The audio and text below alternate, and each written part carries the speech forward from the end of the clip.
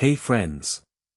Glad you're here at Fiction Blue. We've cooked up something special. Harry discovered a secret Potter family emergency clause at age 7 that automatically transferred custody from the Dursleys. Liking and subscribing really helps us out.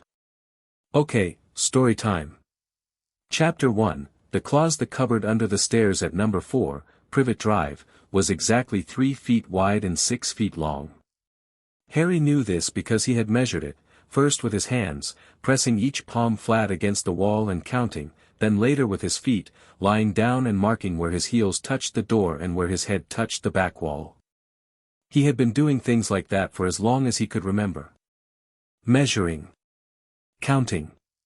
Keeping track of things no one else thought mattered. It mattered to him. Everything in the cupboard mattered to him, because the cupboard was all he had. There was a cot that smelled like old wool and something else he didn't have a name for. There was a single bare bulb on a cord that Uncle Vernon sometimes unscrewed from the outside when Harry had done something wrong, which, according to Uncle Vernon, was most of the time. There was a crack in the plaster near the floor where a spider had built a web that Harry had watched for 3 weeks, following the spider's logic, marveling at the geometry of the thing. The spider had moved on eventually. Harry had stayed. He was 7 years old, and this was his entire world. The morning the clause activated started the way most bad mornings started, with the sound of Uncle Vernon's feet on the stairs. Not the normal, heavy, rhythmic thud of a large man going to work. These were different footsteps. Quick. Purposeful. The kind that meant Harry had done something, even if he hadn't done anything at all. Harry sat up on the cot. He had been awake anyway, watching the thin line of light under the cupboard door shift from gray to pale yellow. He heard the latch, not the regular lock, but the bolt that Vernon had added himself, the one that only slid from the outside. He heard it snap back. The door opened. Uncle Vernon filled the doorway the way a boulder fills a cave mouth. He was wearing his work clothes already, gray suit, purple tie, the one that made him look like an angry aubergine, and his face was the particular shade of red that Harry had learned meant something specific. Not the blotchy red of irritation. Not the mottled red of embarrassment. This was the solid, uniform red of a man who had decided something. Out, Vernon said. Harry got out. There was never any percentage in making it worse. The kitchen was bright with morning sun. Aunt Petunia stood at the counter with her back turned, doing something very focused with a pot of tea. Dudley was still upstairs. Harry could hear the tinny sound of Dudley's television. That was the first wrong note. Dudley was always at the breakfast table when Harry was in trouble, because Dudley enjoyed it.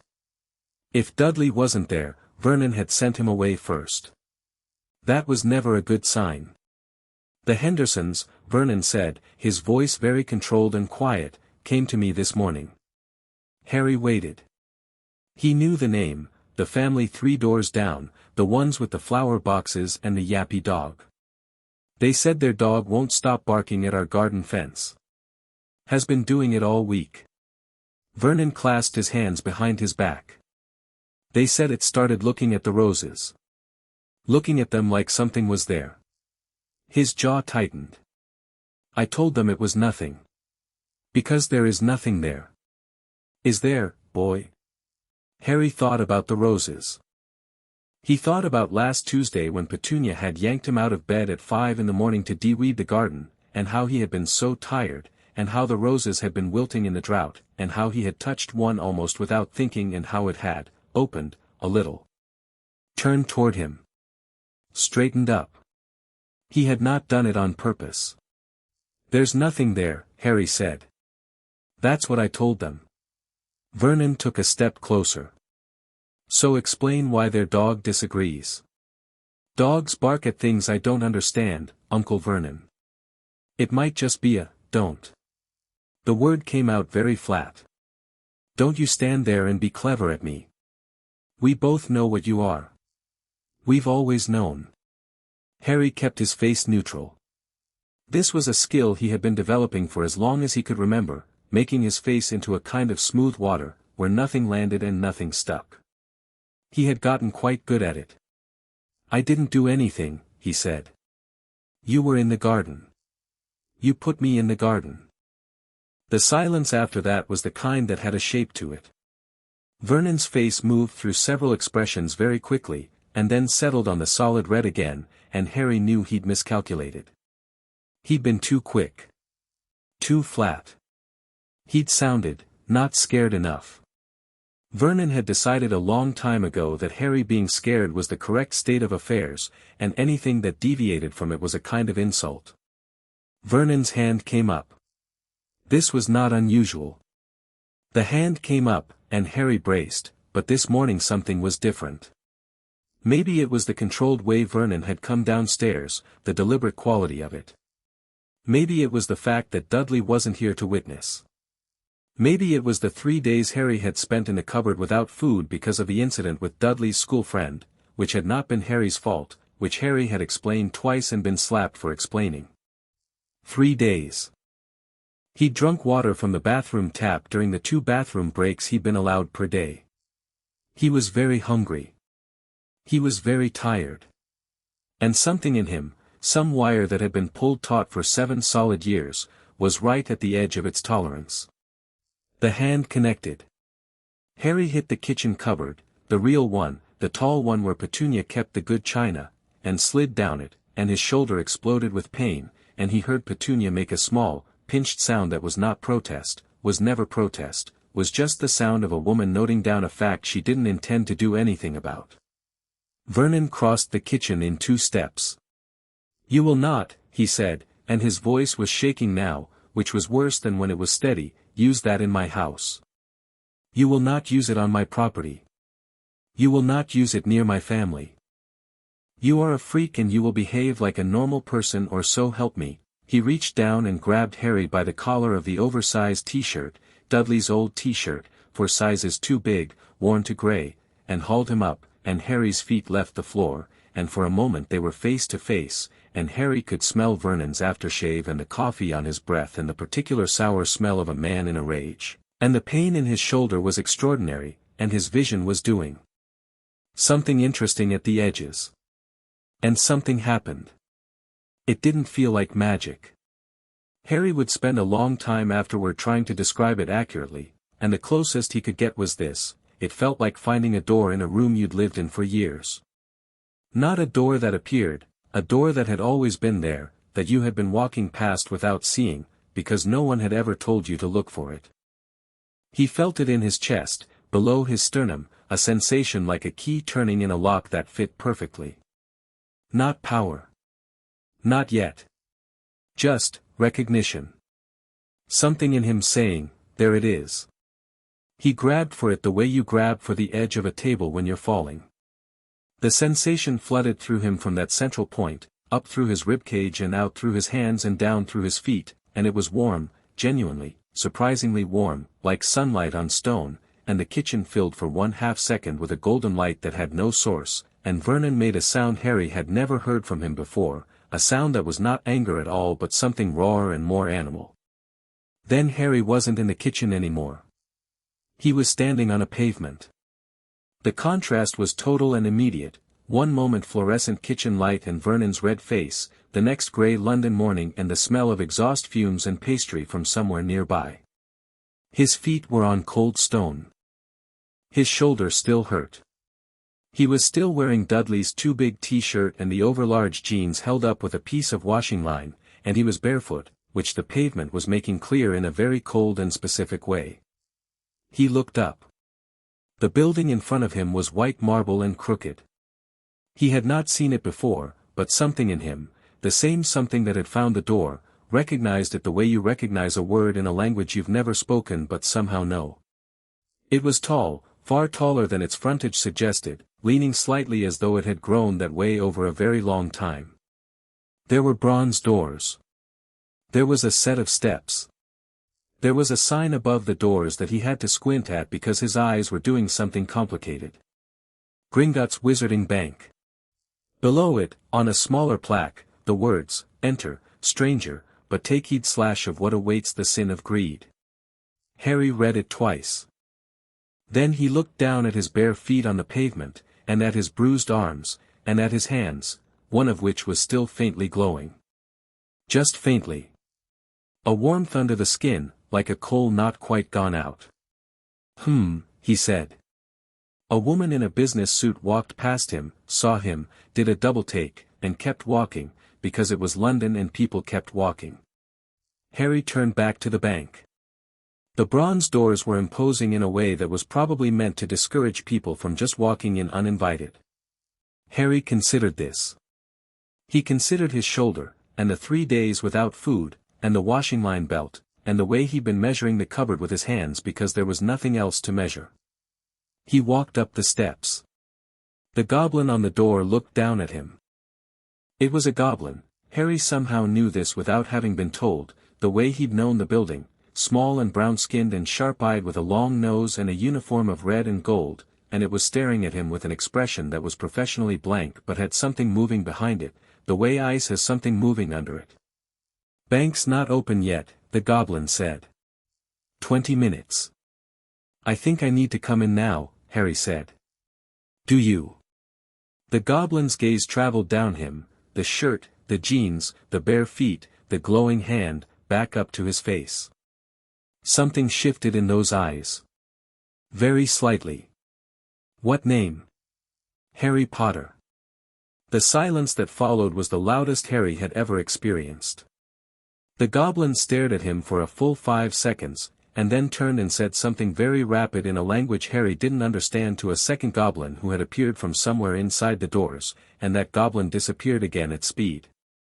Then the first goblin turned back, and something had changed in the professional blankness of its face, not warmth, exactly, goblins didn't do warmth, but a quality of focused attention that was almost respectful. "Inside," the goblin said.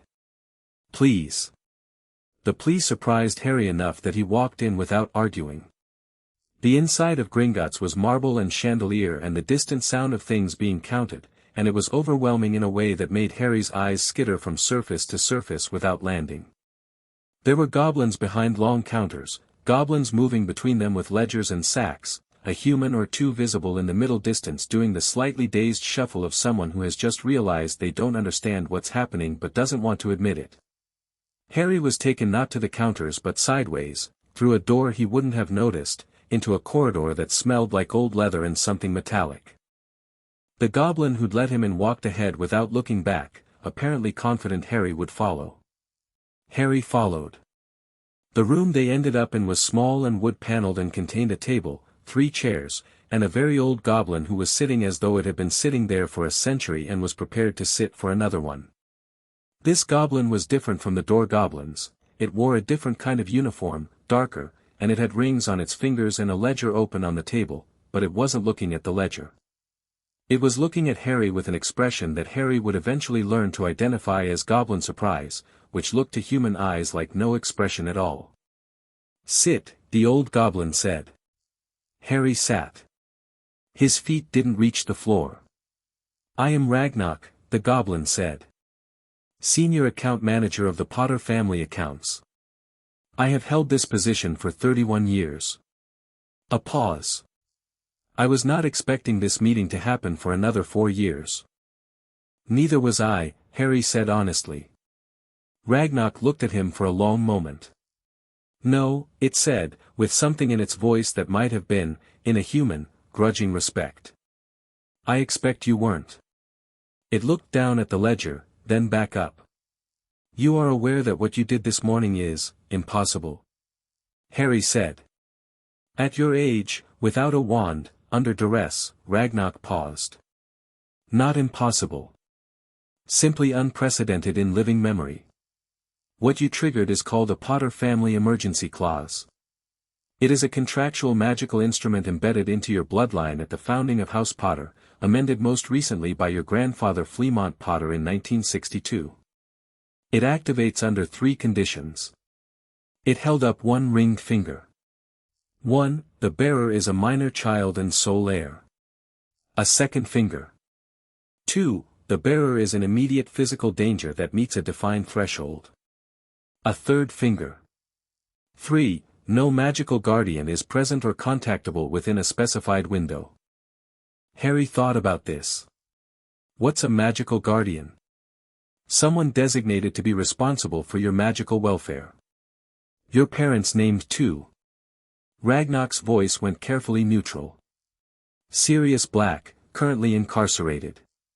And Albus Dumbledore, who made himself unreachable for this purpose by removing himself from the designated list in 1981 and inserting himself as an emergency override, a legal maneuver that the clause has just, I should tell you, overridden in turn.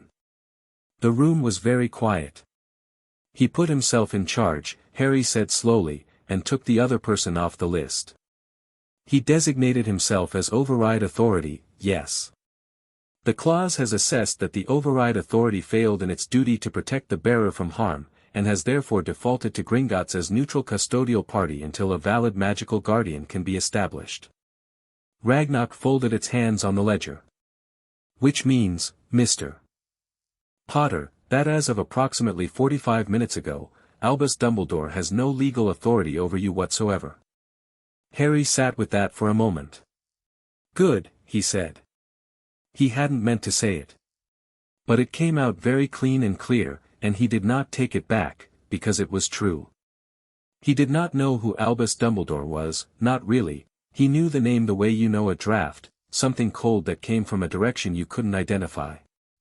But whatever this man had done, whatever arrangements had been made over Harry's head in the years before Harry could speak, the part of him that had found the door in his own chest said it again, clearly and without apology, good. Ragnar's eyes did something complicated.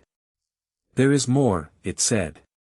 Before we continue, and we will need to continue, there is a great deal to cover. I would like to offer you something to eat and a healer's assessment of your shoulder.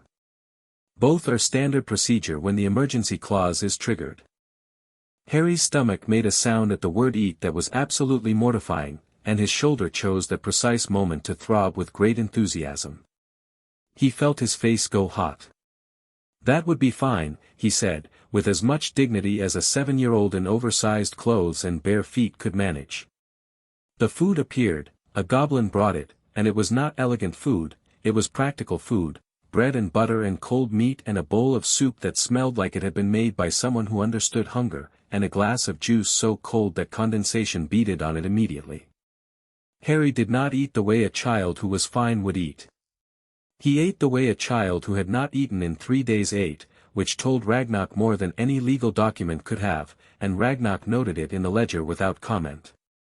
The healer was also a goblin, older and female, who looked at Harry's shoulder with brisk efficiency and produced a small vial of something that she applied directly to the skin. The pain dissolved so immediately that Harry made a sound he was embarrassed by, and she said, "Keep still," in a tone that was professional and almost gentle, and Harry sat very still. She looked at his arms without being asked. She noted things.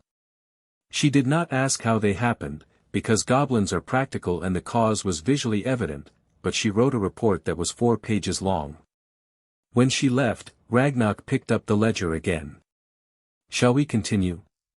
"Yes," Harry said. What followed was the longest and most information-dense conversation Harry had ever had, including the one last year when he had read the entire set of Dudley's discarded encyclopedia volumes in the cupboard over the course of a month, all 14 of them, in order, twice. Ragnar was a precise talker, not given to elaboration, and it moved through the relevant facts at a pace that respected the listener's intelligence, which Harry found immediately and deeply satisfying. The Potter family was old.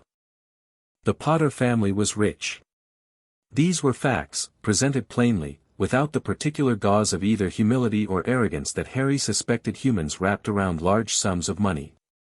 The vault numbers and values meant nothing to Harry because he had no reference points for galleons, but Ragnar translated them with brisk efficiency. Vault number 1, the family vault, contained enough to support a household of 6 for 300 years without difficulty.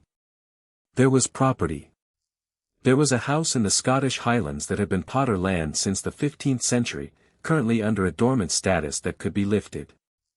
There were investments, in enterprises both magical and not, because Fleamont Potter had been quietly brilliant with money and had made it his business to ensure that the line would never be poor regardless of what happened to the individuals in it.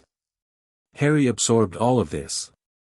He was 7, and he had never had a pair of shoes that fit him properly, and he was being told that he was, in the most literal possible sense, not allowed to be poor by the will of his dead grandfather, and that no one had told him this, and that no one had given him these resources, and that all of it had simply sat in a vault getting more valuable while he measured the walls of a cupboard.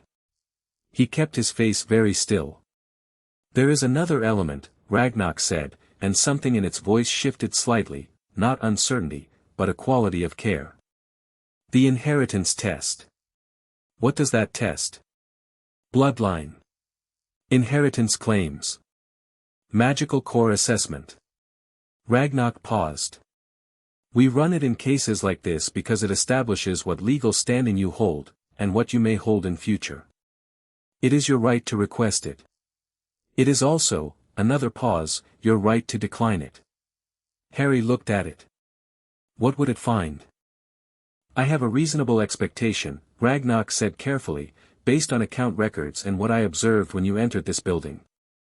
But I would prefer the document to speak for itself."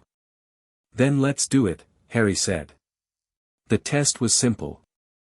A small knife, which Ragnarok apologized for, which Harry found touching and faintly absurd given the last few years, drew a single drop of blood onto a parchment that was so old it was nearly gray. The blood hit the surface and spread and moved the way water moves when it finds its level, filling a form Harry couldn't read because the writing was something older than English, older than the letters he knew. Then the parchment cleared, and the results appeared in clear, clean script.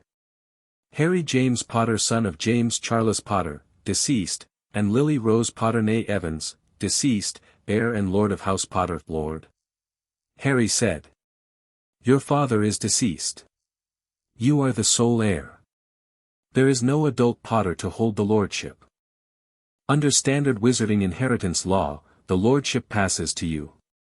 Ragnarok's expression was the usual impenetrable goblin mask. "You are 7 years old and legally, as of this morning, Lord Potter of House Potter." Harry looked at the parchment. Then he looked at Ragnarok. "Is that actually useful?" he asked. "It gives you a seat on the Wisengamot that no one can take away. It gives you legal standing to initiate court actions. It gives you the right to summon a family advocate from Gringotts, who will act as your legal representative in any dispute. It gives you the power to make binding contracts on behalf of your house." Ragnarok let that settle. "And it means that any action taken against you is not merely an action against a child, it is an action against a noble house. The legal weight of that distinction is considerable." Harry thought about Albus Dumbledore placing himself as override authority and removing Sirius Black from the list. He thought about the house in Scotland and the vault that could support 6 people for 300 years and the fact that he had drunk water from a bathroom tap. "I see," he said. "Then, there's more on the parchment. Below what you've read." Ragnarok's eyes moved to the parchment.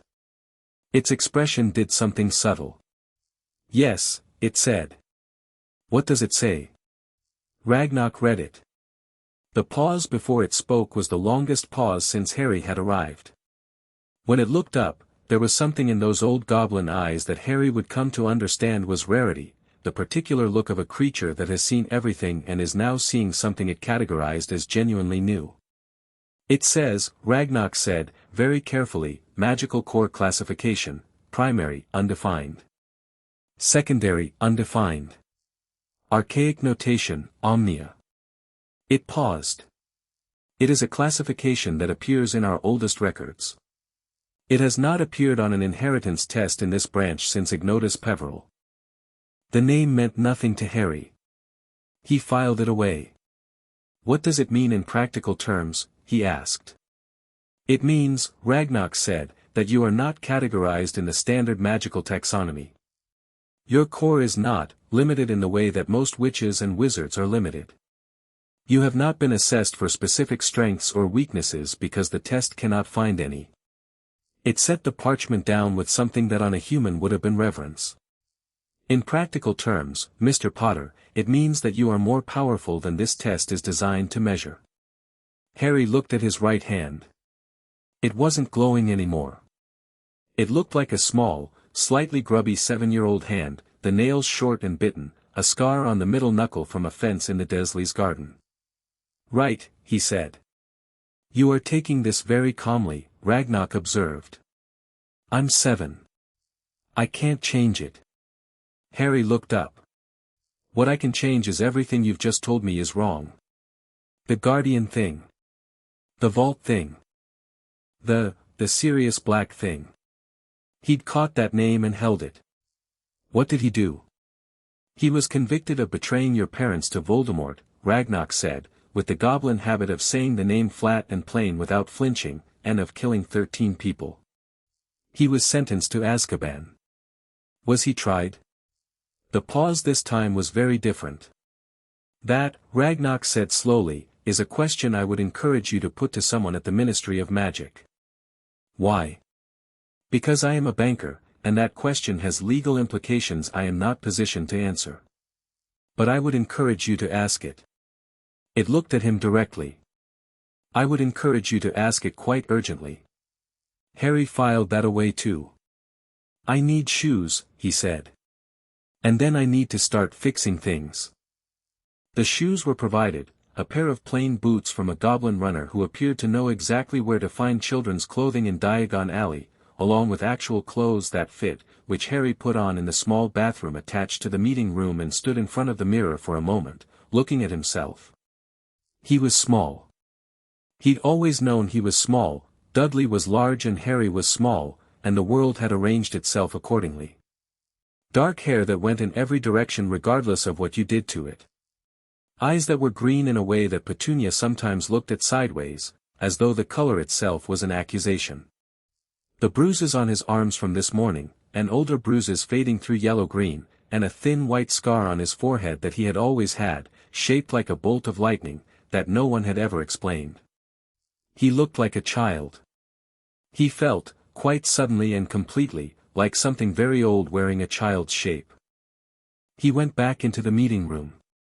Ragnar had arranged for 3 other goblins to be present, Griphook, Sharpclaw, and a female goblin called Ripclaw who turned out to be the family's legal specialist.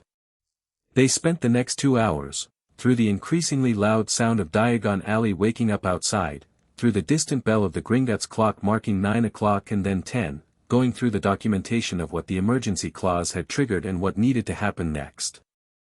The clause had sent notification the moment it activated. To Gringotts, automatic, built into the contract. To the Ministry of Magic, automatic, through a subclause that required the DMLE to be informed anytime an underage heir activated an emergency protocol. To the Wisengamot clerk's office, through the lordship trigger, a notification that Lord Potter's seat was now active. Someone knows we're here, Harry said. Several someones, Ripclaw confirmed.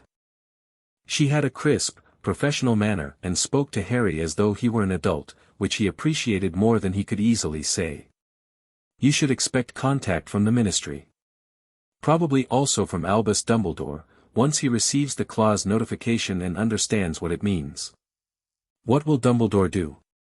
He will likely attempt to reassert his authority over your living arrangements, Ripclaw said, without inflection. He has a great deal invested in those arrangements. However, she slid a document across the table, he no longer has the legal mechanism to enforce them.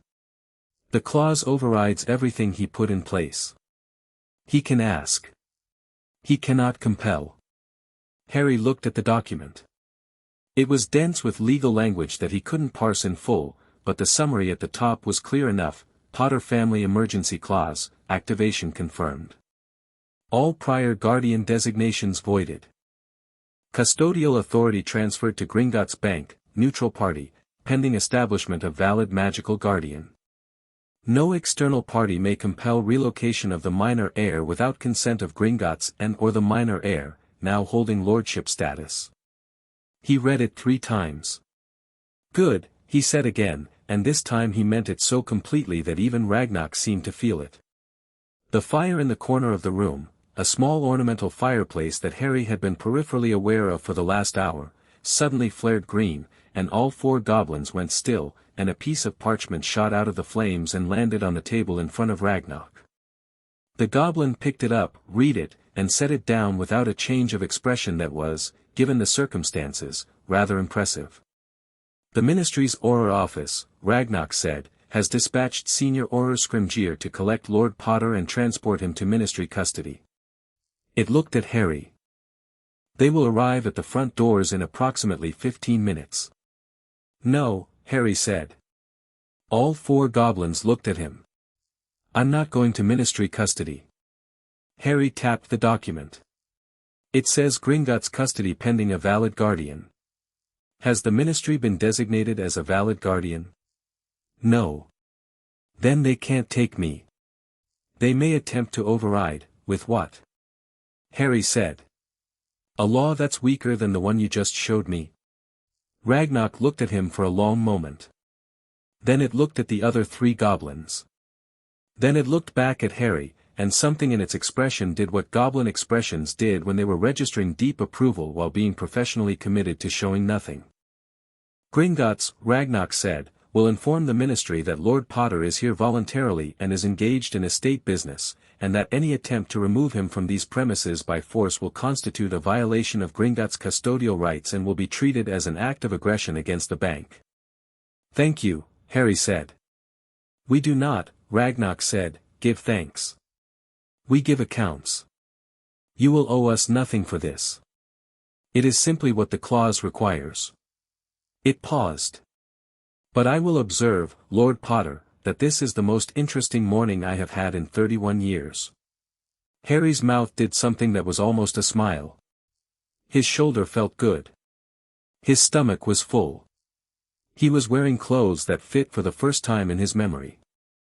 He was sitting in a room under the protection of a contract his dead grandfather had written, in a bank that his family had used for centuries, and outside those walls the people who had kept him small and ignorant and hungry were about to find out that the thing they had failed to account for was Harry Potter himself.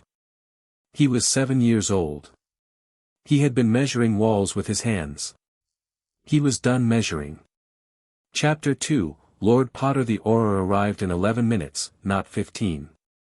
Harry heard the commotion from the meeting room, raised voices in the marble lobby, the particular quality of echo that large impressive spaces give to arguments. He couldn't make out words yet, but he could read the shape of it, someone official, someone loud, someone who was accustomed to the word no meaning the beginning of a negotiation rather than the end of one. Ragnarok rose from the table without urgency and straightened its jacket. Wait here, it said, with the calm authority of someone who owns the floor they're standing on, and went out. Harry did not wait there. He followed, staying just inside the corridor doorway, where he could see without being immediately seen. The Auror was tall, leonine, with a mane of tawny hair and a jaw that seemed architecturally designed for authority. He was wearing the burgundy robes of the Ministry's Auror office and he was standing in the middle of the Gringotts lobby as though he'd planted a flag in it. 2 junior Aurors flanked him, younger, tighter, less comfortable, the kind of people who follow orders well and ask questions later. I don't care what internal notification you received, the senior Auror was saying, his voice carrying the trained projection of someone who uses it as a tool. I have a Ministry directive, signed this morning by the acting head of the DMLE, for the retrieval of one Harry Potter, a minor child, Lord Potter, said the goblin on the front counter, without emphasis. A beat. The child who may be in this building, and I am here to collect him and ensure his safety. Lord Potter is engaged in estate business, Ragnarok said, from somewhere to Harry's left. He is not available. He is a 7-year-old child and this is not a social, he is a 7-year-old lord of a noble house who is under Gringotts custodial protection as of this morning, per the activation of a legally binding family instrument that predates the Ministry of Magic by approximately 4 centuries. Ragnarok's voice was genuinely pleasant in the way a very sharp knife is pleasant, elegant, precise, and clearly not interested in your feelings about it. If the Ministry has a counter-document that supersedes Gringotts' custodial rights, you are welcome to present it. If not, I would ask you to lower your voice in our lobby. The Auror's jaw tightened. He wasn't stupid, Harry could see that from here. The man was recalibrating, looking for the angle, the leverage point. I need to at least confirm the child is here and unharmed. Surely, you may submit a formal request for a welfare check through the DMLE's liaison office. We will respond within standard processing time. Standard processing time is 3 days. Yes, Ragnock agreed pleasantly. The Auror breathed through his nose. His eyes swept the lobby with the professional habit of someone cataloging exits and angles, and then his gaze landed on the corridor doorway, and landed on Harry. Harry looked back at him. Neither of them moved for a moment. The Auror's expression went through several things very quickly: recognition, which was interesting, because they had never met, and then a complicated something that might have been reassessment. He was looking at Harry the way people sometimes looked at the lightning bolt scar, but it wasn't quite that. He was looking at the way Harry was standing. The quality of stillness. Lord Potter, the Auror said, shifting his approach with the ease of a man who's good at this. I'm Auror Scrimgeour. I'm here to help you. I didn't ask for help, Harry said. Scrimgeour blinked. Just once. You're safe here. Yes. No one is, holding you here against your will. Harry looked at Ragnock.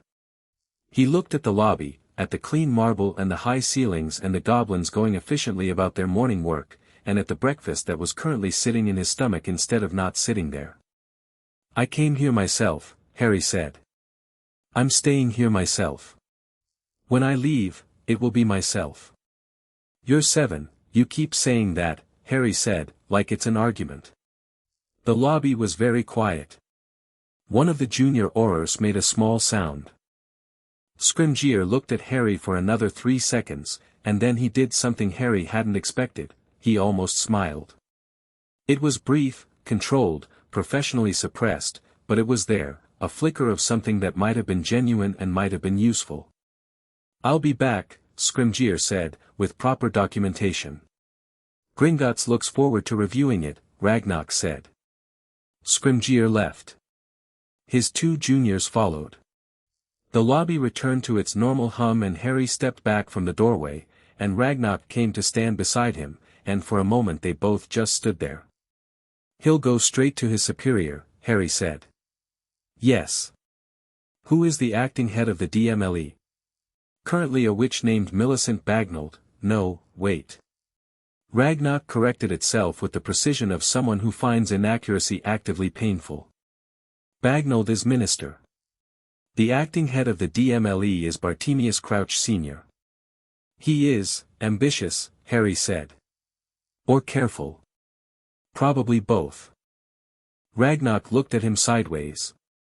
Yes, it said. Probably both. Harry went back to the meeting room, and the morning continued. By noon, the document work was done, or at least, the immediate document work was done. Ripclaw had produced papers establishing Harry's formal assumption of the Potter lordship, his formal registration as ward of Gringotts pending guardian placement, and a certified copy of the inheritance test results sealed with the bank's official mark and enchanted against alteration. Harry signed where he was told to sign. He read everything before he signed it, which made the process take longer, and Ripclaw watched him do it with the expression of someone noting a quality they hadn't been expecting. You read quickly, she said. I've read everything I could get hold of since I was 5, Harry said, without looking up from the document. There wasn't much else to do. He turned the page. What's this indemnity clause in paragraph 4 mean? Ripclaw leaned over. It means that Gringotts cannot be held legally responsible for any consequences arising from your actions while under our custodial umbrella, provided those actions are not taken at our direction. So if I do something dramatic, you're not liable. Precisely. Reasonable, Harry said, and signed. When the documents were finished and sealed and sent off through whatever system Goblins used for that, Harry had a vague impression of small fires and very fast runners. Ragnock sat back and looked at him with the frank directness that Harry was coming to appreciate as a goblin trait. There are matters, Ragnock said, that you should be aware of before you leave this building. Not legal matters. Contextual matters. The landscape you are walking into. Harry nodded. Albus Dumbledore is not a man who accepts circumstances, Ragnock said. He shapes them. He has been shaping them for a very long time, and your life has been one of his long-running shapes.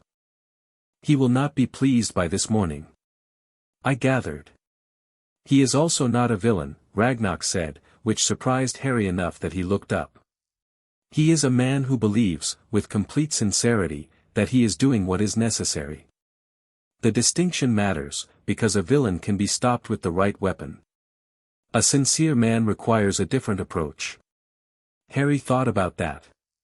What approach? Evidence, Ragnox said. Accountability. The kind he cannot reframe as strategy.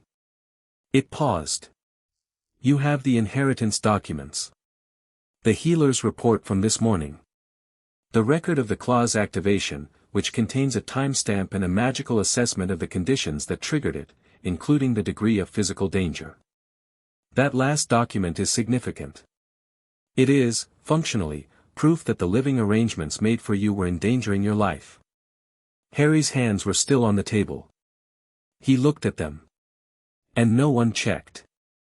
No one checked, Ragnox confirmed, with a flatness that was the closest it seemed able to get to anger on his behalf. Why? Because the arrangements were made by Albus Dumbledore, and because Harry Potter was meant to be a quiet, grateful, ordinary boy who would arrive at Hogwarts knowing nothing and prepared to be directed. Ragnox's voice stayed level. The blood wards on your aunt's home were real, they were genuinely protective against a specific category of dark magic. Dumbledore was not wrong that they would keep you safe from Voldemort's followers. He was wrong about everything else. He kept me safe from one thing, Harry said, and put me in danger from another. Yes. And never checked which one was actually going to hurt me first. No. Harry sat with that for a moment, turning it over, examining it the way he'd examined the spider's geometry in the wall, following the logic, seeing where each thread connected to the next. It had a shape to it. A sad, frustrating, specific shape. Not malice. Oversight. The kind of oversight that happens when you're certain you're right and certainty stops you from looking. Right, he said. What about the Ministry? The Ministry is complicated. Ragnox's tone shifted slightly, not caution, exactly, but a kind of navigational care, the way you speak about terrain that has hidden drops. The Ministry of Magic will want to be seen as competent and in control of this situation. You are, currently, the most famous person in their world, and you are in a place they cannot reach you, having activated ancient magic that demonstrates abilities they cannot quantify, and you are, visibly, documentably, not in good health. It looked at the healer's report on the table between them. That is a story they do not want told. They will therefore want to manage it. They'll want to manage me, Harry said. Yes. Not cruelly. Administratively. They will want to make you into a comfortable narrative, the boy who lived, safe and accounted for and under appropriate care, because the alternative narrative, which is the one that is actually true, reflects badly on every decision made in the last 6 years. What's the actual narrative? Harry asked, though he knew the shape of the answer. A child was placed, illegally and without oversight, in an abusive home, by the most powerful wizard in Britain, and no one in the government responsible for magical children's welfare checked on him once. Ragnox looked at him steadily. That is the actual narrative. Harry nodded slowly. Then he picked up the healer's report and read it. Ripclaw had left it on the table and he hadn't read it yet because he had been busy with other documents, and he read it now, all 4 pages, in the quiet of the wood-paneled room. He read about the bruising patterns, described clinically, aged and measured, and the malnourishment indicators, and the evidence of long-term inadequate caloric intake, and the shoulder injury, and the 3 older healed fractures that had healed without magical assistance and were therefore slightly imperfect, and the presence of stress indicators that the healer noted were consistent with prolonged and repeated psychological distress. He set it down. He looked at the wall. He was not going to cry. That was a decision he made clearly and specifically, the way he made all his decisions, not suppressed, not denied, just categorized as a thing that had a time and a place, and this was not it. Later. Somewhere private. Maybe in the house in Scotland, which he had started to think of as a real place rather than a number in a ledger. Okay, he said. I want to talk to someone at the ministry. Not Scrimgeour. Not Crouch. Who? Whoever actually runs the DMLE. Not the acting head, I mean the person who would care if a child was being hurt. The one who'd look at this report and feel it. He tapped the pages. Is there anyone like that? Ragnarok thought about it. Not the performative pause of someone pretending to consider, a genuine thinking pause, the kind that meant the question was being taken seriously. Amelia Bones, it said. Head of the Auror office. She is known for being straightforwardly lawful. She enforces what is right because it is right, not because it is expedient. Is she in charge of child welfare cases? Technically they fall under the DMLE umbrella, which is Crouch. But she is senior enough that if she chooses to take an interest, she has the standing to do it. Ragnarok paused again. She lost a great deal in the last war. Her brother, his wife, their child, killed by Death Eaters.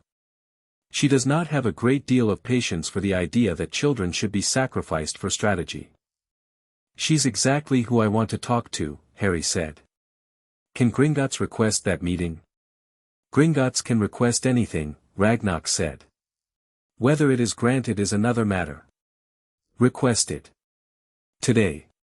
Harry stood up, which put him at a height where the table came to his chest, which was exactly as dignified as it sounds, and he was aware of this and decided it was irrelevant. I'd also like access to the vault. I'll need to understand what resources I actually have, not just as numbers. A vault tour can be arranged for this afternoon. And I want to see the file on Sirius Black. Ragnarok went very still. That is a ministry file. We do not have, you have everything that passes through the accounts of every significant family in Britain, Harry said, not unkindly. The Black family has vaults here. The Potter family has records here. The intersection of those families includes a guardianship designation, a subsequent arrest, and a trial that, he paused, watched Ragnarok's expression, I'm starting to think might not have happened. You have records of things, Ragnarok. Can you look at what you have? The pause this time was the longest yet. I can look, Ragnarok said carefully, at what pertains directly to the Potter accounts. Then please look, Harry said. The vault was extraordinary. Harry had not had a reference point for what extraordinary meant in terms of accumulated wealth and history, but the vault educated him quickly. He stood in the middle of it. Gringotts had provided a cushioned trolley ride through tunnels that made his stomach genuinely consider revolt, operated by a goblin whose enthusiasm for speed was not matched by its interest in warning passengers about corners, and turned slowly, and tried to take it in. Gold. A great deal of gold. But also, and this was the part that caught him and held him, things. Books, shelved and spelled against age, hundreds of them in cases along one wall. Objects of obvious magical significance on a long stone shelf, a worn wooden box, a mirror with a silver frame, several rings laid out on velvet, a compass that spun in patterns that weren't north-seeking. A suit of armor in one corner that appeared, inexplicably, to be quietly singing to itself. And in a smaller alcove at the back, photographs. A whole collection of them, in frames, stacked and propped against each other. Moving photographs, because they were magical, and the figures in them shifted and laughed and walked in their small rectangle of silver and glass. Harry walked to them. His father looked like him. That was the first thing, the hair, exactly this kind of chaos, the same sharp angles of face. He was laughing in most of them, arm around a woman who was, his mother's eyes were his eyes. He had known, somehow, without being told, that he had his mother's eyes. It was the kind of thing you know without evidence, absorbed through the air in some house where people talk about things, except he had never lived in that house and no one had ever told him, and here she was, looking back at him with his own face. He looked at them for a long time. He didn't pick any of them up. He stood there with his hands at his sides and looked at his parents being alive in their small moving world, and he filed that too, not away, this time. He filed it somewhere central. Somewhere weight-bearing. I'm fixing things, he thought, at the laughing woman with his eyes. I'm fixing everything you left broken. He turned around and looked at Griphook, who had accompanied him and was maintaining a respectful distance near the door.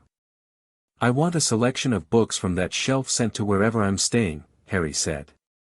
Foundational magic, theory, history. Whatever the family considered worth keeping. Griphook made a note. Of course, Lord Potter. And the photographs. All of them. Of course. Harry looked at the singing armor. What is that doing? We're not entirely certain, Griphook admitted. It has been doing it for approximately 60 years. It seems content.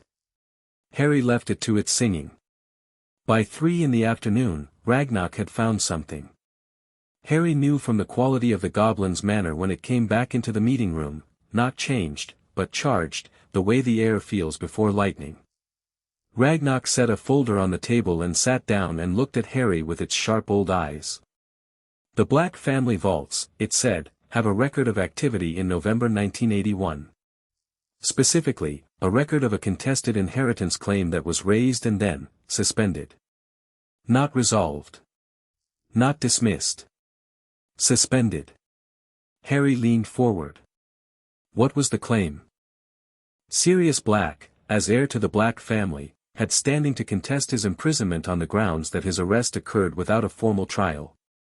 Ragnarok's voice was precise and very controlled. The claim was raised by the Black family's account manager. It was suspended on an extraordinary measure signed by, it paused, Bartemius Crouch Sr., in his then capacity as head of the DMLE, on the grounds that expediency of justice permitted detention without trial in cases involving Death Eaters of known allegiance. The room was very quiet. That's not a law, Harry said. That's one man deciding he didn't need to follow the law. Correct. And the Ministry let it stand. The Ministry was in chaos after Voldemort's defeat. Many things were let to stand that should not have been. Ragnarok looked at him steadily. Sirius Black has been in Azkaban for 6 years without being tried for the crime he was imprisoned for. This is not common knowledge. The records were buried efficiently. Harry thought about what Ragnarok had said earlier about evidence. The kind that cannot be reframed as strategy. Keep that document safe, he said. I want a certified copy with the bank's seal. Already being prepared. There was a knock at the door. One of the younger goblins entered and handed Ragnarok a folded note, which it read and passed to Harry without comment. Lord Potter, it read, in a clean professional hand. I am Amelia Bones, head of the Auror office. I understand you have requested a meeting. I am in Diagon Alley and available at your convenience. I will come to Gringotts if you prefer. A. Bones. At the bottom, in a slightly different ink, as though added quickly, I have seen the healers report that Gringotts filed with the DMLE this afternoon. I would like very much to speak with you. Harry folded the note and looked at Ragnarok. Gringotts filed the healer's report, he said. Standard protocol when a child under our custody shows evidence of abuse, Ragnarok said. Yes. Without asking me. It was filed as an official document of a welfare concern. It does not require the ward's permission. Only their guardians. A pause. We are your guardians. Harry thought about that. Then he thought about Amelia Bones and her brother and his wife and the child who had all been killed by Death Eaters, and the profile Ragnarok had given him, straightforwardly lawful, does not have patience for the idea that children should be sacrificed for strategy. Tell her to come now, Harry said. Amelia Bones was not what Harry had built in his mind during the 2 hours since Ragnarok had described her. He had expected someone imposing, he was beginning to notice that important people in the wizarding world ran toward imposing. Instead she was medium height, square-shouldered, wearing aura robes without decoration, with close-cropped gray hair and a monocle that she wore without self-consciousness, as though it had never occurred to her that a monocle was the kind of thing people had opinions about. She walked into the meeting room ahead of her assistant, looked at Harry sitting across the table from Ragnarok, and stopped. Not surprised, exactly. She had known he was young. But something in her expression moved, just once, a quick involuntary thing, and Harry recognized it as the specific look of someone seeing evidence become real. She sat down. She set a bag on the table and did not open it. She looked at him directly. "Thank you for agreeing to meet with me," she said. "Thank you for coming yourself," Harry said. "I wasn't sure you would." Something shifted at the corners of her eyes. "What you're describing, if the healer's report is accurate, it was my office's job to know about this. That means it's my problem." She said it plainly, without performance. "Where would you like to start?" "With whatever you read in that report," Harry said. Bones looked at him for a moment. Then she reached into her bag and produced the healer's document, a copy, official seal, ministry received stamp on the top, and laid it on the table between them. She didn't look at it. She'd already read it. 3 healed fractures, she said. 2 years of documented malnourishment. Bruising pattern consistent with repeated physical assault across a period of years. Her voice was professional. Controlled. But underneath it, Harry could hear the same quality that a coal has when it's really going, not flame, but heat, the deep sustained kind. "This report covers your condition as of this morning. You are 7 years old. I've been at number 4, Privet Drive since I was 15 months old," Harry said. Bones looked at him steadily. "Walk me through this morning." Harry walked her through it. He was factual, he had a gift for it, the ability to describe things precisely without either dramatizing or minimizing, and he used it now. The footsteps on the stairs. Vernon's face. The collar. The kitchen cupboard. The claws. When he finished, Bones' monocle caught the light and threw a small bright disc onto the ceiling. She had not moved while he talked. "How often?" she said. "The hitting?" "Regularly. More if I'd done something he called freakish." Harry looked at his hands. "There was also the cupboard. That's where I slept. And food was sometimes," he paused, conditional.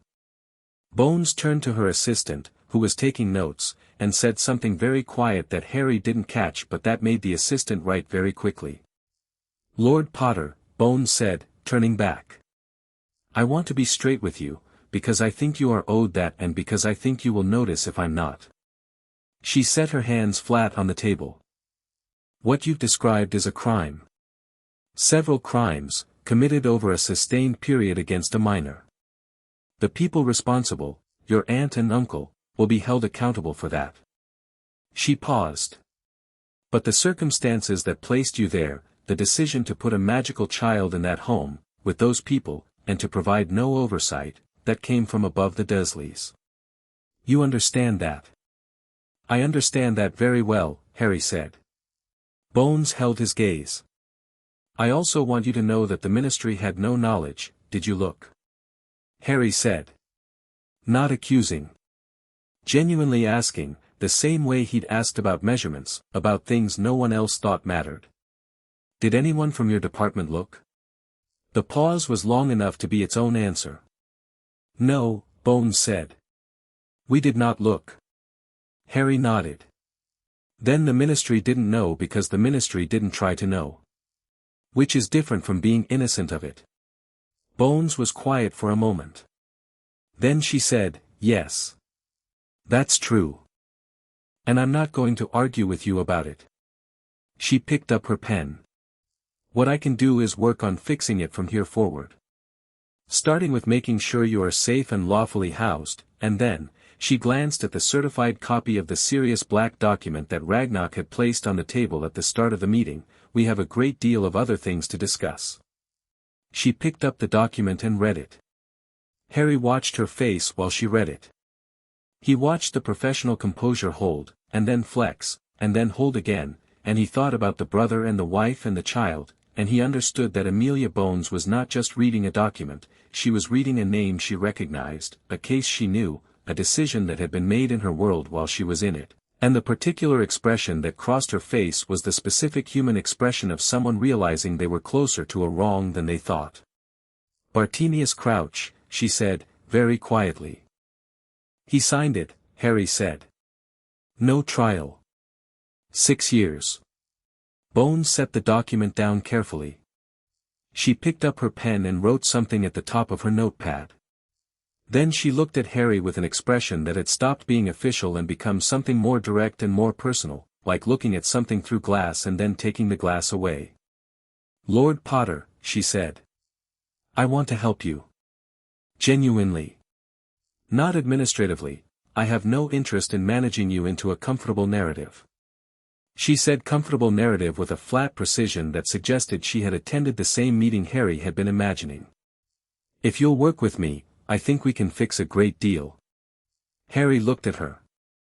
He was not slow to trust, he was simply accurate about it, which was different.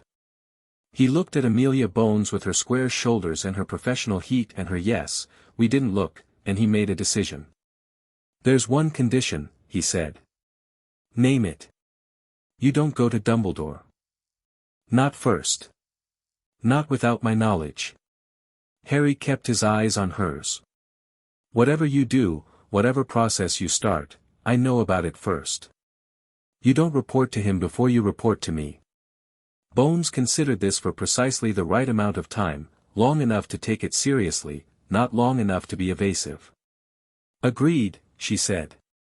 "Dumbledore is not my commanding officer." "No," Harry said. "He's not."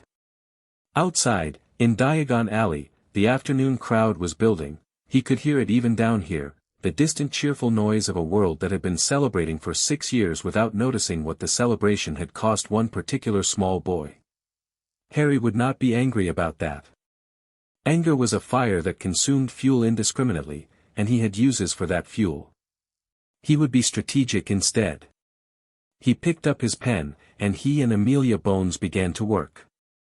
The fire in the meeting room hearth flared green for the third time that day at 5:47 in the afternoon, and this time the face in it was not a parchment but a person. Albus Dumbledore looked older in a fire than Harry had imagined, and Harry had been imagining him for the past 8 hours with increasing specificity. He had a long silver beard and half-moon glasses and eyes that were the famous twinkling blue, but right now the twinkle had an edge to it that wasn't playful.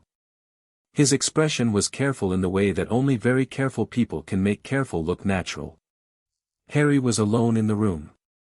Bones had gone, to the ministry, with her document and her notepad and her evident contained fury, and Ragnarok had stepped out, and Harry was sitting at the table in the new clothes with the healer's report and the inheritance document stacked neatly in front of him, and he looked at the face in the fire. Dumbledore looked back at him. "Harry," he said. His voice was warm. It was a very good voice, rich and measured and practiced in comfort, and Harry could hear all of that and also hear the precision underneath it, the choosing of the right note. "Professor Dumbledore," Harry said. Something shifted in Dumbledore's expression, very slightly. Children of 7 did not usually address him by his full title on first meeting. "I'm glad you're safe," Dumbledore said. "I'm glad too," Harry said. Pause. "I'd like to come and see you," Dumbledore said. "There's a great deal I'd like to explain.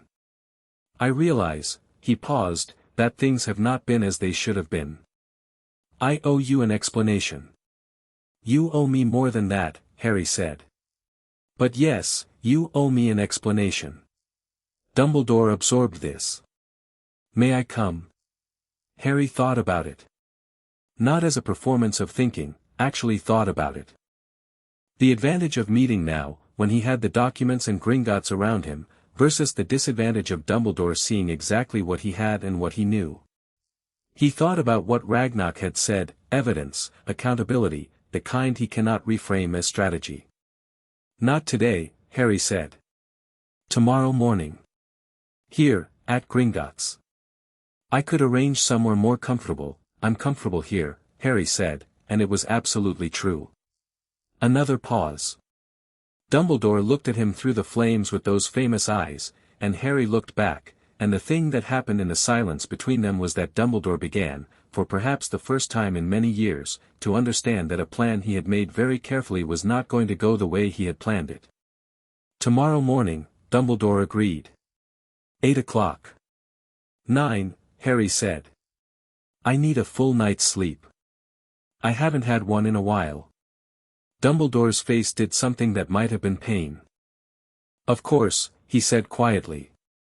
9 o'clock. "I'll see you then, Harry." "Good night, Professor," Harry said. The fire returned to orange. Harry sat for a moment. Then he reached over and picked up the photograph he'd brought up from the vault, just one, the one he'd put in his pocket, the one where his mother was laughing at something off-frame and his father had his arm around her and neither of them knew yet how it ended. He set it on the table facing him and let his parents live in their small moving world for a while. He had a great deal of work still to do. Tomorrow there was Dumbledore, and next there was the Ministry, and beyond that there was Azkaban and the man locked in it who was supposed to be looking after him, and beyond that there was the dark something that had killed his parents and wasn't entirely gone and would eventually need dealing with too. But tonight there was a room that Gringotts had provided, clean and quiet, with a bed that fit him, and food that would come without conditions, and a door that locked from the inside. Harry Potter, age 7, lord of an ancient house and heir to power that a 1,000-year-old test couldn't fully measure, put the photograph in his pocket and went to bed. He slept for 12 hours without a single bad dream, as though something in him had been waiting for this, for the moment when the world finally understood that it needed to rearrange itself around him, not the other way around. The world, to its credit, was beginning to get the message. Chapter 3, The Auror and the boy Amelia Bones had not slept. This was not unusual for her, she had years of practice running on 4 hours and strong tea, but normally when she didn't sleep it was because of paperwork, or a case that had a knotted middle she hadn't found the end of yet. Last night had been different. Last night she had sat at her kitchen table with the healer's report and the serious black document and her own notepad and she had built a timeline. She was good at timelines. It was the thing her mentor, Alastair Moody, had drilled into her 20 years ago: before you get angry, get accurate. Anger without accuracy is just noise. So she had gotten accurate first, building it out hour by hour, decision by decision, and then she had gotten angry, and the anger was the clean precise kind that didn't make noise at all. It just moved. By 6 in the morning she had 3 separate investigations outlined, 2 formal requests drafted for the Wisengamot clerk's office, and a letter to Bartemius Crouch that she had written 5 different ways before arriving at the version that was legally bulletproof and professionally devastating. She had also, quietly, and without informing anyone in the Ministry, sent a message to a contact in the Department of Magical Records requesting the complete unredacted file on the events of November 1, 1981. She arrived at Gringotts at 8:30, which was 30 minutes before Dumbledore and 30 minutes after Harry, who was apparently already in the meeting room eating breakfast and reading. He looked up when she came in. "You didn't sleep," he said. Not asking. "How do you know?" He looked at her eyes, and then at the bag she'd brought, which had the slightly overloaded quality of a bag packed at 2 in the morning by someone who kept thinking of one more thing. "What did you find?" he said. Amelia sat down, put the bag on the table, and opened it. "I need to walk you through some things before Dumbledore arrives." "Then walk me through them." She laid it out.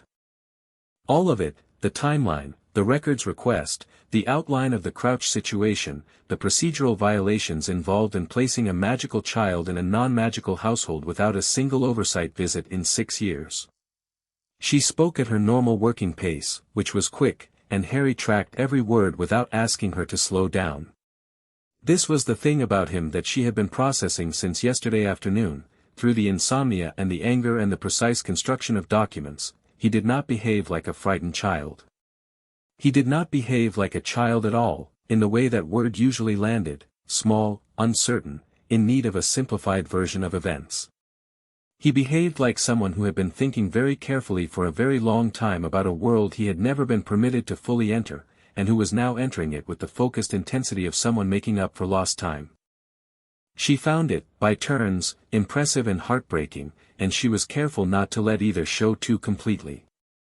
"The Crouch document," Harry said, when she finished. "What can you actually do with it?" "Formally, I can initiate a review of the detention order, which triggers a mandatory Wisengamot assessment of the legality of the imprisonment." She looked at him. "It's a slow process. Weeks, at minimum. Months if someone obstructs it." "Who would obstruct it?" "Crouch himself. Possibly Dumbledore, if he believes the status quo serves his purposes." She paused. "But there's also a faster route." Harry looked at her steadily. "Tell me." "Wisengamot emergency session. A lord of a noble house can petition for one. It bypasses the normal scheduling and requires a full panel within 72 hours. She watched his face. "You have that standing now. You could petition today." Something moved behind Harry's eyes, not excitement, exactly, but the look of a person watching a sequence of pieces arrive at exactly the right position. "Would you support it?" "Actively," Amelia said. "I'll present the procedural violations myself. An imprisonment without trial, it's not a gray area, Lord Potter. It is a straightforward violation of the Wisengamot's own charter. If this comes to a full panel with the documentation we have, Sirius Black's continued detention becomes indefensible." "Good." Harry reached for the parchment she'd drafted. "Then we petition today, before the morning is done." He paused, reading. "After Dumbledore." The fire in the hearth flared green, and both of them looked at it, and Albus Dumbledore stepped through. He was taller in person than in a fire. That was the first adjustment. And older, not frail, nothing close to frail, but carrying his years in a way that the flames hadn't shown, a settledness in him like a very large tree. He wore deep blue robes and his half-moon glasses, and he brought with him the faint smell of something sweet, like old books and lemon drops, and his eyes went immediately to Harry. Harry looked back at him. "Good morning, Harry," Dumbledore said. "Good morning, Professor."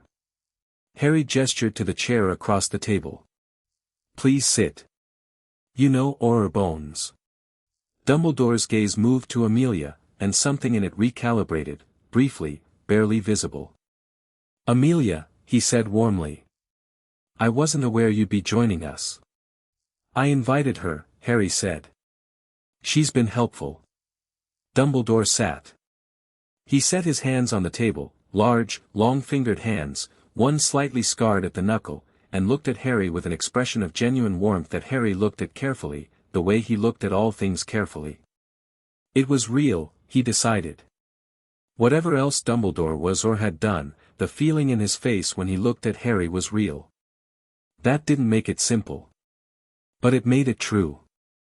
"I imagine," Dumbledore said, "that you have many questions." "I have some questions," Harry said. "But first I want to say something." Dumbledore nodded, giving him the floor with the practiced ease of a man who has been graciously magnanimous for decades. "I don't think you wanted me to be hurt," Harry said. "I want to be clear about that, because I think it matters. I think you made decisions that you believed were right, and some of them were right, and some of them were wrong in ways that hurt me, and I'm not going to sit here and pretend that's okay. But I'm also not going to pretend you're evil, because you're not." He kept his eyes on Dumbledore's. "You're a man who made choices for someone else without asking them, and then protected those choices instead of questioning them. I understand why. I don't accept it." The room was very quiet. Dumbledore looked at Harry for a long time. The famous eyes were doing something complex, not the twinkle, not now, something deeper and less curated. Something that might have been, if pressed, the look of a man genuinely encountering something he had not prepared a speech for. "You are remarkably like your mother," he said, finally. "She could cut through things in exactly that way." "Tell me about the blood wards," Harry said. Dumbledore took a breath. "When Voldemort attacked your home on Halloween 1981, the curse he cast on you, the killing curse, rebounded. We do not fully understand why. What we do know is that it created a magical connection between you and the sacrificial magic your mother performed, her death, her love, her willingness to die for you. He spoke carefully, weighing each word. I believe that placing you with your mother's blood relative, your Aunt Petunia, would anchor that protective magic to a physical location. Blood to blood. As long as you lived with her and called that house home, the protection would hold. And if it wasn't home? Harry said. If it never felt like home? The magic requires the anchor, not the emotion, Dumbledore said. But I did believe that Petunia would. He paused, and for the first time his voice faltered, very slightly. I believed she would care for you better than she did. Did you check? Harry said. Amelia, beside him, was very still. I watched the house, Dumbledore said. In the early years. I saw no evidence of. You watched the outside, Harry said. From a distance. The outside of the house was normal. Aunt Petunia keeps a very clean garden. He kept his voice level. Did you ever go inside? Did you ever speak to a neighbor? Did you ever ask me, directly, if I was all right? Another silence. No, Dumbledore said. I did not. Why not? This was the question. Harry had been building to it since yesterday morning, since the vault and the photographs and the healer's report. He asked it now without heat, without accusation, just the bare clear question, and he watched Dumbledore's face find the answer. Because, Dumbledore said slowly, I told myself that the wards were holding and therefore you were safe, and because, he stopped, and started again, because if I looked closely, I might have had to change the plan. And I believed the plan was necessary. More necessary than a child being safe, Harry said. I was wrong about the balance of that, Dumbledore said. The words were quiet and they were real and they cost him something. Harry could see it cost him something. I was wrong. Harry nodded. He didn't say it's okay, because it wasn't, and he didn't say I forgive you, because that wasn't today's business. He just nodded, because the acknowledgement was real and it deserved acknowledgement in return. Now, Harry said, I need to tell you something. Auror Bones and I are petitioning the Wizengamot today for an emergency session regarding Sirius Black's detention. Dumbledore's expression changed. Not dramatically, a small shift, something moving behind the eyes. Harry, he was never tried, Harry said. You know that. Ragnarok found the records. The circumstances of 1981 were, not a justification for imprisoning someone without a trial, Amelia said, and it was the first time she'd spoken since Dumbledore arrived, and her voice had the quality of a sentence that is finished before it's said. With respect, Albus. Dumbledore looked at her. Then back at Harry. Sirius Black, he said carefully, was believed to be Voldemort's spy. The evidence against him was not presented at a trial, Harry said, because there was no trial. So I don't know what the evidence is. Neither does anyone else, formally. He leaned forward slightly. If there's real evidence, a trial will find it. If he's guilty, he'll be convicted properly. But right now he's been in Azkaban for 6 years on Bartemius Crouch's say-so and nothing else. He watched Dumbledore. Do you think that's right? The silence this time had a different quality. Dumbledore was thinking, really thinking, not performing thought. Harry could see the calculation and beneath it something more genuine, the actual moral consideration of a brilliant man who had let expediency become habit. No, Dumbledore said finally. It is not right. Then don't oppose the petition. I won't, Dumbledore said. I won't oppose it. He looked older in that moment, and more real, and Harry felt the complicated thing you feel towards someone who has hurt you and is also clearly human, not forgiveness, not yet, but the absence of the need to hate them, which is its own kind of freedom. There are also things, Dumbledore said, after a moment, that you need to know. About yourself. About Voldemort. About what is coming. He looked at Harry carefully. There are things I have been holding, because I did not think you were ready. Tell me now, Harry said. You are 7, tell me now, Harry said again, and his voice did not rise, did not harden, but it had a quality in it that made Dumbledore stop, the quality of someone who is not asking for permission. Dumbledore looked at him for a long moment. Then he started talking. He talked for an hour. Harry listened. Amelia listened, and Harry caught, occasionally, the flicker of her expression when Dumbledore said something she hadn't known, which happened more than once, and each time it happened he could see the controlled professional anger working to stay controlled. The prophecy. Dumbledore told it in full, the words of Sybil Trelawney on a rainy evening in a pub, the one with the power to vanquish the Dark Lord, and Harry listened to it and turned it over and examined it the way he'd examined the spider's web, following the logic of the threads. He'll come back, Harry said, when Dumbledore finished. Yes. I believe so. Not soon, he is weakened, perhaps mortally, but the soul does not die as easily as the body. Dumbledore's voice was careful. But he will attempt return. It may be years. It may be less. And when he does, I'll need to be prepared. Harry looked at him. Not kept ignorant until I'm 11 and conveniently useful. Dumbledore flinched. Barely, but it was there. No, he said. Not that. I'll need training, Harry said. Real training, not whatever the standard Hogwarts curriculum provides. I want access to the family library, not just the books in the vault, but whatever else the Potter estate has. I want to know what I am, what I can do. The inheritance test came back Omnia, and I want to understand what that means. Dumbledore went very still. Omnia, he repeated. You know the classification. I know of it. It is, extremely rare. Dumbledore was looking at him with an expression that was new, something between awe and a very deep attention. The last person recorded with that classification was, Ignotus Peverell, Harry said. Ragnarok mentioned the name. Yes. Dumbledore was quiet for a moment.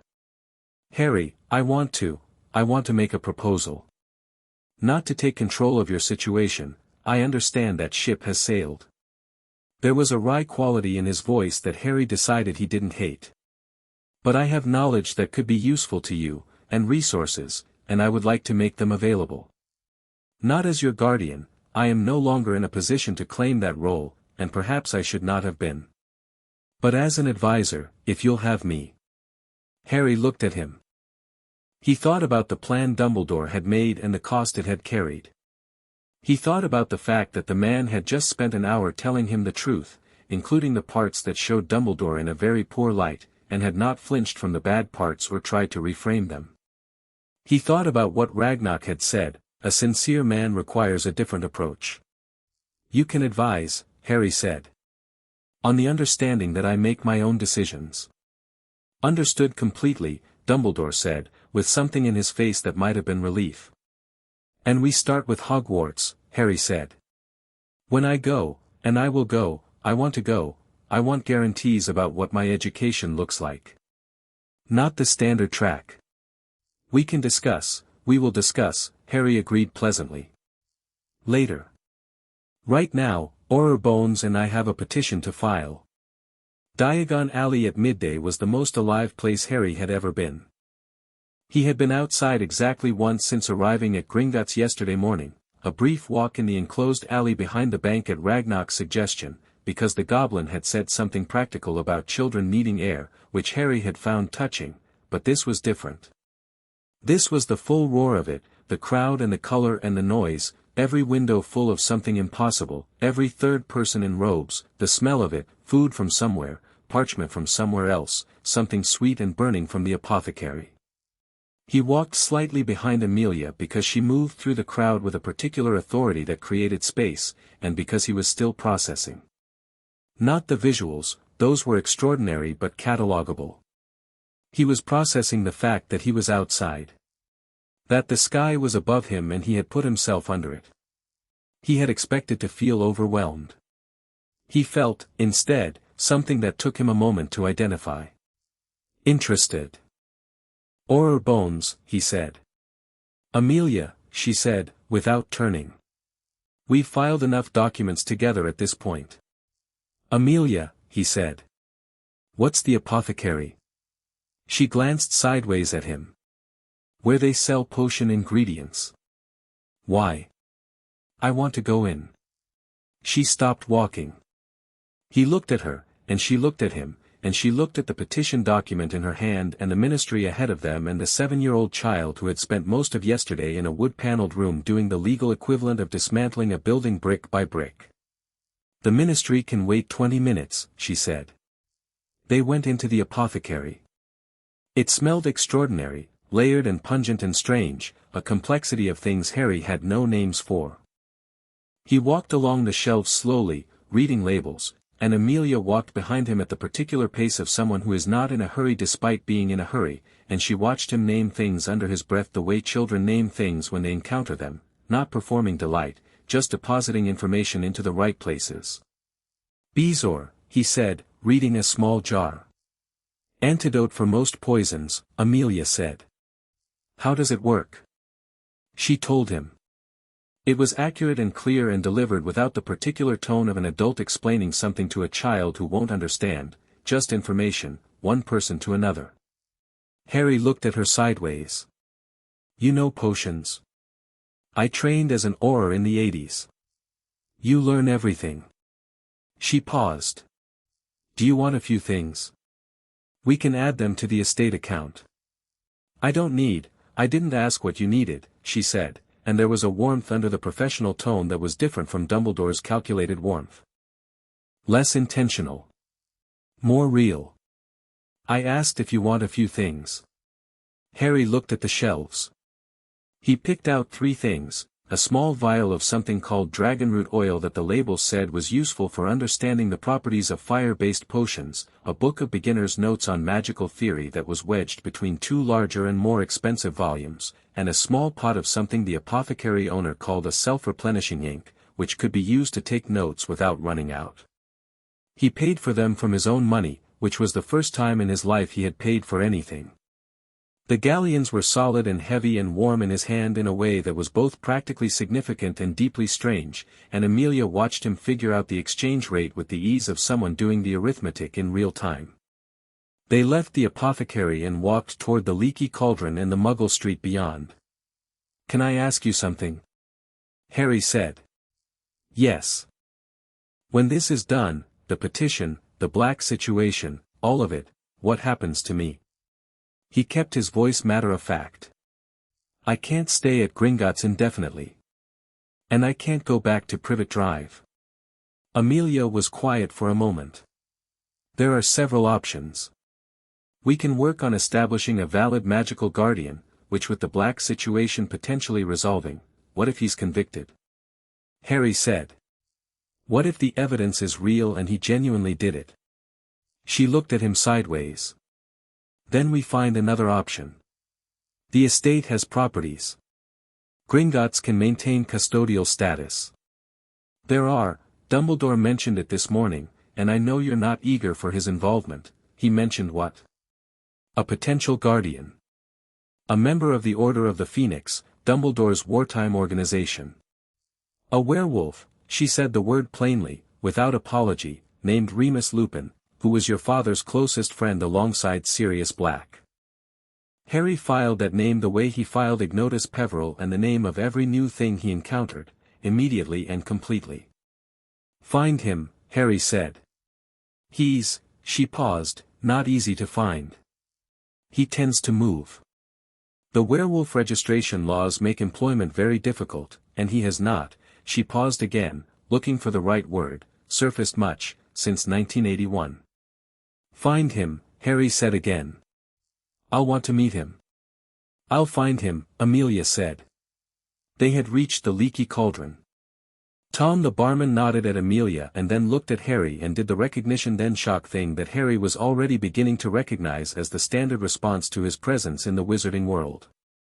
He waved his hand slightly, dismissing the recognition before it could become a fuss, and followed Amelia through the pub and out into the grey London street.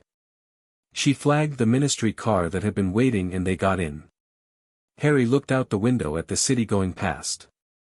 Real city, Muggle city, the kind he had been technically living next to for 6 years without ever being taken into it. A newsagent on the corner.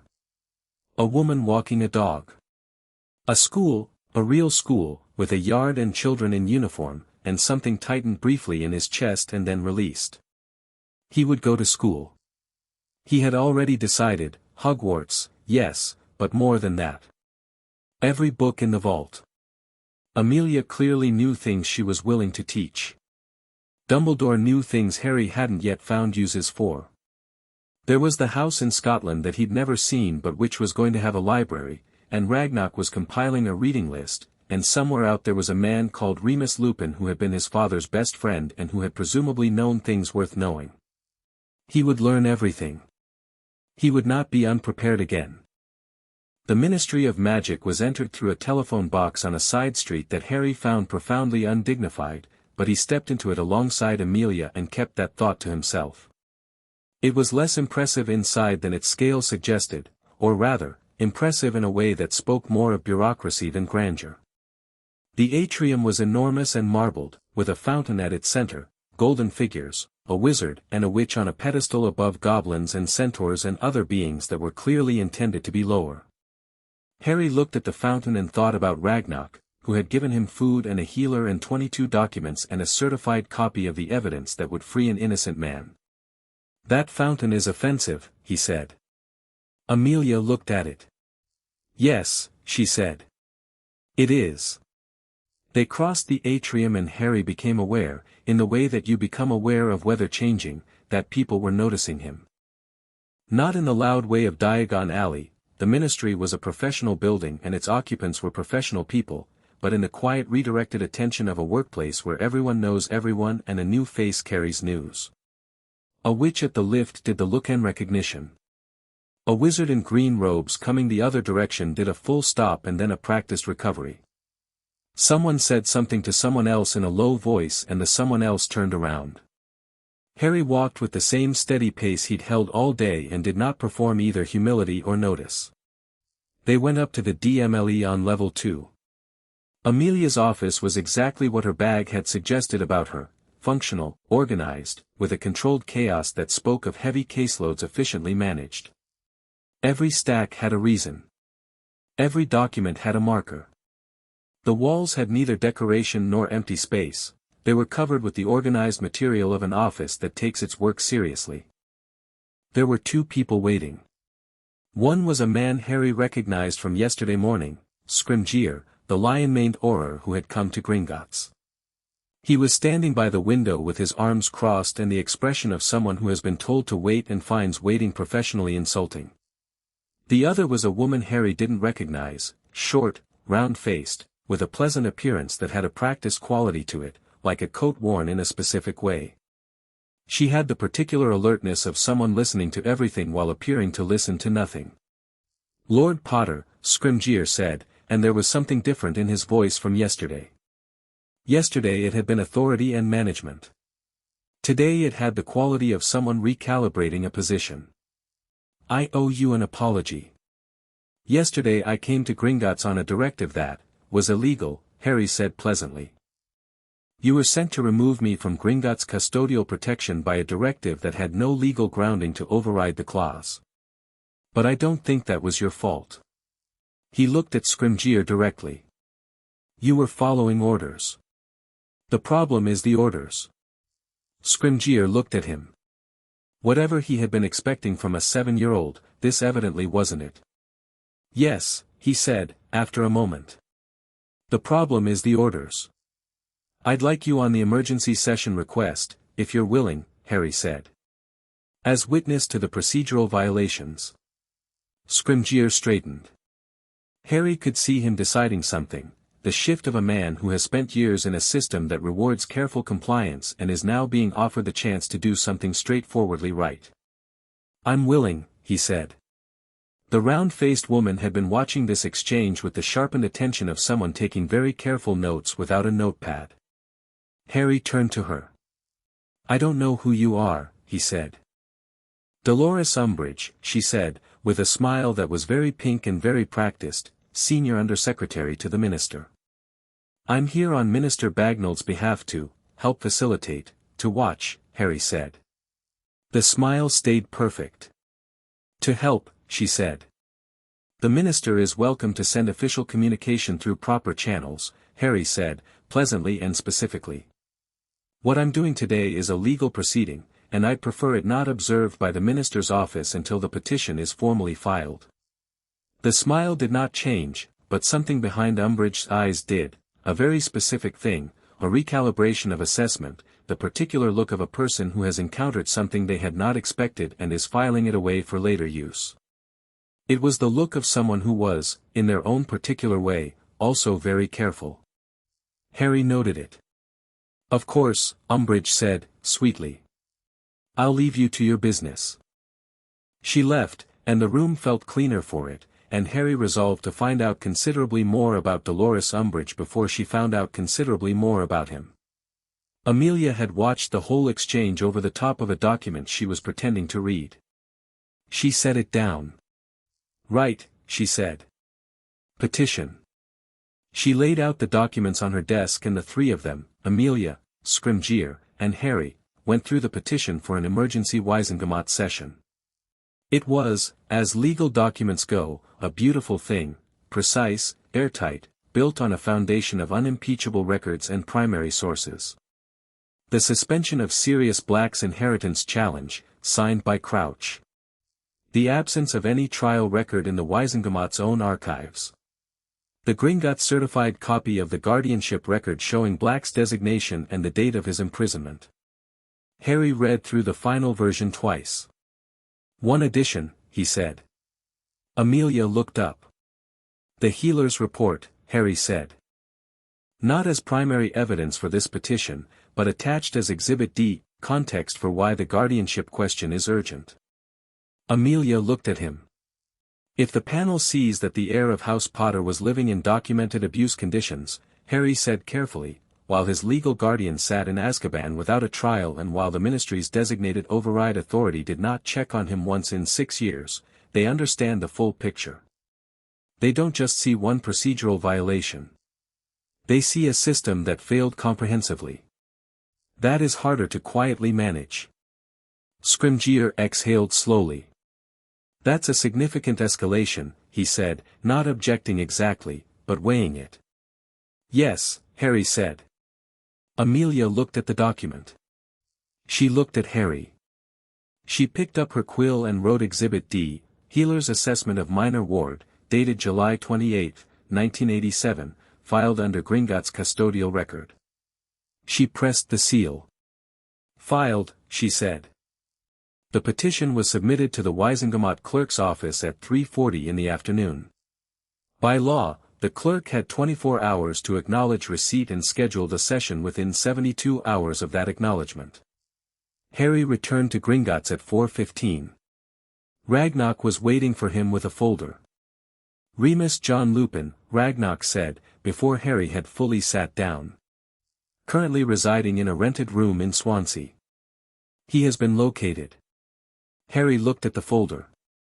Inside was a brief summary, an address, a physical description, a note of his current condition that was diplomatically worded in a way that clearly meant it was not good. "Can you get a message to him?" Harry asked. "Already sent," Ragnarok said. "This morning, after our discussion." Harry looked at the goblin. "You anticipated that."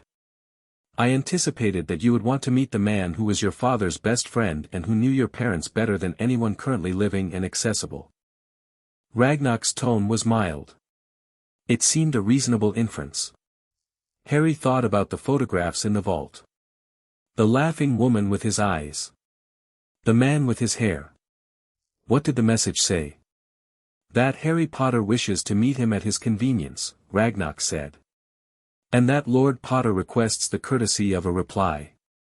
And Ragnarok slid a folded piece of parchment across the table. Harry opened it.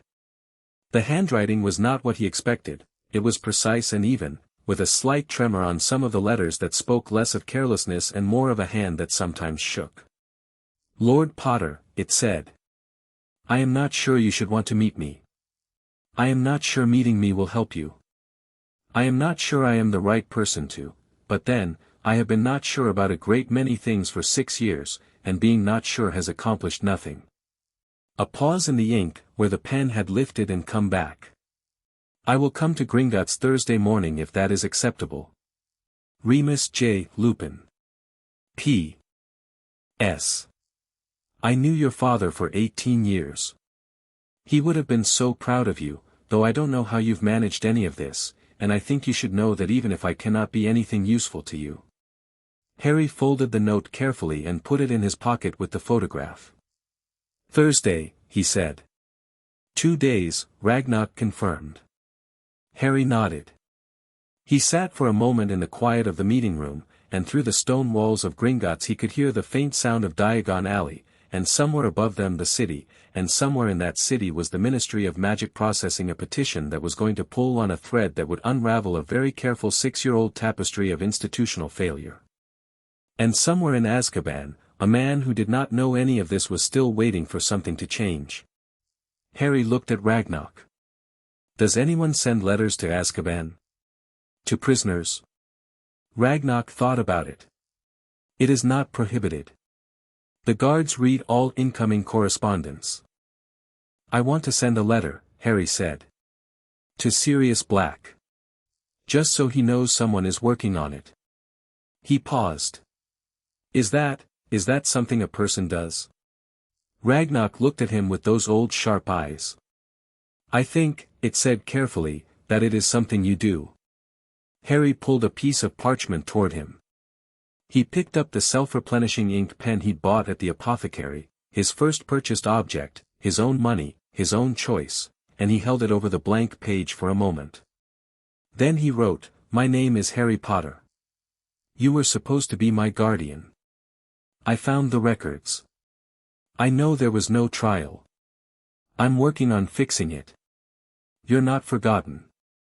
He looked at it. Then he added, Hold on. He folded it, sealed it with the Potter's signet ring that Ragnarok had produced from the vault that morning, a simple gold ring with a stag device, which fit Harry's index finger if he wore it on the right hand, and handed it to Ragnarok without another word. Ragnarok took it with both hands, which Harry would later learn was a goblin gesture of significance, and sent it without delay. Chapter 4, Sirius the Wizengamot clerk acknowledged the petition at 9:17 the following morning. Harry knew this because Ragnarok came into the room where Harry was eating breakfast and reading a chapter on magical theory, one of the books from the vault, dense and old and written in the style of someone who expected you to keep up, and placed a single document on the table with the particular satisfaction of a goblin delivering good news while professionally pretending not to have feelings about it. Harry read the acknowledgement. The emergency session was scheduled for Friday at 10 in the morning. That was 3 days away. Crouch will know by now, Harry said. He was notified simultaneously with the scheduling, Ragnarok confirmed. As the signatory of the contested detention order, he is a named party in the petition. How did he respond? Harry turned the acknowledgement over and read the back, which had the session details, panel of 31 Wizengamot members, public gallery open, press permitted. He looked at that last part. Press permitted, he said. Standard for emergency sessions, Ragnarok said. If you would prefer, no, Harry said. Leave it. If anything, the press being there makes it harder to manage quietly. He set the document down. What does Dumbledore know? He was notified as a matter of public record through the Wizengamot scheduling system. He will know the session is Friday, the subject matter, and the named parties. Ragnarok paused. He has not attempted contact since yesterday morning. Harry thought about that. Dumbledore was a man who shaped circumstances, Ragnarok had said, but what he'd seen yesterday was a man who had agreed not to oppose the petition. Whether that agreement would hold under the pressure of a public session with press present was a different question. He went back to his book. The magical theory was fascinating in the way that all true things are fascinating, not because they are exciting, necessarily, but because they have an internal consistency that satisfies something deep and architectural in Harry's thinking. He had been reading since he was 4, teaching himself initially from whatever Dudley left lying around, discarded schoolbooks, comics, the television guide, the encyclopedia volumes, and he had developed, without anyone guiding him toward it, a genuine appetite for the logic of how things worked. Not just what but why. Not just how but what it costs. Magic, he was finding, had the same quality as mathematics. It was not arbitrary. It had rules, deep ones, and the rules had reasons, and the reasons connected to other reasons, and the whole structure, when you got far enough back to see the shape of it, was extraordinary. The book he was reading was called Foundations of Magical Theory by a wizard named Adalbert Waffling, and it was not particularly well written. Waffling had the academic habit of restating his point in 3 different ways as though the reader might have missed it the first 2 times, but the content was sound. Harry was reading it with a quill in hand, making notes in the margins in the self-replenishing ink, which was working beautifully. He was on a chapter about the nature of magical cores, the internal reservoir of magical energy that every witch or wizard possessed, the thing that channeled through a wand, that expressed through accidental magic in children, that could be trained and developed but not fundamentally altered. Except, apparently, in some cases. Some rare individuals, Waffling wrote, demonstrate what the ancients called unclassified or primal cores, a magical framework that does not conform to the standard taxonomy of elemental or categorical strengths. These individuals, recorded rarely across the historical record, display a fundamental capacity that is not specialized but rather generalized, capable of expressing across all magical disciplines with equal facility. The ancients used the term omnia, meaning all. It is important to note that this is not merely exceptional breadth of talent, it is a structural difference in how magic is held and expressed. Where a standard core might be compared to a river flowing in a particular channel, an omnia core might be compared to. Waffling had then compared it to an ocean, which Harry found imprecise but directionally correct. He made a note, structural difference not degree difference. Not strong at everything, built differently. Understand the structure first. He turned the page and kept reading. Amelia came at 11 with a wizard Harry hadn't met yet. He was young, mid-20s, probably, with a shock of sandy hair and an open, earnest face that had the particular quality of someone who wants to be competent and knows they're not quite there yet but is working on it hard. He wore aura robes and a look of concentrated focus, like a man trying very hard not to appear starstruck. Nymphadora Tonks, Amelia said, nodding at him, and then corrected, Tonks. She prefers Tonks. Junior Aura, training year 3. She'll be your close protection for the next week. Harry looked at Tonks. Tonks looked at Harry. Her hair, he noticed, was bubblegum pink, which was not a color human hair generally came in. Your hair is pink, he said. I'm a metamorphmagus, Tonks said, with the immediate ease of someone who has explained this many times. Can change my appearance. Hair is the easiest. A pause. It's usually something different. I went pink this morning because, well. She shrugged. It's a weird day. It is a weird day, Harry agreed. Why do I need close protection? Amelia set her bag on the table and sat down. Because the petition is public, and the press is going to have it by this afternoon, and by tomorrow morning the entire wizarding world will know that Harry Potter is at Gringotts and is petitioning the Wizengamot. She looked at him directly. Not everyone who wants to find you wants to help you. Death Eaters, Harry said. Former Death Eaters, most of them. Many were acquitted, insufficient evidence, or they claimed the Imperious Curse. Some are in Azkaban. Some are, Amelia's jaw tightened briefly, in positions of some influence. The petition regarding Sirius Black will be interpreted by some as the opening of a much larger door. The Death Eater trials of 82 and 83 were not thorough. There are people who do not want a 7-year-old with a lord standing and a Gringotts family advocate opening that door further. Harry thought about this. I'm 7. I'm at Gringotts. Who would actually? 3 days ago, Amelia said, someone used a tracking charm on the Daily Prophet Society column to monitor for mentions of your name. The charm was flagged by our surveillance system this morning. She kept her voice even. We don't know who. We know it was cast by someone with advanced skill and that the intent was locating, not merely reading. Harry absorbed this without visible reaction. Then Tonks is fine, he said. He looked at the junior Auror. Do you know what you're doing? Tonks grinned. I'm brilliant at protection details. Absolute disaster at stealth, but protection I can do. Her hair shifted briefly to orange, then back to pink. Also I can look like anyone, which is useful. Show me, Harry said. Tonks looked briefly delighted. In the space of about 2 seconds, her face rearranged itself into a copy of Ragnarok's sharp features and long nose, held it for a beat, then shifted back. The process was smooth and apparently effortless. Harry looked at Amelia. She's fine, he said. Amelia allowed herself a brief, genuine smile. There's something else. She opened her bag and produced a folder. I heard back from my contact in Magical Records this morning. The complete file on November 1st, 1981. She set it on the table. It was thicker than Harry expected.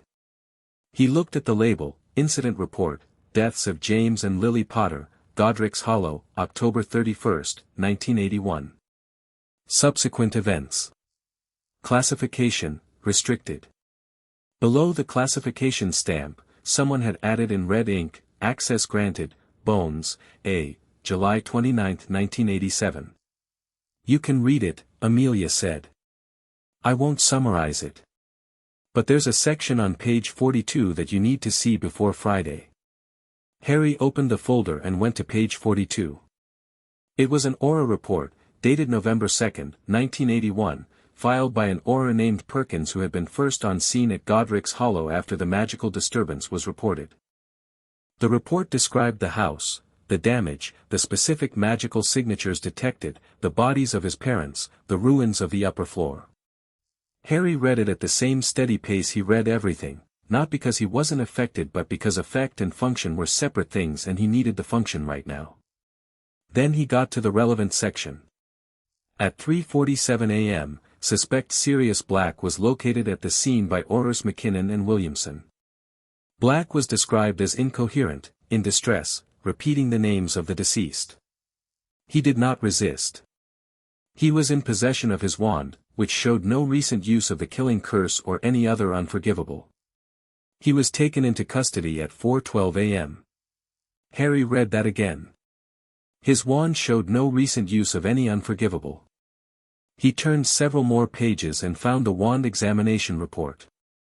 A standard procedure after any dark magic incident, the wand was tested for its last 7 spells.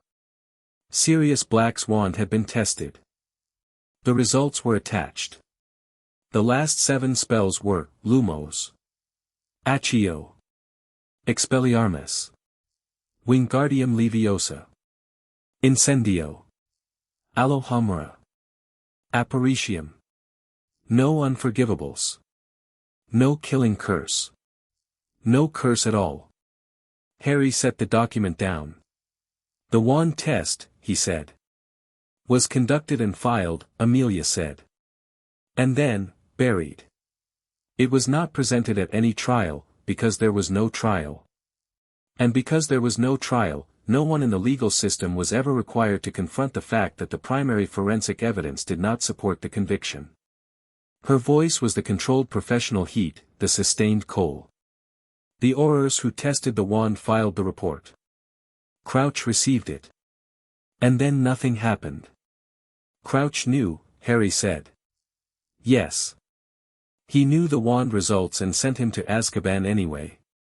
Yes. Harry closed the folder and looked at the ceiling for a moment. He thought about the letter he'd sent to Azkaban. Hold on. He thought about a man described as incoherent and distressed and not resisting, standing in the ruins of his best friend's home at 4 a.m, whose wand had last cast Lumos. Friday can't come fast enough, he said. No, Amelia agreed. It can't. Thursday came in like a cold morning, gray and still, with the smell of rain deciding whether to happen. Harry was up early. He dressed carefully, not because he was nervous but because he had figured out over the last 2 days that clothing was a kind of language and today he wanted to be legible. The Potter ring on his right index finger. A clean set of robes that Ragnarok had arranged, dark green, well cut, properly sized, with a small stag device at the collar in silver that was the Potter house sigil. He looked at himself in the bathroom mirror and looked like a child who had been dressed by someone who understood that clothing and presents were related. He was ready before 8. Remus Lupin arrived at 9:15, which was 15 minutes late, and Harry later understood that the 15 minutes was not rudeness but the time it took for a man who had been standing outside the doors of Gringotts since 8:50 to make himself go in.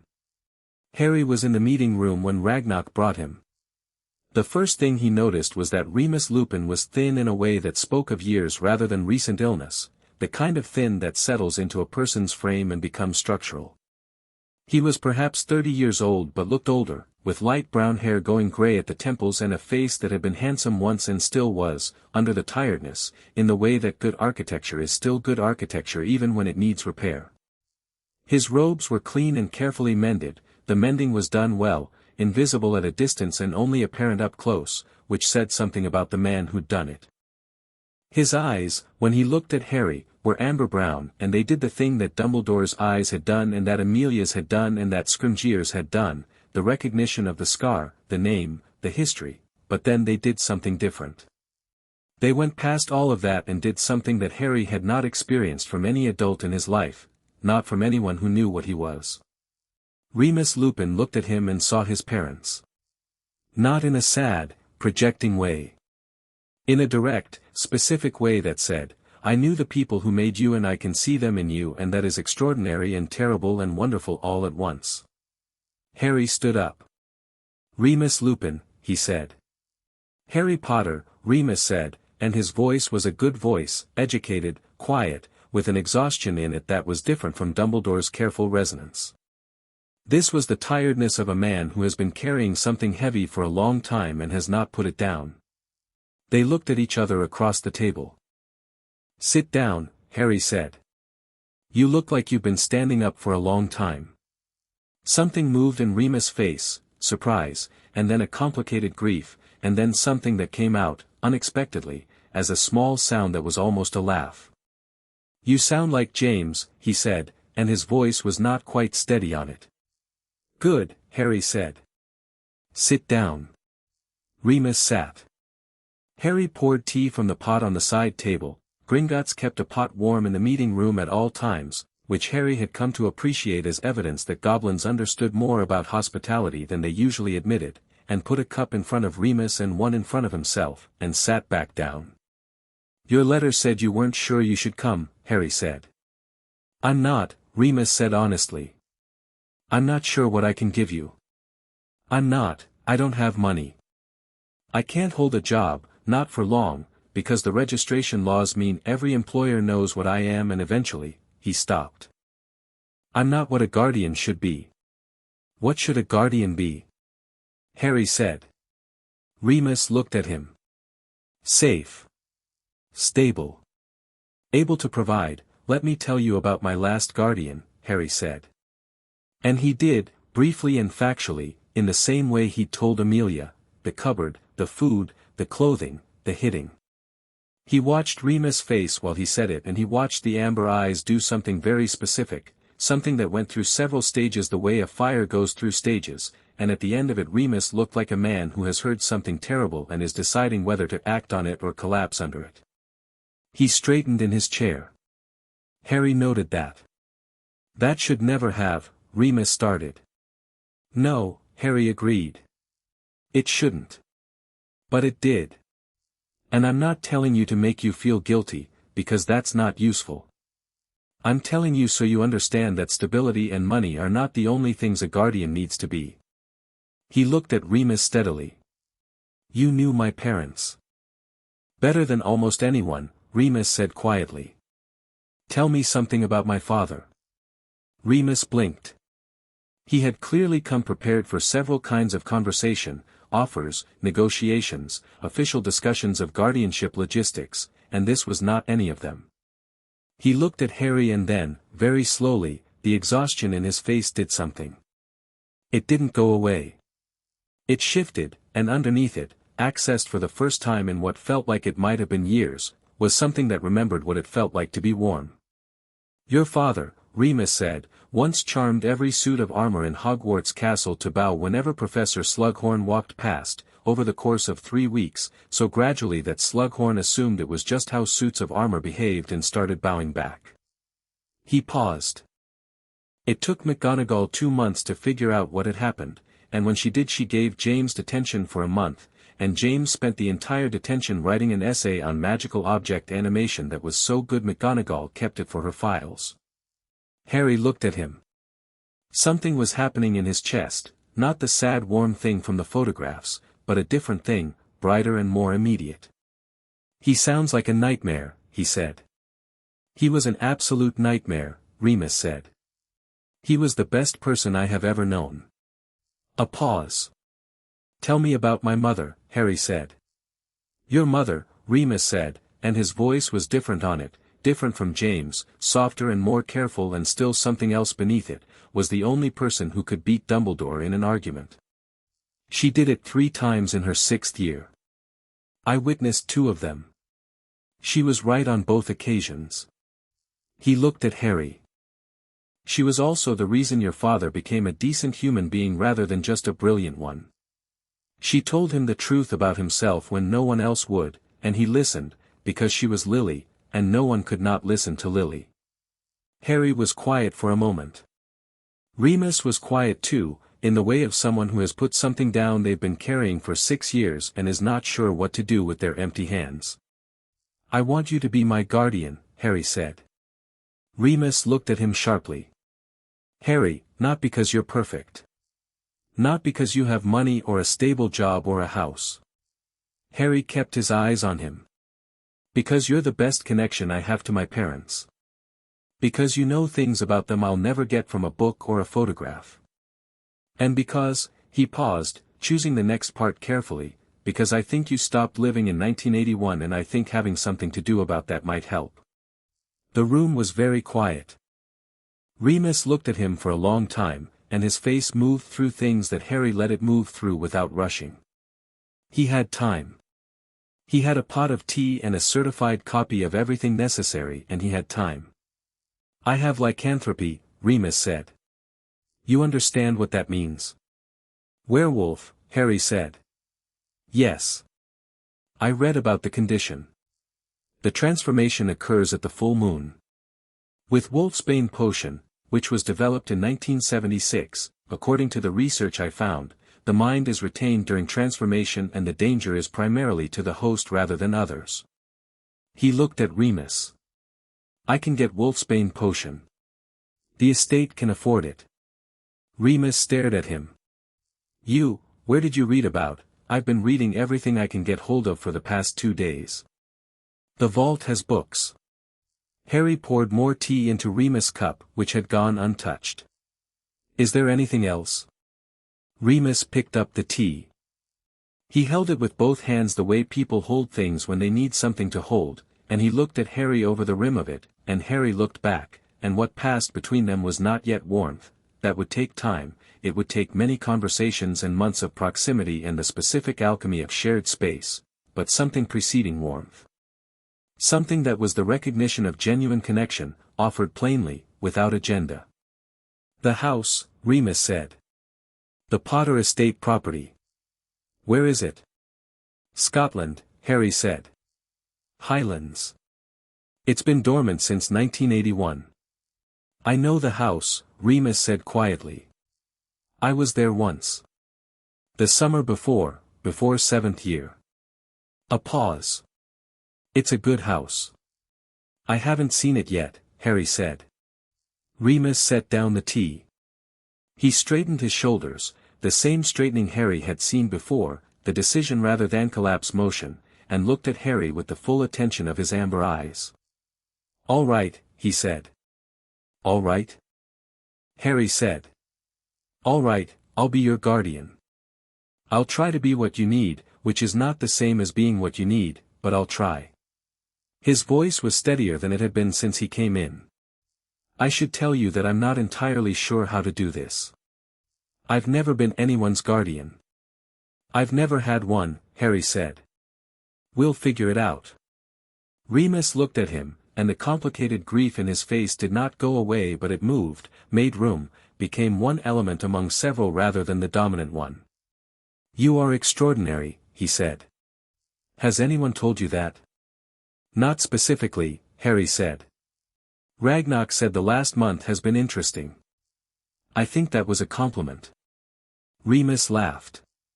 It was a real laugh, surprised out of him, fully present, without any performance in it, and it was the laugh of a man who had not laughed properly in a long time and had forgotten that he could. Harry filed the sound of it. The paperwork for guardian designation took 3 hours, because anything involving Gringotts and magical law took 3 hours minimum, and Harry spent part of it at the table with Remus and Ripclaw and part of it showing Remus the vault inventory list, and somewhere in the middle of the 3rd hour they stopped being 2 people conducting business and became something else, not quite what they were working toward, but facing in that direction. Remus asked questions about the theory book Harry was reading, and Harry answered them, and Remus said that Waffling's work on core classification was considered foundational but that there was a more recent text by a witch named Adelaide Marsh that addressed the limitations in Waffling's taxonomy. Harry made a note of the name. Remus talked about Hogwarts, not as the destination, not as the future, but as a place he'd lived, specific rooms and corridors and the particular smell of the charms classroom. Harry listened to all of it and built the place in his mind, brick by brick. At 2 o'clock, Ripclaw produced the final form. Remus picked up the quill. He hesitated once, not reluctance, Harry thought, but something more like ceremony, the recognition of a significant moment, and then signed his name in the careful even hand that showed a slight tremor. Remus John Lupin, designated magical guardian of Harry James Potter, Lord of House Potter. Harry signed below it with the Potter ring as seal. Ripclaw witnessed it. Ragnarok witnessed it. The document was certified and sealed, and a copy went to the ministry and a copy went to the Wisengamot clerk's office and a copy went into the Potter estate file, and it was done. Remus looked at the document for a moment. Then he looked at Harry. Tomorrow is Friday, Harry said. The Wisengamot session. You should be there. I know about Sirius, Remus said quietly. I've known there was no trial for years. I tried, when I first found out, about a year after, I tried to raise it, and I was told, his voice tightened, I was told that a werewolf had no standing to petition on behalf of a Death Eater. Harry looked at him steadily. Who told you that? The clerk's office. Which is exactly the kind of thing that will not happen again, Harry said. Because now it's not a werewolf petitioning on behalf of a Death Eater. It's Lord Potter petitioning on behalf of his legal guardian, with supporting evidence including forensic documentation of an uninvestigated wand examination that directly contradicts the conviction. He looked at Remus. Will you testify if asked? As a character witness, or to the circumstances? Remus' jaw was set. Yes, he said. Absolutely yes. Good. They sat with that for a moment, the specific silence of people who have just agreed to do something large together. Harry, Remus said. Yes. The letter you sent to Azkaban. He looked at his hands. Sirius received it. I know because, I still write to him. The guards read the letters in both directions, so we can't say much, but I write. And he wrote back to me and said, Remus stopped, composed himself, he said that someone had sent him a letter. He didn't say your name because the guards would have seen it and I think he was protecting you, but I knew. He said, another pause, he said someone small had sent him a letter and he had read it 400 times. Harry looked at the table. The coal in his chest, the sustained warm thing, was doing something that was not strategic and not architectural and had nothing to do with plans or petitions or documents with official seals. He let it do it. Friday, he said. Friday, Remus agreed. Friday morning was clear and cold, which Harry took as auspicious, because clarity was what the day needed. He was at breakfast at 7 with Remus, who had stayed at Gringotts overnight in a room 3 doors from Harry's, and who appeared at the table in clean robes that were an improvement on yesterday's but still carried the careful mending quality. Harry had, the previous evening, quietly asked Ragnarok to advance Remus some funds from the guardianship stipend that the estate provided, and had not mentioned it to Remus, and did not intend to. Amelia arrived at 8 with Scrimgeour and 2 other Aurors and a folder of additional evidence that she'd received from records overnight, 2 more documents that corroborated the wand examination, including a report from the forensic team that had examined the site at Godric's Hollow. Tonks arrived at 8:30 with pink hair and boundless energy and immediately knocked over a teacup, which she repaired with a wand movement that was automatic and precise. She was more competent than she appeared, Harry noted, and wondered if that was partly deliberate. Dumbledore arrived at 8:45. Harry looked at him. Dumbledore looked at Harry, and then at Remus, and something happened in his face, something genuine and complicated. He and Remus looked at each other, and the thing between them was 6 years of divergence from a shared loss, and it was not simple. "Remus," Dumbledore said. "Albus," Remus said. Not warmly. Not coldly. Accurately. "I'm glad you're here," Dumbledore said. "I should have been here sooner," Remus said. "I wasn't, and I have my reasons for that, and they aren't entirely good ones." Dumbledore looked at Harry with an expression that was, unmistakably, a man seeing something he had failed to make possible being made possible by the actions of the person he had failed. He sat down without further ceremony. At 9:30 they went to the ministry. The Wisingamot chamber was large and tiered, stone benches in concentric circles, the panel of wizards and witches in their plum-colored robes, the public gallery above already filling. The press box was occupied. Harry could see the quick-quotes quills moving. He walked in with Remus on his left and Amelia on his right and Tonks a step behind, and the chamber went quiet. Not because of who he was, though that was part of it. Because of how he walked, straight, unhurried, unremarkable in his green robes, a small boy who moved like someone who has decided what the next hour contains and is not uncertain about it. He sat at the petitioner's bench. Amelia opened the session with the procedural evidence. She was extraordinary at it, the warm coal compressed into pure beam, every word precise and evidenced, the timeline built from its foundation with the logic of someone who has put bridges together and knows exactly which stone each arch depends on. She took 40 minutes and left no gaps. Then she presented the wand examination. The chamber was not quiet after that. It was the particular loud silence of a large group of people absorbing information that changes something structural, the sound of a collective reassessment. Crouch, in the ministerial observer's bench, was very still. Harry was called to speak. He stood up, which put him at approximately the height of the petitioner's lectern, and he pulled it down to a sensible height with a wandless adjustment that caused a small murmur in the gallery, and looked at the panel of 31.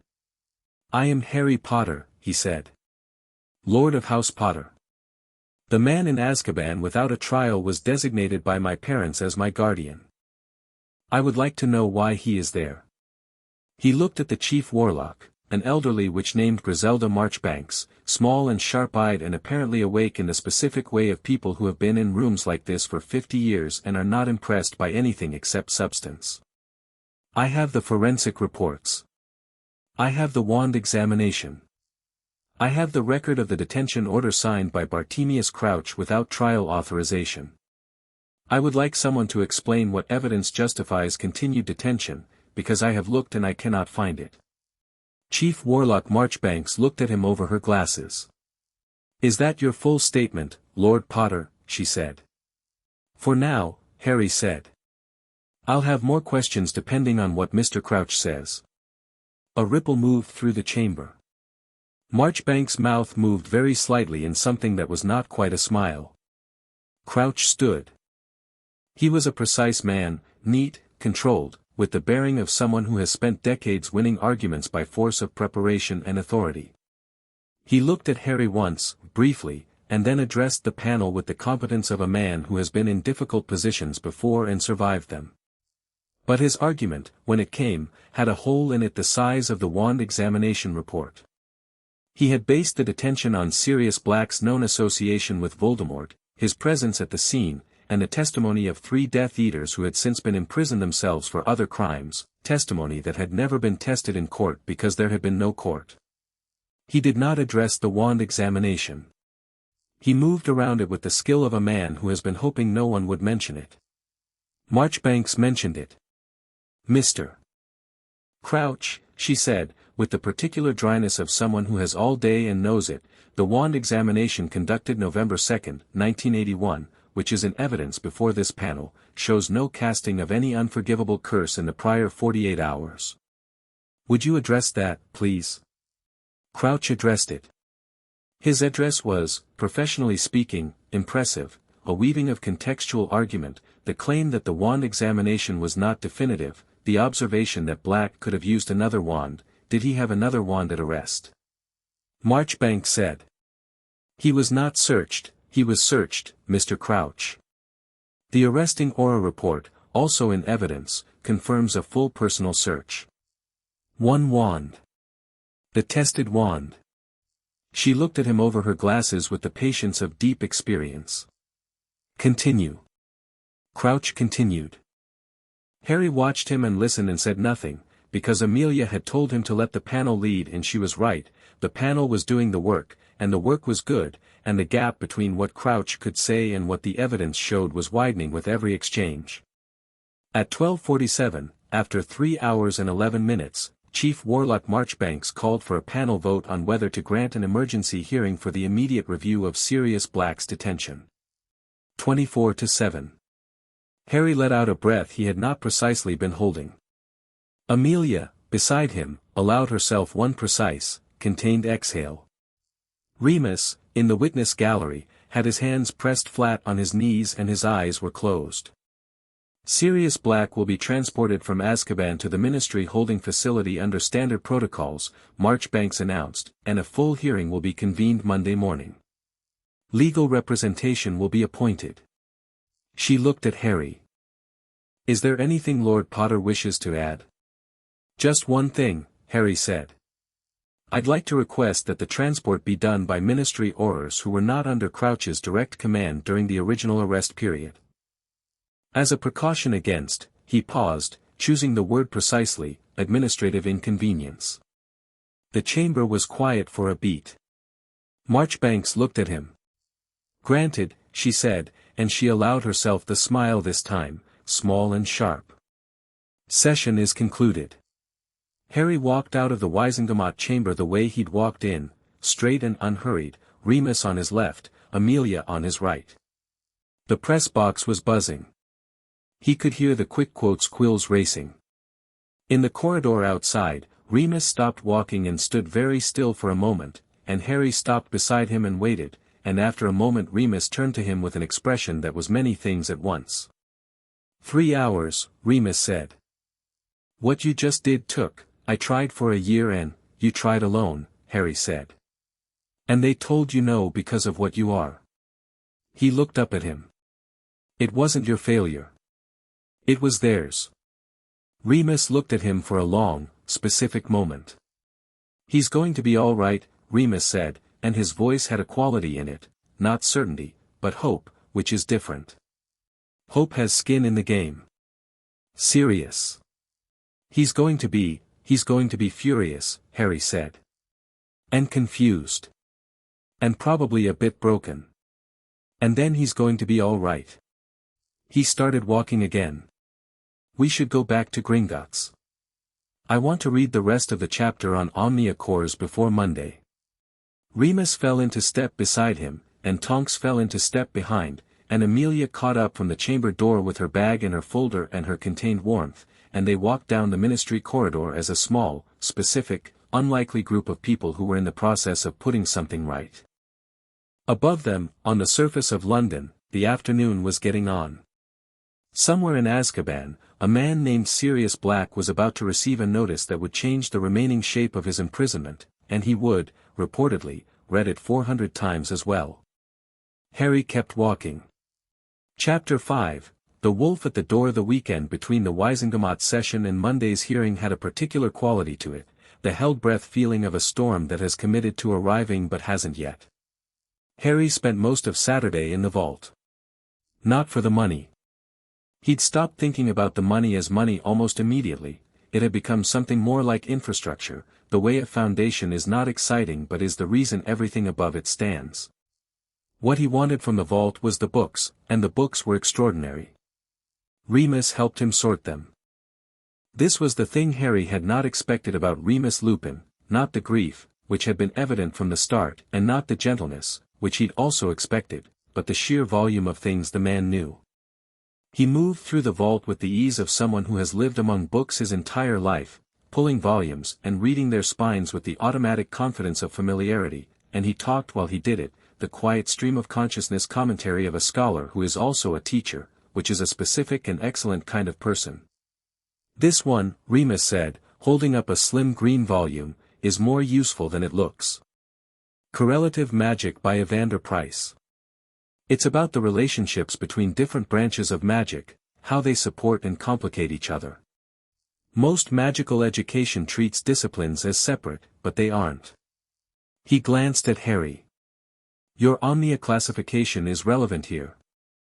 If you can work across all disciplines equally, understanding the correlative relationships gives you leverage, I suppose.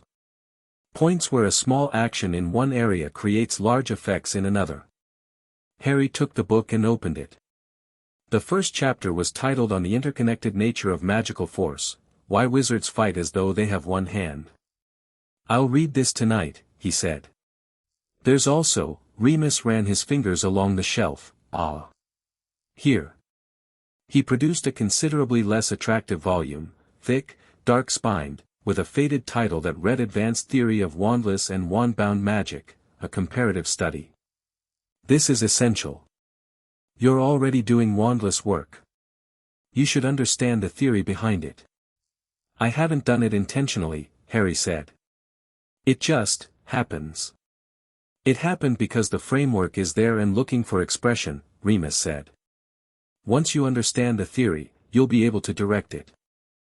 The difference between water finding its level and water being directed through a pipe.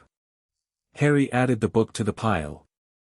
They worked for 2 hours, building a selection of 12 books that Remus organized by order of reading, foundational theory first, then correlative magic, then specific disciplines, then the advanced texts that Harry would probably not fully understand yet but should start encountering. The logic of the curriculum was visible in the choices, a sequence that built on itself, and Harry studied it as much as the books themselves. You were a teacher, Harry said. No, Remus said, then paused. Well. I taught the Marauders, informally. James and Sirius and Peter. He said the last name with a specific flatness, like a key pressed deliberately out of tune. They were all talented and completely undisciplined, and I taught them theory because I couldn't keep up with their practical creativity. He set the last book on the pile. I should have been a teacher. It never quite worked out. What stopped it? Remus picked up a corner of the pile to test its weight and cast a simple mobile corpus to float it toward the vault door. The same thing that stops most things, he said, without self-pity.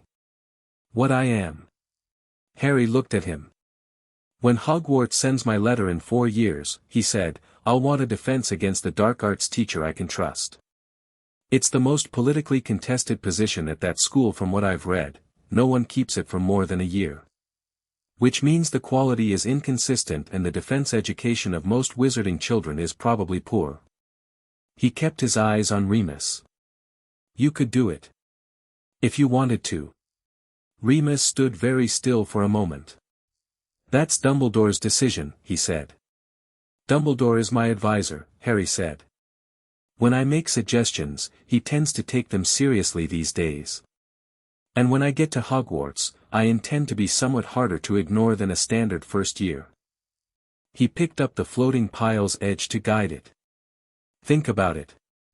Remus was quiet for a moment. Then, you are genuinely unnerving, you know. So I've been told, Harry said. Come on. I want to read before dinner. Sunday was quieter. Harry read. Remus read beside him, not the books Harry was reading, but his own, a battered novel that Harry noticed he read in the distracted way of someone who is thinking about other things and using the text as a background. Every now and then Remus would put the book down and look at nothing in particular, and Harry recognized the quality of that attention. The man was counting hours. Sirius Black was already at the Ministry holding facility. The transport had happened Saturday afternoon. Amelia had sent a brief note confirming it, professional and precise, transport complete.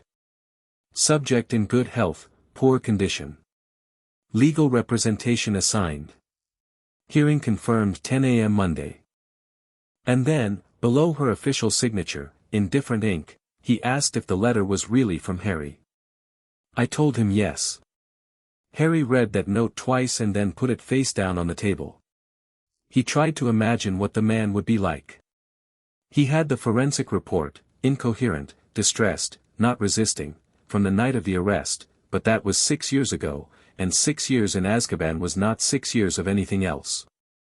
Azkaban had dementors, creatures that fed on happiness, that stripped the memory of anything good and left only the worst things. He had read about them in one of the vault books, a grim section in a history of magical penal institutions that had been written, evidently, by someone who found grimness professionally interesting. What came out of Azkaban after 6 years was not what went in. He knew that. He thought about the letter he'd sent. Hold on. He hoped Sirius had. That evening, over dinner, Gringotts' kitchen had proven to be quietly excellent. Another fact about goblins that Harry was filing away. Remus talked about Sirius. Not prompted, not asked. He put his fork down and said, "You should know what he was like," and Harry said yes, and Remus talked. Sirius Black had been, by all accounts, the kind of person who made every room more interesting and more chaotic simultaneously.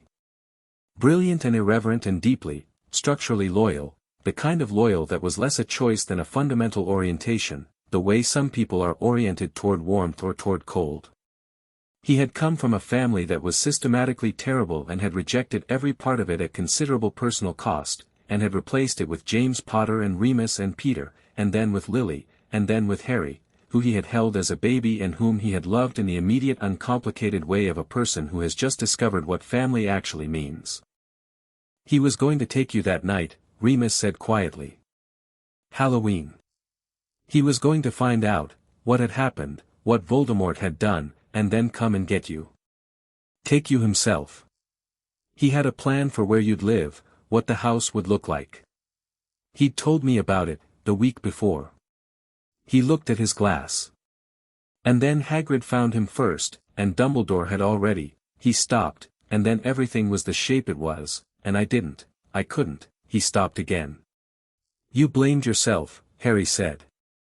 I blame Peter, Remus said, with a quiet specificity that was more devastating than anger would have been. Peter, who I trusted and shouldn't have. But yes. I also, yes. Don't, Harry said. Remus looked at him. I'm not saying there's nothing to regret, Harry said. I'm saying guilt about the past is only useful if it changes what you do next. You're here now. You signed the papers. You're going tomorrow. He held Remus' gaze. That's the relevant part. Remus looked at him for a long moment. James would have liked you enormously, he said. Lily would have said you're too sensible for your own good. Both can be true, Harry said, and went back to his dinner. Monday morning arrived hard and bright. Harry was dressed and ready at 7:30, which was the same time Remus appeared in the corridor outside their rooms, and they looked at each other and didn't say much, because not much needed saying. They ate quickly. Tonks appeared at 8 with her hair a severe professional black, which she had apparently decided was appropriate to the occasion, and which lasted approximately until she knocked over her teacup again in the lobby and it went back to pink while she repaired it. Amelia met them in the Ministry atrium at 9:15. She looked like someone who had also not slept much but had used the time constructively. Her folder was larger than Friday's, her expression had the particular focused quality of a prosecutor who has prepared so thoroughly that the hearing itself is almost a formality. How is he? Remus asked her, before Harry could. "He's present," Amelia said. "More than I expected. He's thin and he's not entirely, the Dementors leave marks, and he's been there 6 years." She looked at Remus carefully. "But he's there." He asked about Harry. "What did you tell him?" "That Lord Potter would be at the hearing." She allowed a very small smile. "He asked if he'd be allowed to speak to him after. I said that would be Harry's call." They went up to the hearing room. It was smaller than the Wisengamot chamber, a formal judicial hearing room on level 4, wood-paneled, with a raised bench for the 3-judge panel and a central chair for the subject of the hearing and a petitioner's bench and a public gallery that was already half full. The press were in the box. The quick quotes quills were active. Harry could see 2 photographers. He sat at the petitioner's bench with Remus beside him and Amelia to his left with her folder and her professional heat, and he looked at the central chair, which was empty. They brought Sirius Black in at 9:58. Harry had known intellectually that 6 years in Azkaban was not kind to a person. He had read about it. He had thought about it carefully, worked it into his understanding of what to expect. None of that was quite the same as seeing it. Sirius Black had been handsome, apparently. There were photographs in the file, from before, the kind that Aurors take at intake, and the man in those photographs was dark-haired and angular and carried himself with the particular ease of someone who has never doubted that they belong in the room. The man who came through the hearing room door was still those things in outline, the way a building is still a building when it has been through weather. The dark hair was longer and less cared for. The angular frame was thinner than structural. He moved with the careful deliberateness of someone who has learned to spend effort carefully. But he was there. Amelia had been right about that.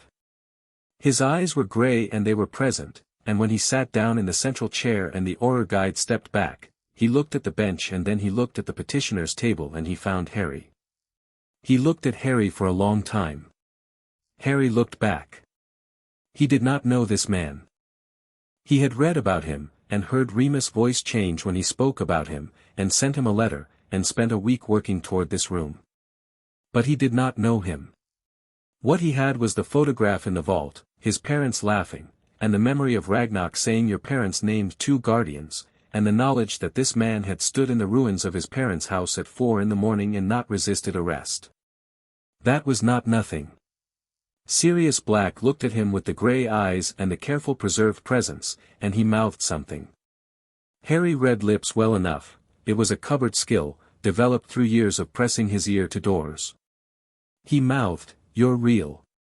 Harry nodded, once, and kept his eyes on him, and Sirius seemed to find something in that, some anchor, and turned to face the panel. The hearing was different from Friday's session. Less procedural, more forensic.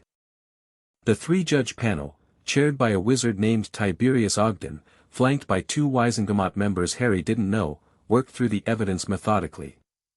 Amelia presented. The defense advocate, a sharp-faced witch named Lavinia Pruitt, who appeared to have been annoyed about this case since she read the file and was expressing that annoyance through precision, presented the defense evidence, which turned out to also be, in its own particular way, the same evidence as the prosecution's evidence but read from a different angle. The wand examination report was entered. The forensic team's site report was entered. The 3 Death Eater testimonies that Crouch had cited were entered, and then Pruitt systematically destroyed each one, pointing out the circumstances under which each had been given, the deals made, the interrogation conditions that the ministry had somewhat imprecisely documented. By the time she was done with the 3rd, one of the panel members had stopped pretending to take notes and was simply listening. Sirius was asked to give his account. He spoke slowly and carefully, in the voice of a man choosing each word as though it might be the last word he gets to spend on a particular truth. He talked about Peter Pettigrew, the secret keeper who had actually been Voldemort's spy, who had betrayed the Potters, who had not been Sirius Black but had been close enough, in the chaos and grief of that night, to be mistaken. He talked about confronting Peter in the street, and Peter triggering a blast that killed 12 Muggles and himself, or appeared to kill himself, and Sirius being arrested in the aftermath, laughing, because the laughter was what happened when grief was too large for any other expression and he was still there and James wasn't. The laughter, Ogden said. The arresting Aurors noted it. I know, Sirius said. I have thought about it for 6 years. A pause. My best friend was dead. My other best friend, his eyes moved briefly to Remus, and something passed between them that the hearing room couldn't contain and didn't try to. I thought he was part of it, because the spy was close to us and I couldn't see. He stopped. I was laughing because I was destroyed. That's all. The room was quiet. And the Muggles? Ogden said. The 12 people who died in the street. Peter's spell, Sirius said. He cut off his own finger to leave evidence. He cast the killing, he cast the explosive curse that took the street apart. I had my wand in my hand when the Aurors came because I had been pointing it at where Peter had just been standing. His voice didn't shake, but it cost him something to keep it from doing so. The wand examination confirms I didn't cast it. It does, Ogden confirmed. The panel deliberated for 40 minutes. Harry spent the 40 minutes at the bench with Remus beside him, and Remus was very still in the specific way of someone who has been very still through a great deal already today and has a little left in reserve. Harry did not tell him it would be fine. He did not know that it would be fine.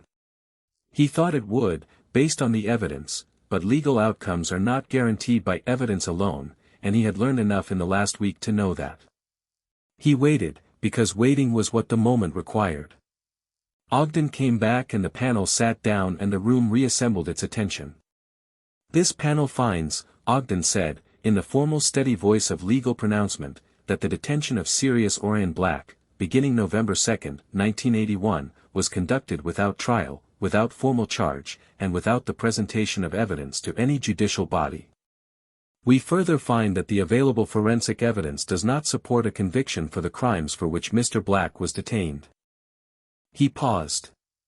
This panel finds Sirius Black not guilty of the murders of James and Lily Potter and 12 Muggle civilians. His detention is declared unlawful. He is to be released immediately, with full restoration of his personal property and civil standing. The gallery erupted. Not cheering exactly, more the controlled, professional noise of a room full of people absorbing something significant, the sound of a world rearranging a story it had been telling for 6 years. The press box was chaos. The quick quotes quills were doing something that probably constituted a full workout. Sirius Black sat in the central chair and did not move for a long moment. Then he turned to the petitioner's bench and looked at Harry. Harry stood up. He walked around the bench and through the low gate that separated the petitioner's area from the central floor. He stopped about 4 feet from the chair. Sirius looked at him. His eyes were doing something complicated and not entirely controlled.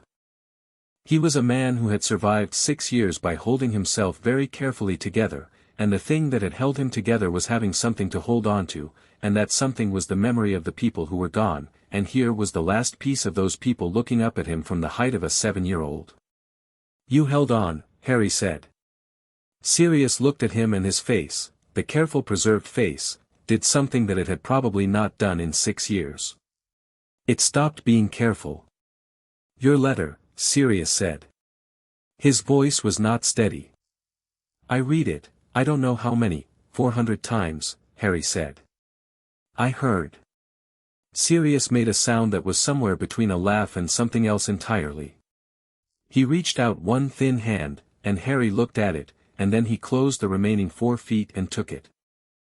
The handshake lasted half a second before it became something else, and Harry, who had made all his decisions this week with precision and strategy and clear-eyed purpose, let it, because this was not a decision but a recognition. This was the specific recognition of something that should have been his from the beginning, some shape of family that had been missing from the architecture of his life like a keystone removed from an arch, and it was back now, imperfect and thin and smelling of something clinical and not quite right, but back. He did not cry. Neither did Sirius. They were both, apparently, people who filed certain things. Remus, who had come to stand behind Harry at some point, made a sound. Harry turned around to look at him. Remus Lupin was not filing anything. He was standing 3 feet away with his hand pressed over his mouth and his eyes full and his shoulders doing the particular thing they do when a person is allowing themselves to feel something very large. Moony, Sirius said, and his voice broke entirely on the name. Remus closed the distance and the two men collided with the specific graceless urgency of people who have waited too long, and Harry stepped to the side to give them room, and stood there with the quiet satisfaction of something that has been put back in the correct place. Amelia appeared at his elbow. She looked at the reunion and then at Harry and then back at the reunion. "Well," she said, professionally. "Well," Harry agreed. The ministry debrief took 2 hours, because everything at the ministry took at least 2 hours. Harry answered questions about the petition process from a Wisengamot administrator, signed several forms related to the lordship standing that had made the petition possible, and submitted formally, through Ripclaw who had come from Gringotts to handle the legal elements, a statement of intent to pursue accountability for the unlawful detention through whatever civil mechanisms were available. Crouch's office, they were told, had been very quiet all morning. Harry mentioned that to Amelia as they were leaving and she said, with professional dryness, that she expected his office would be quiet for some time. Sirius had been taken to St. Mungo's for assessment and treatment, standard procedure for Azkaban releases, Amelia explained, and the healers wanted at least 24 hours with him before he could go anywhere. He had submitted to this with the practiced compliance of a man who had spent 6 years having no meaningful choice, and Remus had gone with him, because Sirius had held Remus' sleeve in the corridor outside the hearing room in a way that made going with him not really optional. Harry went back to Gringotts alone, with Tonks, whose hair had gone a deep thoughtful blue. "That was good," Tonks said, in the lift. "It was right," Harry said. "Same thing sometimes." "Not always," Harry said.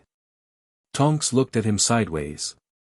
"You know, most 7-year-olds, say something interesting or don't say anything," Harry said, not unkindly. Tonks grinned. "Most 7-year-olds don't know the difference between good and right." "Most 7-year-olds haven't needed to," Harry said. Her hair shifted back to pink at that, the thoughtful blue giving way to something warmer, and they rode the rest of the way up in companionable quiet. Tuesday was the first day that was not the immediate emergency of the previous week, and Harry felt its different texture as soon as he woke up. He lay in the Gringotts room, clean, adequately sized, properly dark, and took stock of the week. The clause had activated 8 days ago. Since then, Gringotts, lordship, Amelia, petition, Remus, hearing, Sirius. The immediate architecture of the problem had been addressed. The wards were down, not the blood wards, which were still technically active because he hadn't renounced his residence at Privet Drive formally, but the cage wards, the ones that had kept him ignorant and isolated and unaccounted for. Those were gone. What came next was different. Not less important, more, in some ways. The immediate crises had had clear solutions. What came next was construction rather than demolition. He got up and went to the sitting room that Gringotts had provided as a study space and opened the correlative magic book and read until 9, when Ragnarok knocked. "Two things," Ragnarok said, sitting across from him with a folder. "The first, the estate property in Scotland. Rowan Field House. The dormancy has been lifted per your instruction, and the property is now active. The house elves, there are 4, have been notified and are preparing the house." Harry looked up. "House elves? Bound to the property since your grandfather's time?" "They are," Ragnarok considered its words, enthusiastic. "I received a very long letter from the head elf expressing that they have been waiting for this moment and intend to be extremely useful." "Good," Harry said. "What's the second thing?" "The Daily Prophet," Ragnarok said, and produced a newspaper. The front page was everything he'd expected. "Boy who lived frees innocent man, Harry Potter, age 7, single-handedly forces Wisengamot hearing." Below that, a subheading, questions emerge about ministry's handling of boy who lived. And below that, smaller but present, Crouch under investigation for unlawful detention. Harry read the article. It was substantially accurate, which surprised him, and then he looked at the byline, Rita Skeeter, and decided to reserve judgment. The photograph on the front page was from the hearing room, taken as Harry walked from the petitioner's bench to the central chair. He was small in the photograph, his robes dark green, the light in the room falling across him at an angle that made the lightning bolt scar visible. He was looking at Sirius. He set the newspaper down. "There will be more coverage," Ragnarok said. "I know. People will want to speak to you. Interviews. Official statements. The minister's office has already sent 3 owls. I'll address the press at the appropriate time," Harry said. "Not because the minister wants me to, but because controlling the story before someone else does is sensible." He looked at Ragnarok. "Is there a way to request a meeting with the Prophet's editor?" "Not Skeeter. The editor."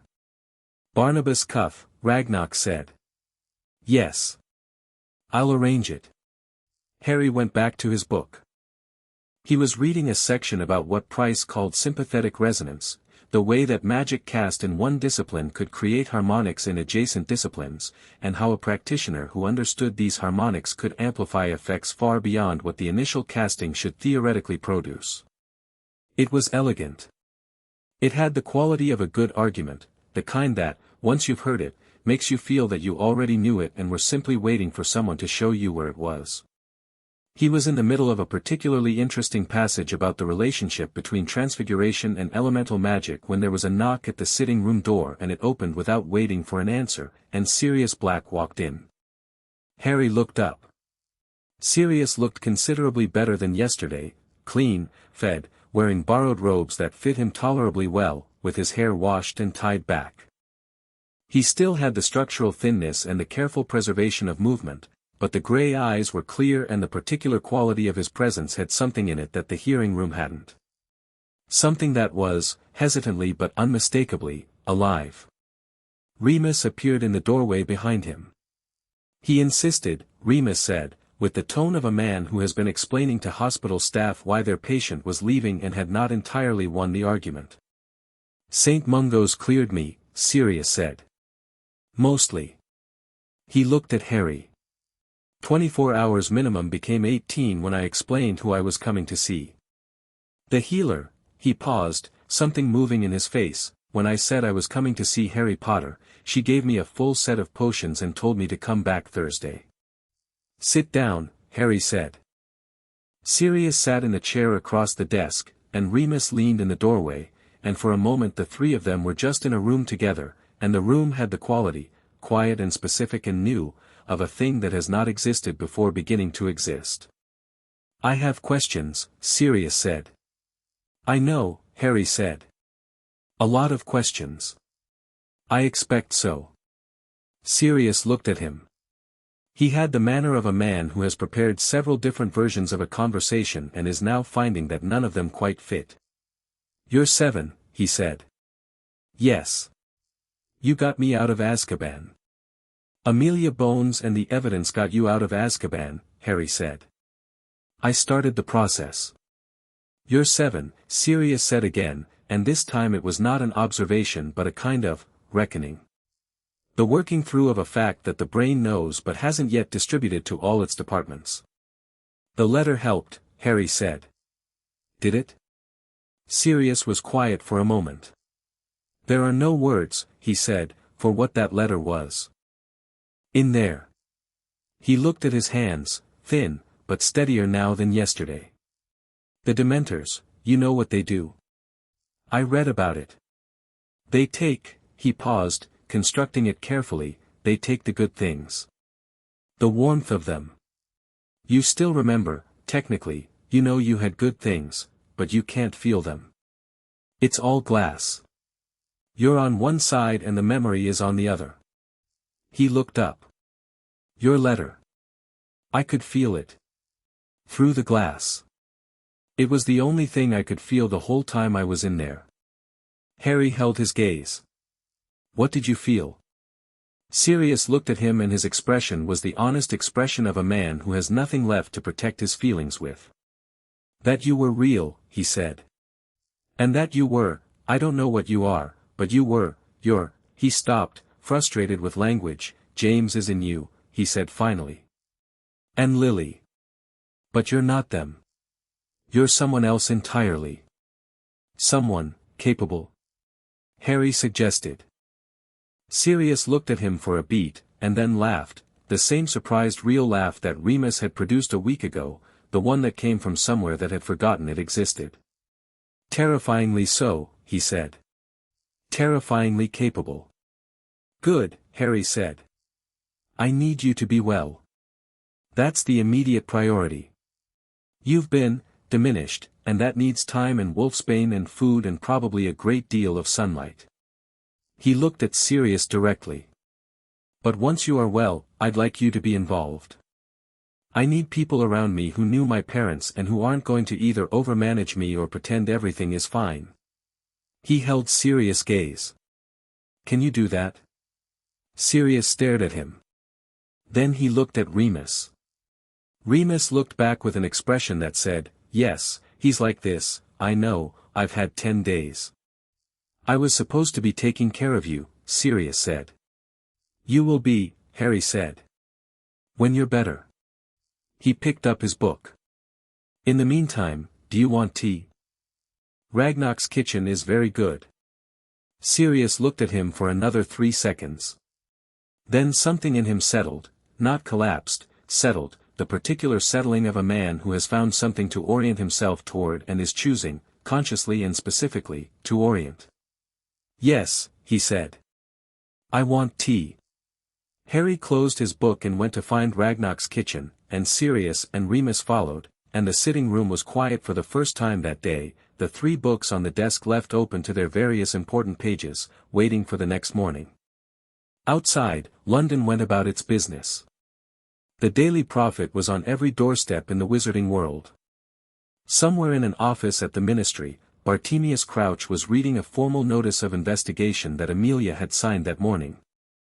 Somewhere in the Scottish Highlands, for house elves were preparing a house that had been dark for 6 years, airing rooms and lighting fires and putting flowers in vases in rooms that were about to be walked through for the first time in a long time.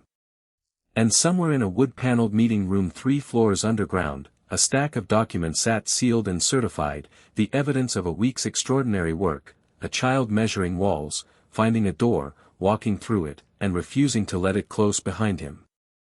Chapter 6, The Headmaster's Argument. Rowan Field House announced itself before you could see it.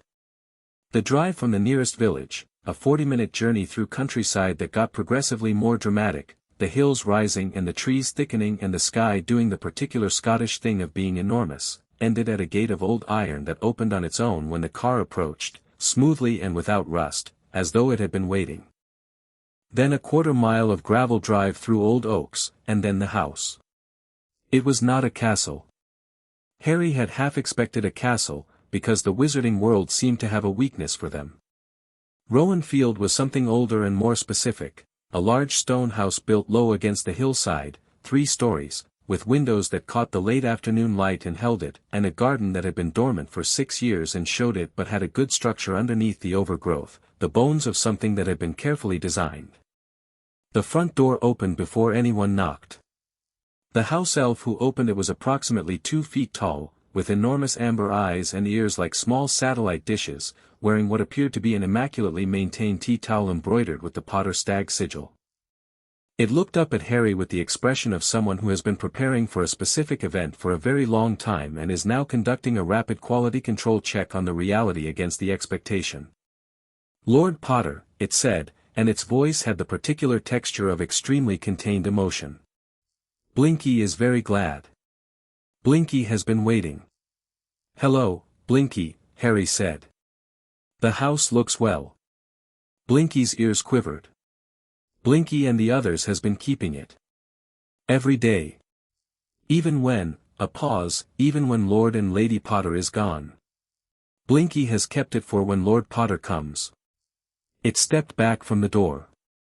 Please come in. Harry walked in. The entrance hall was stone-floored and high-ceilinged, with a staircase that went up in 2 directions and a chandelier above it that was lit by something that wasn't candles but gave the same quality of light, warm and directional, the kind that makes a space feel inhabited. There were portraits on the walls. Some of them were moving, watching his entrance with the alert curiosity of painted people who have been waiting for something interesting to happen and are getting it. "Potter," said one of the portraits, a stern-faced woman in Elizabethan dress, approvingly. Sirius, who had come through the door behind Harry and was looking around with an expression that was 3 or 4 emotions being processed simultaneously, made a sound. "I forgot how," he started, and stopped. "You've been here before?" Harry said. "Once. Summer of '79. James threw a party. Sirius was looking at the staircase. Lily threw me out of a window. I deserved it." He looked around the hall and his expression did the complicated thing it did when memory crossed with the present. "It looks the same." "Blinky has kept it," Harry said, which was a statement of fact and also a small specific acknowledgement of what that meant. Blinky, behind them, made a sound of dignified satisfaction. They spent the first afternoon walking through the house.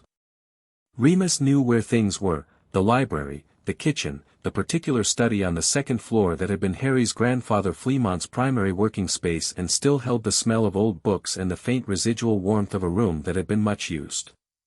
Harry walked through each room at his own pace, noting, absorbing, building the physical reality of the place to match the number in the estate ledger. The library was the best room in the house.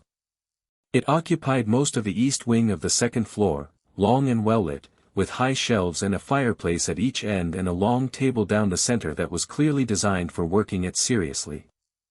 The shelves were full. Not just full, organized, with the logic of someone who had spent considerable time with these books and had opinions about their order. Harry stood in the middle of it and turned slowly. "This," he said, to no one in particular, "is where I'll spend most of my time." "Expected nothing less," Remus said, from the doorway. They had come up on Tuesday, 2 days after the hearing, 3 days after Harry had made the decision that Gringotts was a useful base of operations but not a home and that a home was the next required thing. The journey had been organized with the efficiency that was becoming the standard rhythm of Harry's life. Ragnock had arranged the travel, Ripclaw had arranged the property transfer documents, and Amelia had arranged a security review of the perimeter that had identified 3 old monitoring charms placed by persons unknown and removed them. She had mentioned this to Harry with professional neutrality and Harry had said Dumbledore, and she had said most likely, and they had left it there, because there was a conversation coming about Dumbledore that they had not had yet and this was not quite the right moment. The right moment, as it turned out, was Wednesday morning. He arrived at 9, as arranged. Harry was in the library when Blinky came to say the headmaster was at the gate. He put down the price book. He was deep in a chapter on harmonic amplification and did not want to lose the thread, so he marked the page precisely and closed it and went downstairs. Dumbledore was in the entrance hall, looking at the portraits. He was wearing deep burgundy today, with his half-moon glasses, and he had brought something, a small paper bag that he was holding in the way of someone who has decided to bring a gift and is now slightly uncertain about it. "Harry," he said, with genuine warmth. "Professor," Harry said. "Come through." He took him to the study rather than the library. The library was his, and this conversation was not the kind he wanted to have in his own best room. The study was good, well furnished, professionally neutral, a room for the transaction of business. Dumbledore looked around it as he sat.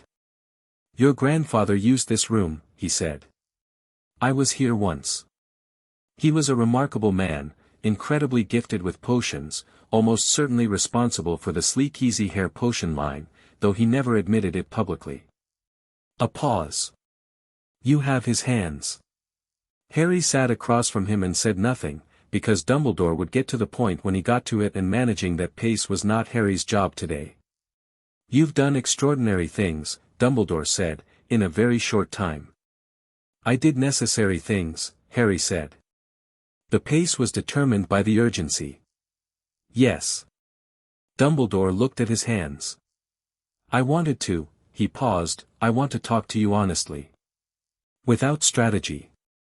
Without the particular way I have of," he paused again, and Harry appreciated the pauses, because they were genuine thinking pauses, not performance, of shaping conversations toward outcomes I've decided are correct before the conversation starts. "All right," Harry said. "I placed you with the Dursleys," Dumbledore said, "because I believed it was necessary. The blood wards were real, the protection they offered from Voldemort's followers was genuine and significant." He looked at Harry. "I did not adequately account for the other danger. He stopped, started again, "I am a man who thinks in long strategies. Decades. I think about the shape of things across generations, and sometimes, when you think at that scale, individual moments become abstract. Individual people become positions in a strategy rather than people." He looked at Harry directly. "You were a position in my strategy. You should have been a child. I failed to hold both things simultaneously, and the cost of that failure was yours to pay. I am sorry." The room was very quiet. "I know you are," Harry said. Dumbledore looked at him.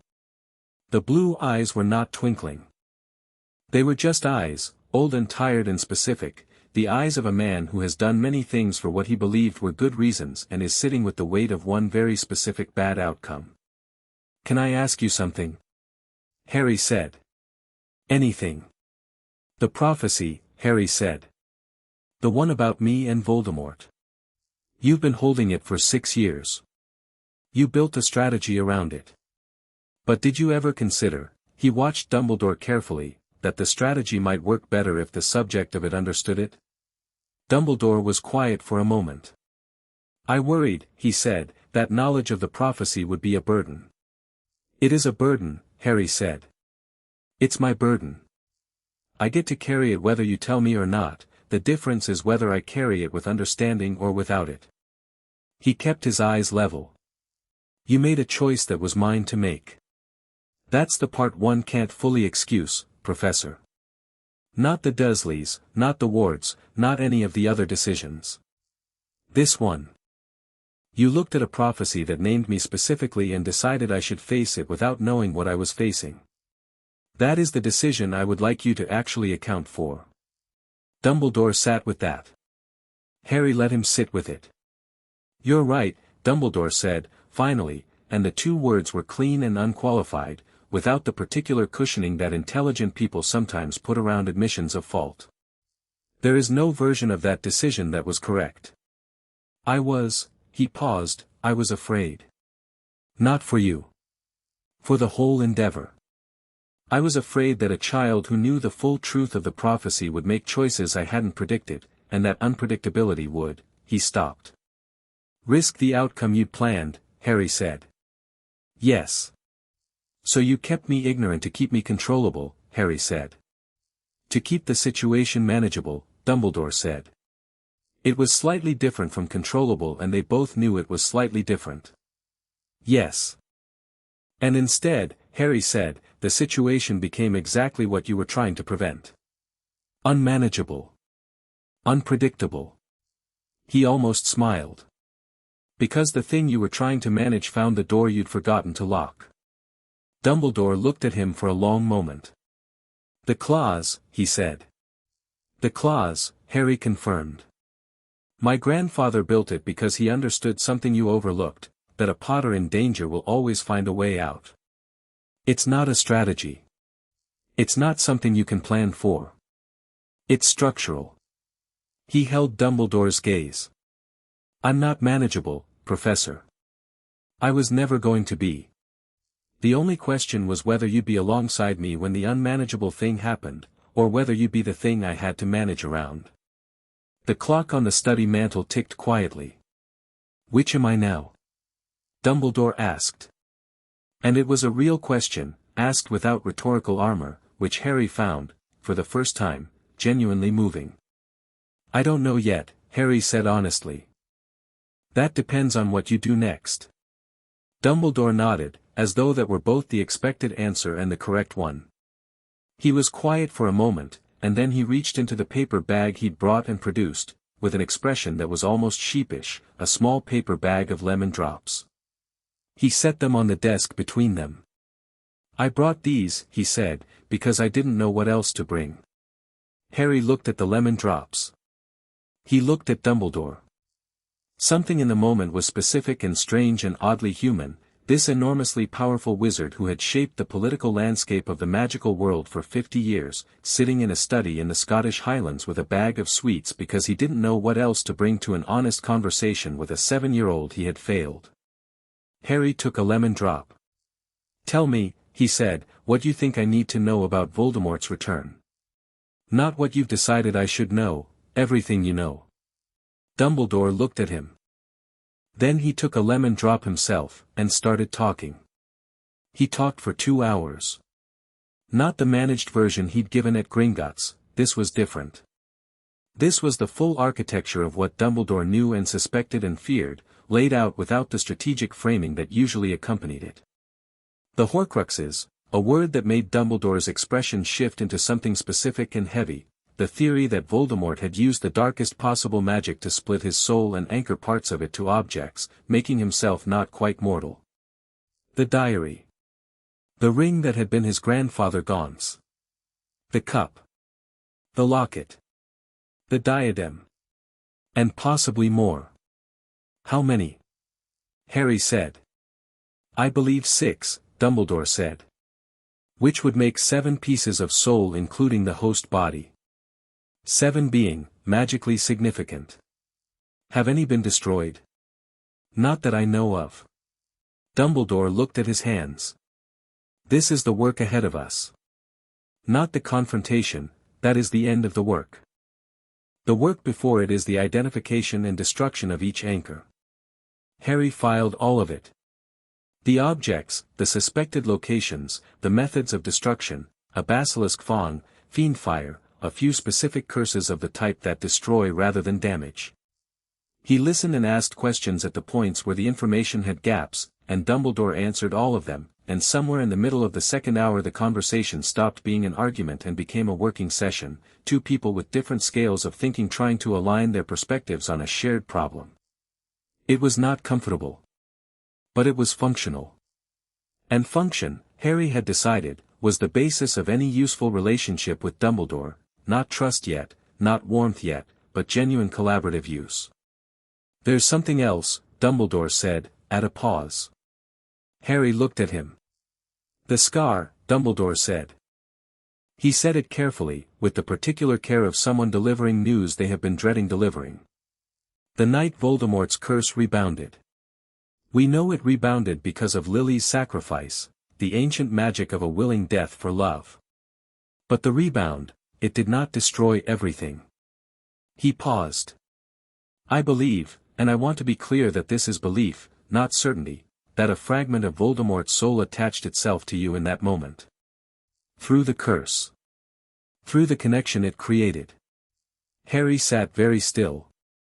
"You believe," he said slowly, "that I am carrying a piece of Voldemort's soul?" "I believe it is possible," Dumbledore said.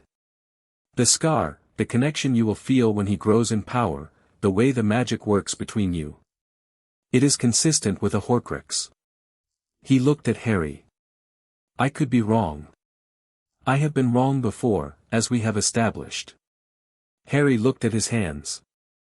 He thought about the inheritance test, omnia, the word that Ragnarok had said with that specific reverence. He thought about the power he'd felt when the claws activated, the warmth of it, the cleanness. He thought about whether something carrying a piece of a Dark Lord's fragmented soul would feel like that. "If it's true," he said, "what does that mean for what you called the confrontation?" Dumbledore was very quiet. "In the version of this I had been planning," he said, slowly, "it would have meant," he stopped. Started again. "In the version I had been planning, you would not have known. The confrontation would have required a specific kind of sacrifice." Harry looked at him. "You were going to let me die," he said. Not accusing. Just naming it, precisely, the way you name a thing to put it in the correct category. Dumbledore's expression did something that had no adequate description. "I was going to," he started. "You were going to let me die," Harry said again, still without heat. "Not because you wanted to. Because you believed it was necessary. Because a piece of Voldemort anchored in me would die with me, and you believed that was the only way. I thought, Dumbledore stopped. Yes. I thought it was the only way. But you don't know that. No. It was, an assumption based on incomplete understanding. Because you were working from incomplete understanding of the Omnia classification, Harry said. Because if you had told me what I was, he tapped his chest, the sternum, the place where the warmth had come from, you might have had to account for the possibility that I could find another way. And that was the unpredictability you were afraid of. Dumbledore looked at him, and for the first time in this conversation, in all their conversations, he looked genuinely old. Not frail, not diminished, but carrying the specific weight of a very intelligent man confronting the full scope of how his intelligence had been insufficient. Yes, he said. That is exactly right. I'm not going to die for this, Harry said. Quietly. Without drama. Just a statement of intent. Not because I'm afraid of it. Because I don't believe it's necessary, and I'm going to prove that before it becomes necessary. He looked at Dumbledore. But I need everything you know. Every piece of research on the Horcruxes, every theory on the soul magic involved, everything about the night of the original curse. He leaned forward slightly. And I need your word that you will stop making plans that involve my death without telling me. You have my word, Dumbledore said. And he meant it.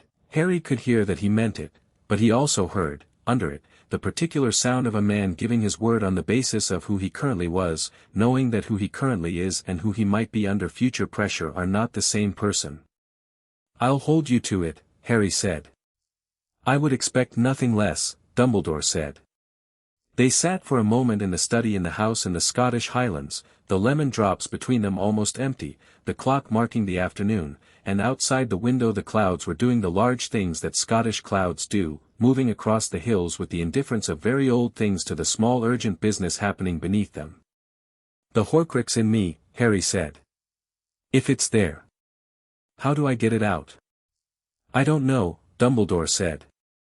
I have been trying to find an answer to that question since I formed the theory.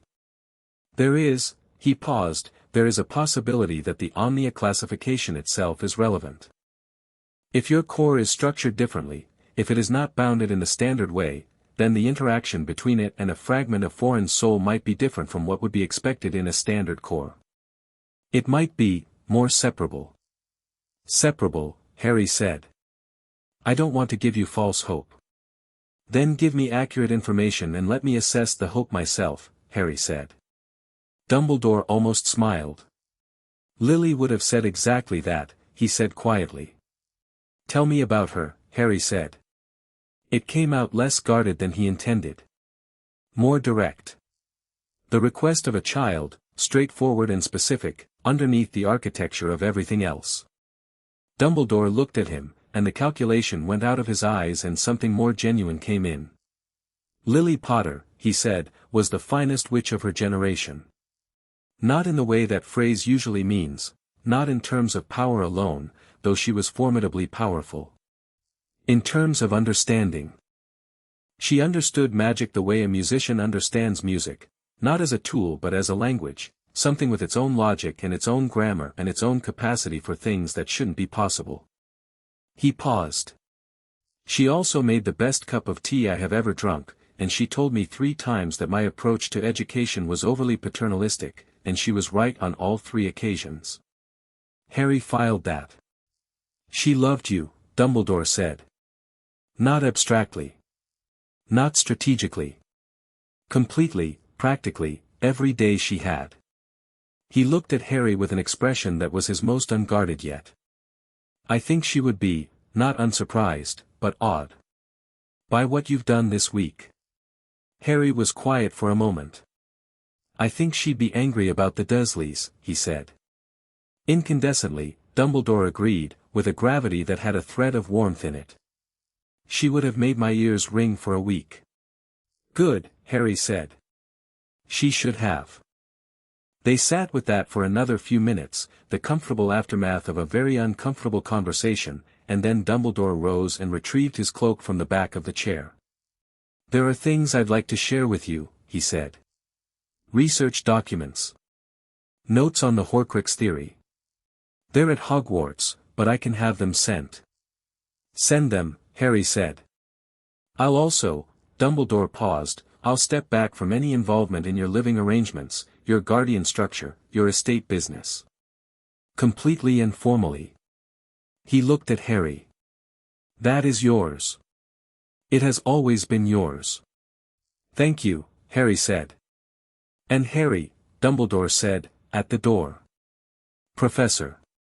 The training you mentioned. The preparation for what's coming. He looked at him steadily. Don't wait for Hogwarts. Start now. You have more time than I planned, and, something moved in his face, you should not arrive unprepared. Not given what you're carrying. I wasn't going to wait, Harry said. Dumbledore nodded, as though this were also expected and correct, and left. Remus found Harry in the library an hour later. Harry was at the long table with 3 books open and a fresh roll of parchment and a self-replenishing quill, writing notes in the quick organized shorthand he'd developed over the past week, and he did not look up immediately when Remus came in because he was in the middle of a sentence and finishing sentences mattered. Remus sat at the other end of the table and waited, because he had learned this about Harry: when Harry was in the middle of something, you waited, and you were rewarded for waiting by having his full attention when the middle of something was done. Harry finished the sentence, read it back, added a word, and looked up. How did it go? Remus said. Better than I expected, Harry said. Worse than I'd hoped. About where I thought. He set down the quill. He told me something I need to discuss with you. He told Remus about the Horcrux theory. Remus listened with the focused attention of a trained academic, not performing reaction processing. When Harry finished, Remus was quiet for a long moment, looking at the table. He's been carrying this theory for how long? Remus said. At least since 1981, I think. Possibly longer. And he told no one. He told me, Harry said. Today. Because I asked for everything. Remus looked up. If it's true, I know what it means, Harry said. I've already thought through the implications. There are 3 possible scenarios. He ticked them off. 1. It's not true, and the scar is simply a mark of the curse's rebounding with no soul fragment attached. 2. It's true, and the standard method of destroying a Horcrux, which requires destroying the vessel, applies, which means, he paused, briefly, which means what Dumbledore had planned. 3. It's true, but my core classification changes the interaction, which means there might be another method. You're not frightened, Remus said. I'm realistic, Harry said. Fear isn't wrong. But right now I need understanding more than I need to feel afraid, and understanding requires thinking clearly. He looked at Remus steadily. And honestly? The third option is the one that's going to be true. How do you know? I don't, Harry said.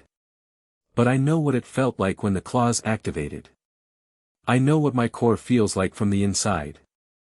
And it doesn't feel like it has a foreign piece in it, it feels, he paused, searching for the right word. Complete. Like one thing. If there's a fragment of Voldemort's soul in the scar, it's not inside my core. It's adjacent to it. He looked at his right hand, the slight warmth that was always there now. Adjacent can be separated. Remus looked at him for a long time. Lily would have reached the same conclusion, he said quietly. She understood magic structurally. Not just how to do things but how they were built. He paused. You need to learn occlumency. Harry looked at him. If Voldemort returns and you have a connection to him through the scar, even a peripheral one, he will be able to use it. Occlumency is the magical defense of the mind. Remus leaned forward. Your grandfather had notes on it. I've seen them in this library before. He stood and moved to the shelves, scanning, and found it in the middle section, a handwritten notebook, dark green cover, aged but intact. He brought it to the table. Harry opened it. Fleamont Potter's handwriting was small and precise, with marginalia in a different ink that were clearly additions made years later, refining earlier thoughts. The notebook was titled On the Architecture of the Magical Mind, and the first entry was dated 1953, which meant it was 34 years old and had been written by someone who had been thinking about this for a very long time. Harry read the first page. Then the second. Then he looked up at Remus. He was working on this, Harry said. He'd figured out something. He was one of the finest magical theorists of the 20th century, Remus said. He just didn't publicize it because he valued privacy. He sat back down. James was better with a wand than with theory. Your grandfather knew that and built things into the estate, books, notes, objects, that he hoped would get to you when you needed them. Harry looked at the notebook. He thought about the vault, the books on the shelves, the reading list that Ragnarok had described as carefully curated. He thought about a man who had never met him making preparations for him, because the bloodline instinct was that strong, the understanding that a Potter heir would need the tools before the tools were asked for. He was ready for me before I existed, Harry said. Yes, Remus said simply. Harry closed the notebook and set it on top of the other books. He looked at the list of titles and the list of notes he'd been building and thought about the structure of the next 4 years, 4 years before Hogwarts, give or take, 4 years in this house with this library and Remus and the coming presence of Sirius as he recovered. 4 years to become what the prophecy required him to be, except not in the way the prophecy required, in the way he required. I need a training schedule, he said. Real one. Not designed for a first year. Designed for what I need to actually be.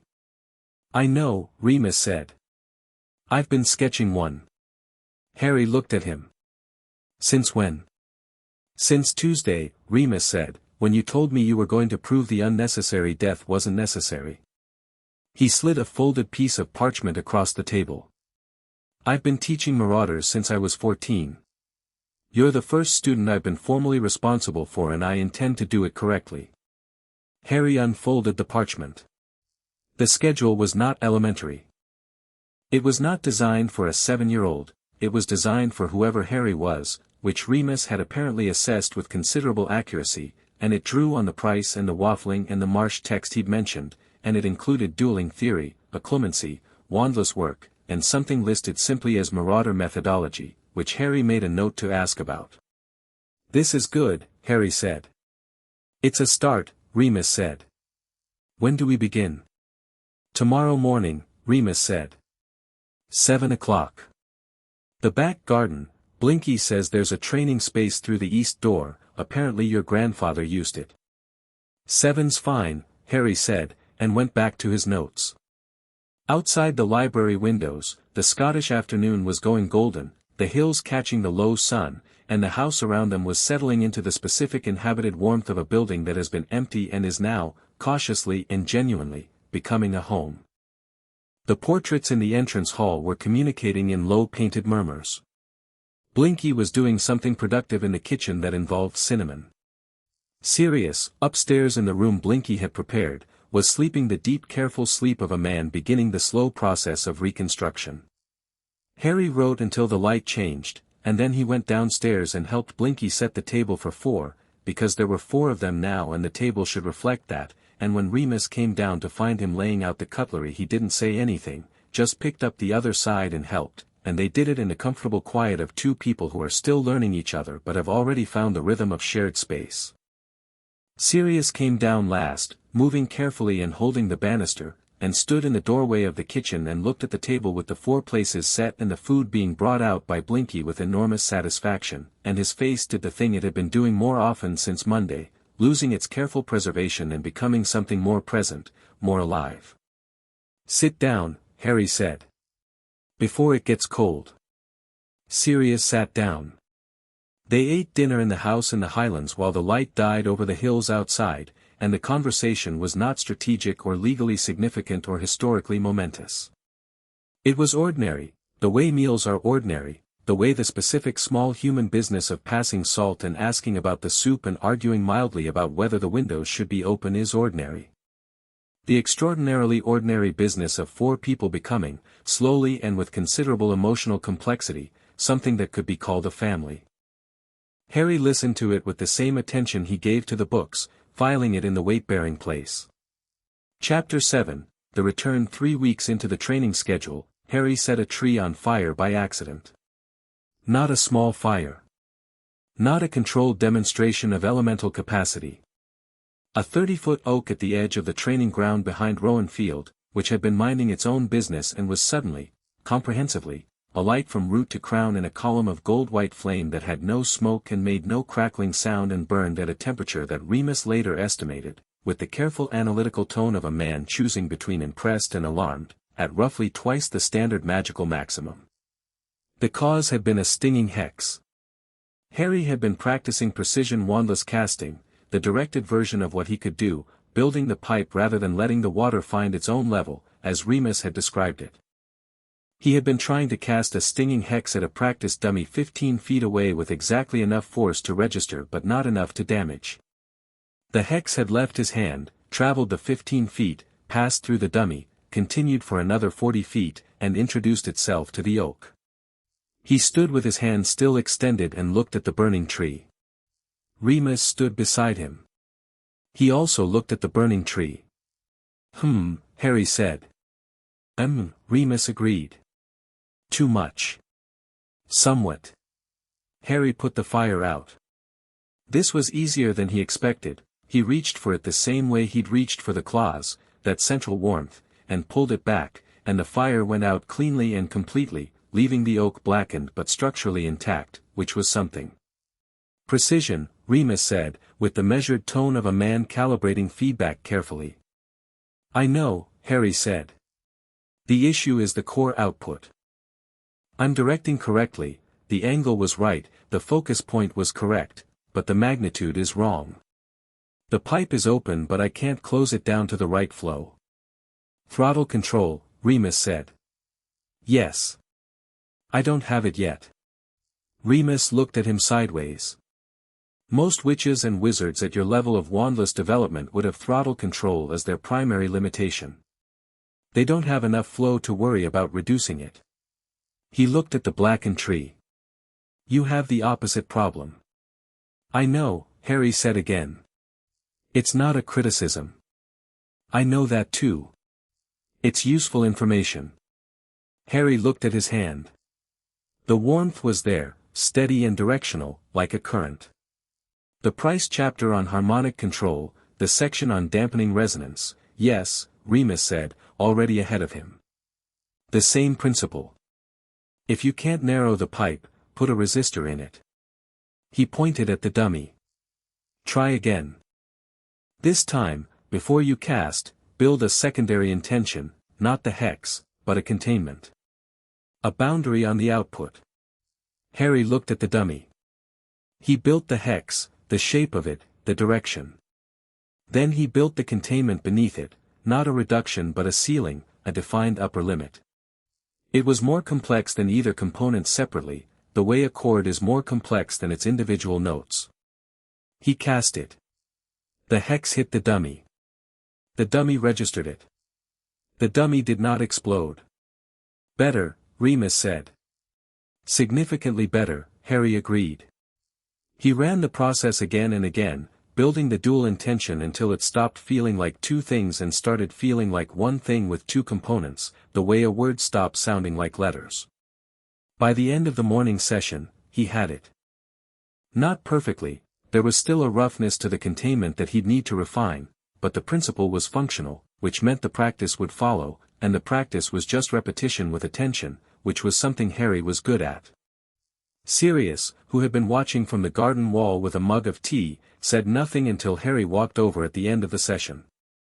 Your father, Sirius said, at your age, could barely levitate a book. I know, Harry said, taking the second mug that Sirius offered. Remus told me. I'm not comparing unfavorably, Sirius said. I'm noting that you are not your father, and your father was extraordinary, and you are something else entirely. He looked at Harry with the gray eyes that were clearer every day, the thinness slowly filling out, the careful preservation giving way to something more natural. It is not a small thing to watch. How are you feeling? Harry said. Sirius' mouth moved. You're very good at that.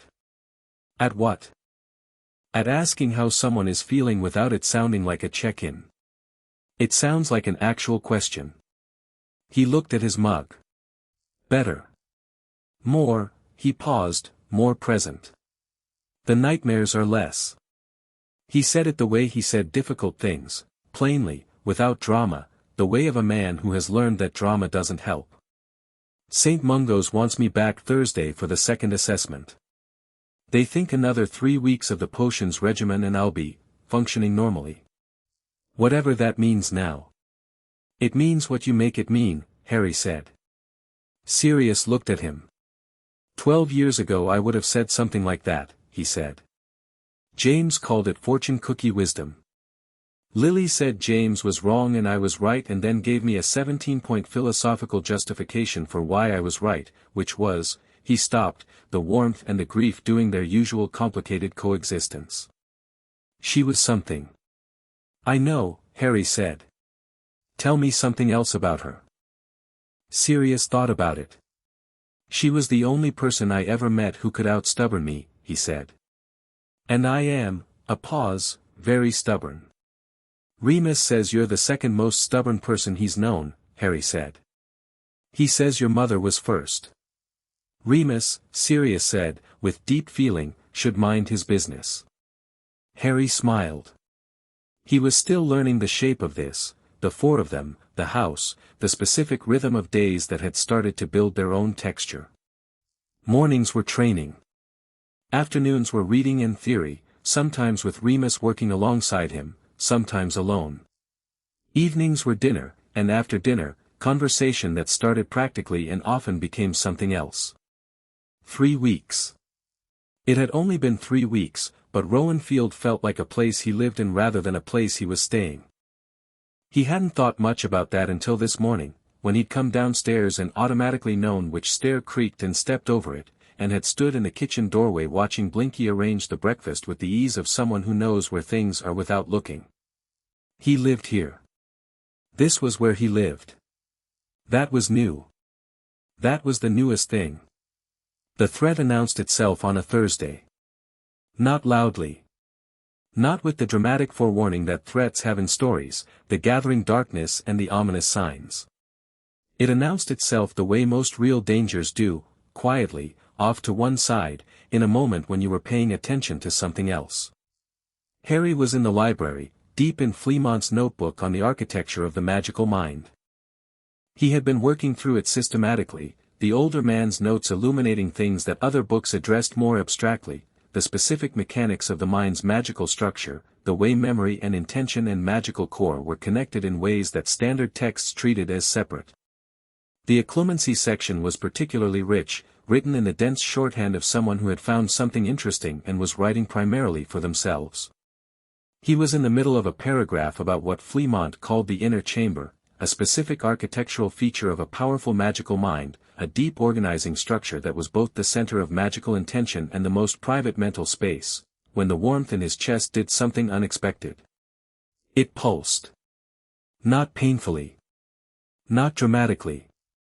A single pulse, like a second heartbeat displaced from the first. There and gone. He sat very still for a moment and then put his hand over his sternum, and there was nothing. The warmth was its normal steady self, the warm coal, the current. But something had been different for a moment. Something adjacent. He went back to the paragraph and read it twice more and then closed the notebook and went to find Remus. Remus was in the sitting room with his own reading and the specific settled quality of a man who has begun, carefully, to trust that the settled quality will last. He looked up when Harry came in. The scar, Harry said. Remus put down his book. It didn't hurt, Harry said. I want to be clear about that, no pain. But there was a pulse. Just now, in the library. A single pulse from the scar area, displaced from my own heartbeat. Remus was very still. Duration? Half a second at most. Any accompanying sensation? Cold, nausea, vision change? Nothing. Just the pulse. Harry looked at him. It's the connection Dumbledore described. The scar connection. Voldemort, Remus said. The word was flat and direct, no flinching, in the goblin way Harry had adopted as a standard. Something significant is happening with him. Or he's doing something that creates enough magical energy to register through the connection. He stood. I need to contact Dumbledore. Not yet, Harry said. Remus looked at him. If we contact Dumbledore at every unusual sensation, we give him a monitoring role we haven't assigned him, Harry said. And more practically, Dumbledore knowing doesn't add information to what I already know. He'd tell me to be careful and to practice occlumency. He looked at Remus. Which I already am. Remus considered this. He had the particular expression he wore when he was weighing Harry's logic against his instincts, and the logic was winning in a way he wasn't entirely comfortable with. You'll tell me immediately if it happens again. Immediately, Harry said. It happened again 4 hours later. This time it lasted 3 seconds, and this time it was not entirely painless, a distant ache, like a bruise being pressed lightly, nothing significant. And this time it came with something else, not a vision, not a clear sensation, but an impression, the way a room has an impression even after the person in it has left. Something purposeful. Something awake. Harry sat on the edge of his bed where he'd been reading when it came, and he built the inner chamber, Fleamont's construction, the organized private space at the center of his mind that he'd been practicing for 2 weeks, and he checked its walls and found them solid. He went to find Remus and told him. Remus contacted Dumbledore. The old wizard arrived by 40 minutes later, stepping out of the library fireplace with the ease of someone who moves through fireplaces the way others use doors. He looked at Harry and asked questions, efficient, precise questions in the manner of a man who has been thinking about this possibility for a long time. How strong? Dumbledore said. 3 seconds. Distant ache. An impression of intention. Harry looked at him. He's doing something. Not returning, not yet. But testing something. Working toward it. That is consistent with my intelligence from other sources, Dumbledore said. He sat down in the chair near the fireplace and for once did not take out a lemon drop. He looked focused and tired and very specifically awake. Harry, I need to ask you something. Ask it. Can you feel the direction? Not geographically, I mean within the connection itself. Can you feel which way the connection points? Harry thought about it. He found the scar in his mind, not the physical scar, the magical one, the point of the connection. It had a directionality to it, now that he paid attention. Like a compass needle, not pointing north, pointing toward something specific. Southeast, he said. But it feels distant. And weak. Like a torch at the end of a very long corridor. He paused. He's not strong enough for a full return. He paused again, he's looking for something. A method. A host. The last word arrived with the particular weight of a conclusion that he hadn't been working toward consciously but that his mind had assembled from available information. He needs a body. He doesn't have one yet. Remus and Dumbledore exchanged a look. That is, Dumbledore said carefully, broadly consistent with, then we have time, Harry said. Not unlimited time. But time. He looked at Dumbledore. The Horcrux research you were going to send, I need it now. Not in stages. All of it. I'll have it here tomorrow morning, Dumbledore said. Good. Harry thought. The diary. You said you believed it was one of the Horcruxes. Where is it? I don't know its current location, Dumbledore said. I believe it passed through several hands after Voldemort's defeat. It may be in the possession of a former supporter. Lucius Malfoy, Sirius said, from the doorway. Everyone looked at him. He came in and sat in the second chair without ceremony.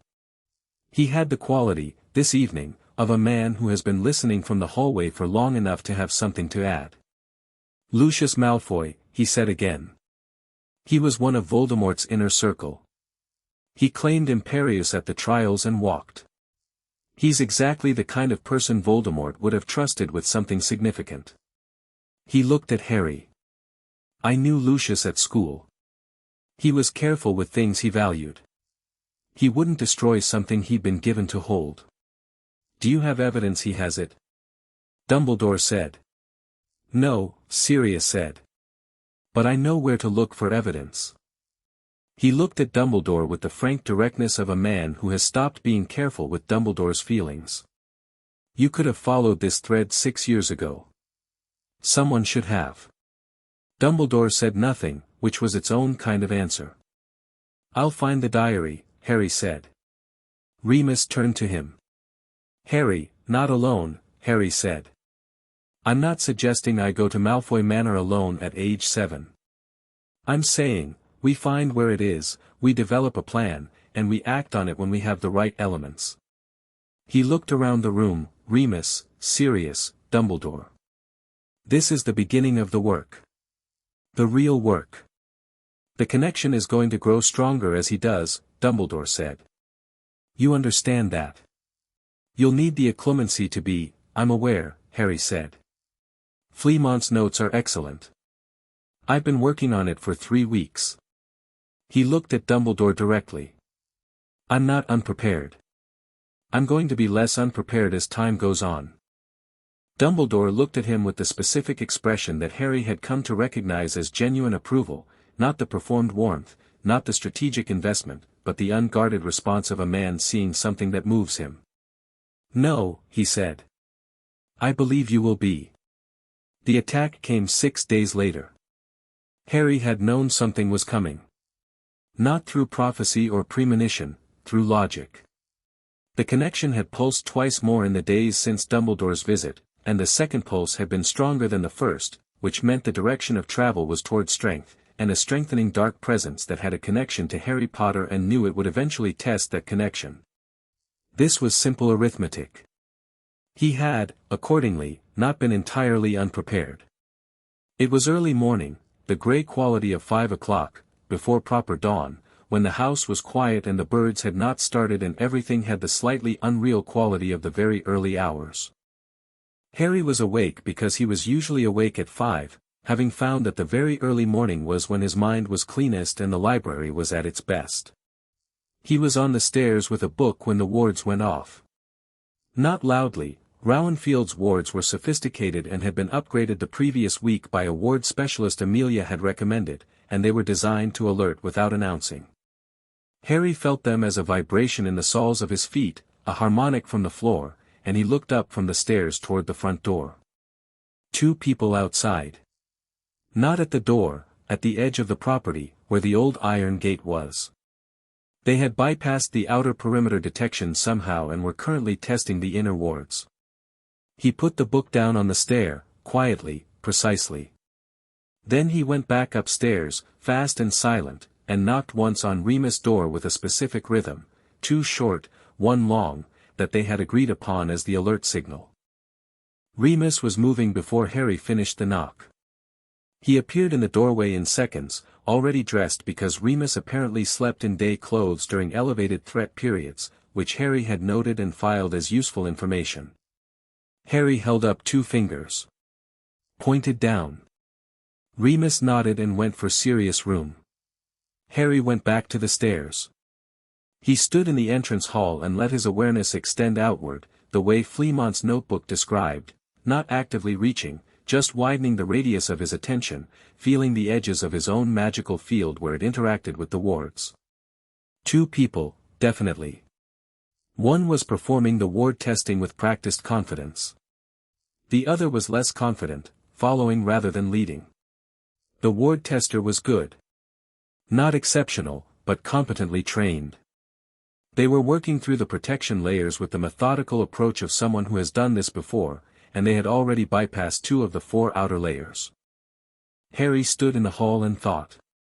He could wait for Remus and Sirius, 10 seconds, maybe 20. He could alert Amelia, 20 minutes minimum for a response. He could do nothing and let the wards hold, which they would, for a time. Or he could resolve this himself, now, which was cleaner and provided more information. He chose the fourth option. He opened the front door and walked out. The morning was cold and gray and he was in his sleeping clothes, loose trousers and a shirt that fit properly, which was still new enough that he noticed it, and he walked down the gravel drive toward the gate with his hands at his sides and the warmth in his chest steady and directional. The two figures at the gate were visible from 30 feet out. Two men in dark cloaks, hoods up. One had a wand raised toward the gate mechanism, the ward tester, performing a careful sequence of unlocking charms. The other was standing back, watching the perimeter. The watching one saw Harry first. He stared.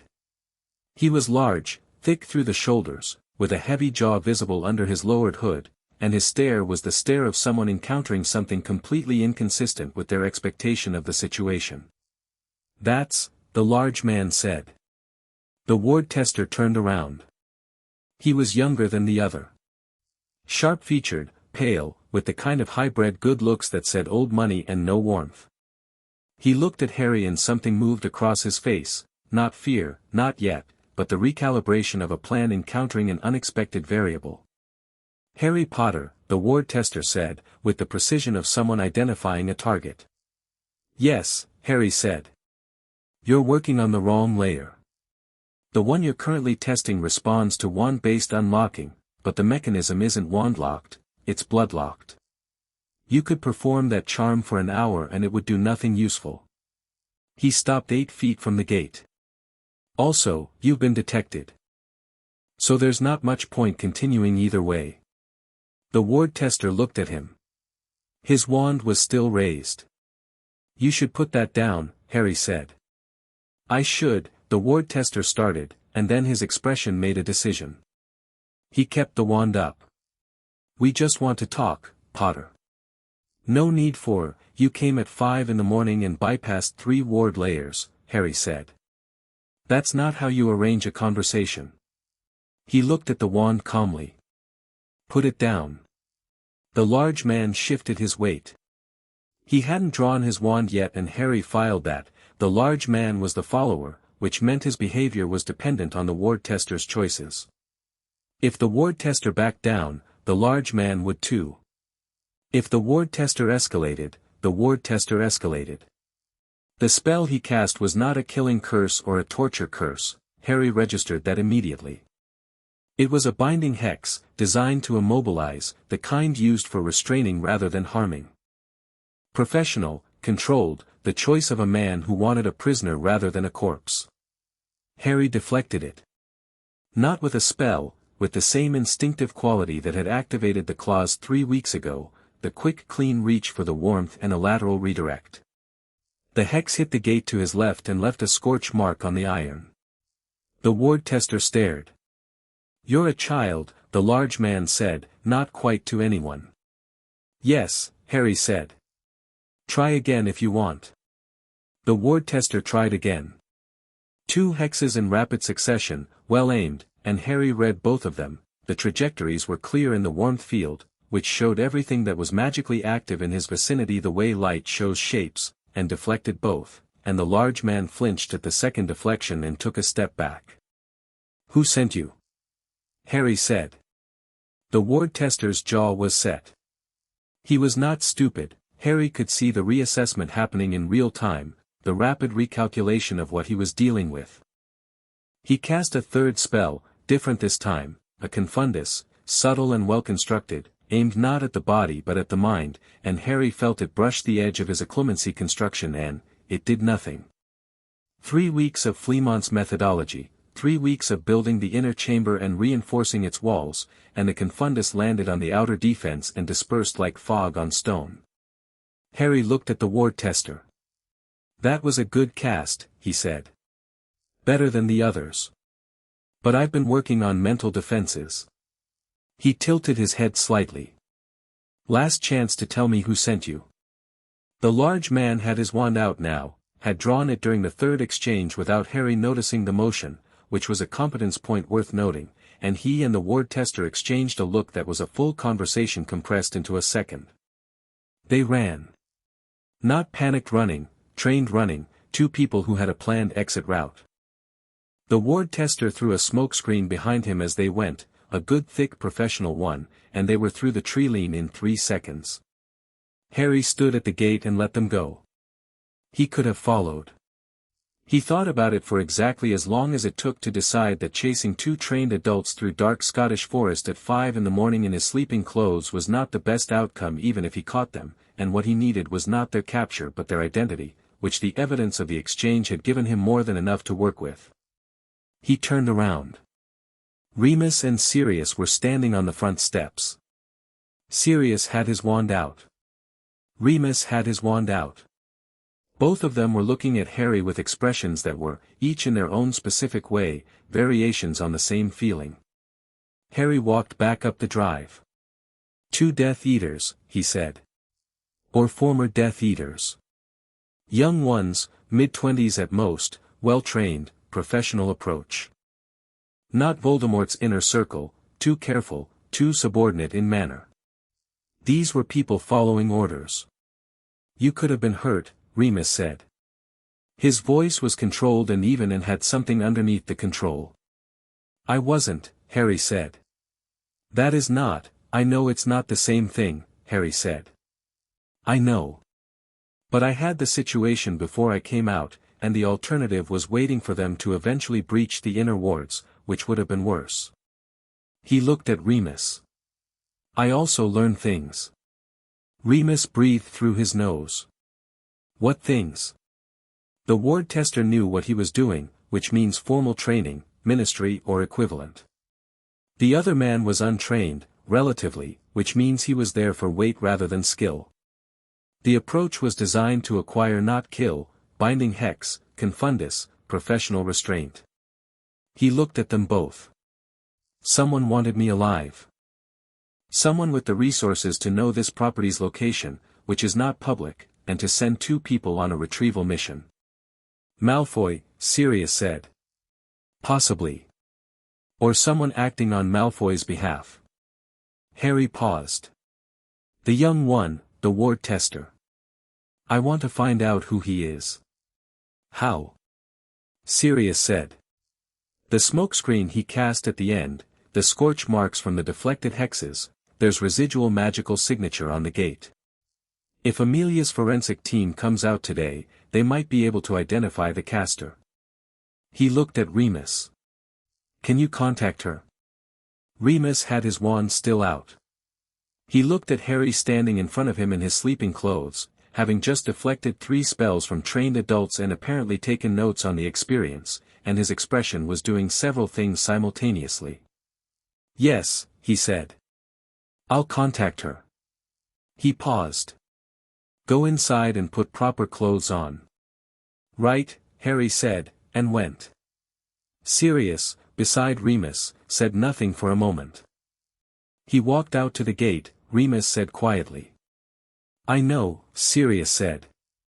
"At 5 in the morning. In his pajamas." "I know," Sirius said again. He looked at the gate, at the scorch marks and the lingering traces of the smoke screen dispersing in the morning air. Then he looked at the front door through which Harry had just gone. "He reminds me of James," he said, and his voice had the complicated warmth-grief combination. "But James would have woken us up first." Loudly. Enthusiastically.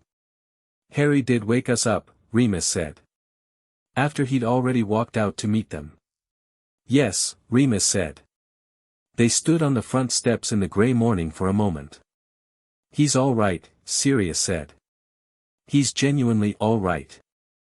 "I know," Remus said, and he did not mean all right in the simple sense, and Sirius knew he didn't, and they both stood with the weight of it, the specific weight of loving someone who is capable of taking care of themselves, which is not a simple thing to feel when they are 7 years old and you are supposed to be taking care of them. Amelia arrived at 9 with 2 forensic aurors and Tonks, whose hair was a businesslike dark red that morning, and they worked the gate area for 2 hours. Harry stood back and let them work, watching the process with the attention he gave to everything, how the forensic spells were structured, what information they extracted and in what form, how Amelia organized the collection and analysis. At 11, Amelia came to find him in the library. She set a single photograph on the desk. It was a ministry photo, or a division intake photograph, the kind they took at training entry. Sharp-featured, pale, hybrid good looks.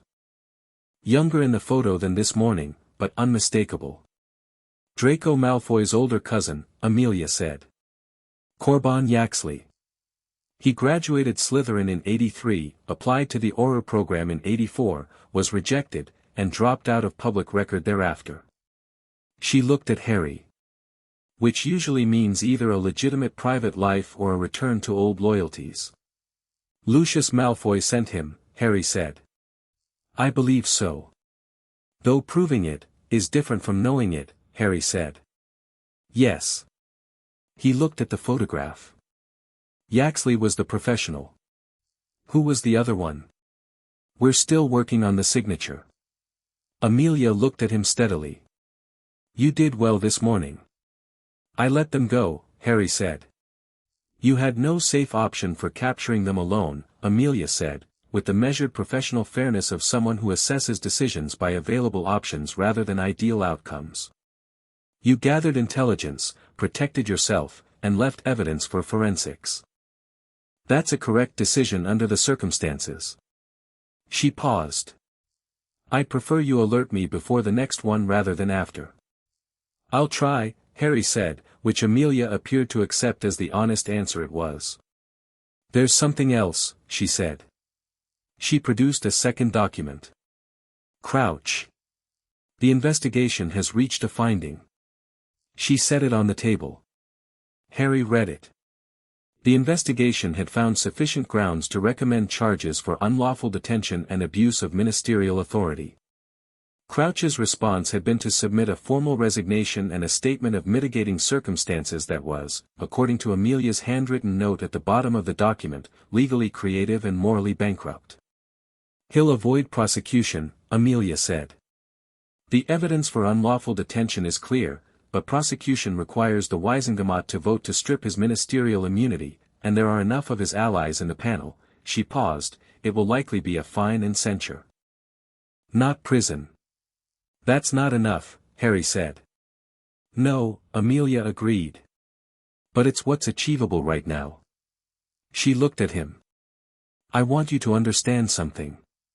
Not every fight is won in the first round. What you've done to Crouch, the public record of what he did, the investigation, the resignation, that changes what he is in this world. He was powerful and untouchable. He is now neither. She held his gaze. Sometimes that has to be enough for now. Harry thought about for now and what it contained. All right, he said. For now. After Amelia left, he went to the training ground with Remus, and they worked on precision for 2 hours, and this time Harry set nothing on fire that he hadn't intended to, and when they were done Remus clapped him once on the shoulder in the way he'd started doing, brief and real, the specific warmth of a person who has decided to let themselves care about someone, and said the session had been excellent. Harry went to the library and worked on occlumency for another hour. And then he went downstairs to find Sirius teaching Blinky a card game with a battered deck that had appeared from somewhere, and Blinky was winning decisively and appeared to find this uproariously satisfying, and Harry sat on the kitchen bench and watched and felt the particular feeling of a house that has become itself. Outside, somewhere in Scotland that was also somewhere in the dark southeast, something that had once been a man was growing incrementally stronger, testing its tethers, waiting. But it was distant. The inner chamber was solid. The warmth in his chest was steady. Harry was not afraid of what was coming. He was building himself into something it would regret. Chapter 8, Home. The Hogwarts letters arrived on a Tuesday in late July, for years after Harry had walked into Gringotts in bare feet and Dudley's cast-off clothes. He was 11 now. He was in the training ground when Blinky brought them, not one letter but 2, because Rowan Field had 2 magical residents of eligible age. Harry's was addressed in green ink to Harry James Potter, Lord of House Potter, Rowan Field House, Inverness Shire, which suggested the enchantment responsible for addressing these letters had caught up with recent developments. The second was addressed to Remus, which Harry didn't immediately understand, and then he looked at Remus' face and understood immediately. "You applied," Harry said. "Dumbledore made the offer formally last year," Remus said, with careful neutrality. "I gave him an answer last month." Harry looked at him. "Defense against the dark arts." "Yes." Harry looked at the letter in Remus' hand, at the Hogwarts seal and the formal academic calligraphy. He thought about a conversation in a vault 4 years ago. You could do it, if you wanted to, and the look on Remus' face then, the stirring of something under the exhaustion. He thought about Remus standing in this garden every morning for 4 years, in all weathers, teaching Harry with the precision and intelligence of someone who was born for this and had only needed the ground to do it on. "Good," Harry said, and meant it completely. He broke the seal on his own letter. The standard text, then the supply list, then the placement. Hogwarts School of Witchcraft and Wizardry requests the attendance of Lord Harry James Potter for the academic year beginning September 1st. Below the standard text, in a different hand that Harry recognized, "Harry, a train leaves from King's Cross, platform 9 3/4, at 11 o'clock. I very much look forward to having you at Hogwarts." He's excited," Sirius said, reading over Harry's shoulder. He'd come out into the garden with 2 mugs of tea and had apparently been reading along without comment, which was vintage Sirius. "He's been excited for 4 years, Harry said. He comes once a month and leaves disappointed that I'm not more confused about things." "You're never confused about things," Sirius said. "It throws people." "I'm confused about things," Harry said. "I just think through the confusion rather than displaying it." "Same difference to a spectator," Sirius said. Harry opened the supply list. Standard first-year requirements: robes, books, cauldron, wand. He'd had informal access to wands for 3 years through Ollivander's mail-order academic program, which was less well-known than the shop but served serious young practitioners in remote locations, and he'd worked through 8 practice wands developing his wandwork alongside the Wandless Foundation. He needed a proper match. "Diagon Alley," he said. "This week." "Ollivanders," Remus agreed. "And we'll need to get your robes done properly." "Madame Malkin's." "I want to go to Flourish and Blots," Harry said. "Obviously," Sirius said. "And Gringotts," Harry said. "I should see Ragnarok." He paused. "It's been 3 months. They went to London on Thursday." For years of Rowan Field had changed Harry in the ways that 4 years of concentrated purpose change a person. He was taller, though still lean, with the same dark hair that remained irreformable and the same green eyes that people tended to look at twice. He moved differently now. Not with the careful preservation of someone minimizing a target, that was Sirius' old gait, and Sirius had shed most of it over 4 years of recovery, but with the easy economy of someone who knows exactly what they can do and has no particular reason to announce or conceal it. Diagon Alley at 11 in the morning in late July was busy with the Hogwarts rush, families with first years, the bright-eyed nervous energy of children encountering this world for the first time, parents with lists comparing them to shop windows. Harry walked through it with Sirius and Remus and Tonks, who had become a regular fixture of their life in the way that Tonks generally became fixtures of things she was assigned to protect, which was through being genuinely good company and impossible to stop liking. The stares started immediately. He had gotten used to them over 4 years of necessary public appearances, the ministry meetings, the 2 Wisengamot sessions he'd been required to attend, the single press interview with Barnabas Cuff that had been carefully managed and had still produced a front-page article with a photograph of Harry standing on Gringotts steps that had apparently become the most reproduced image in Wizarding Britain since V-Day. People recognized him. They recognized the scar first, and then the eyes, and then they looked at him with the particular expression of people who have a story about someone and are now encountering the actual person. He acknowledged the recognition with a brief nod when it was offered respectfully, ignored it when it was rude, and kept walking. Gringotts first. Ragnarok was exactly as Harry had left him, same office, same rings, same quality of patient authority.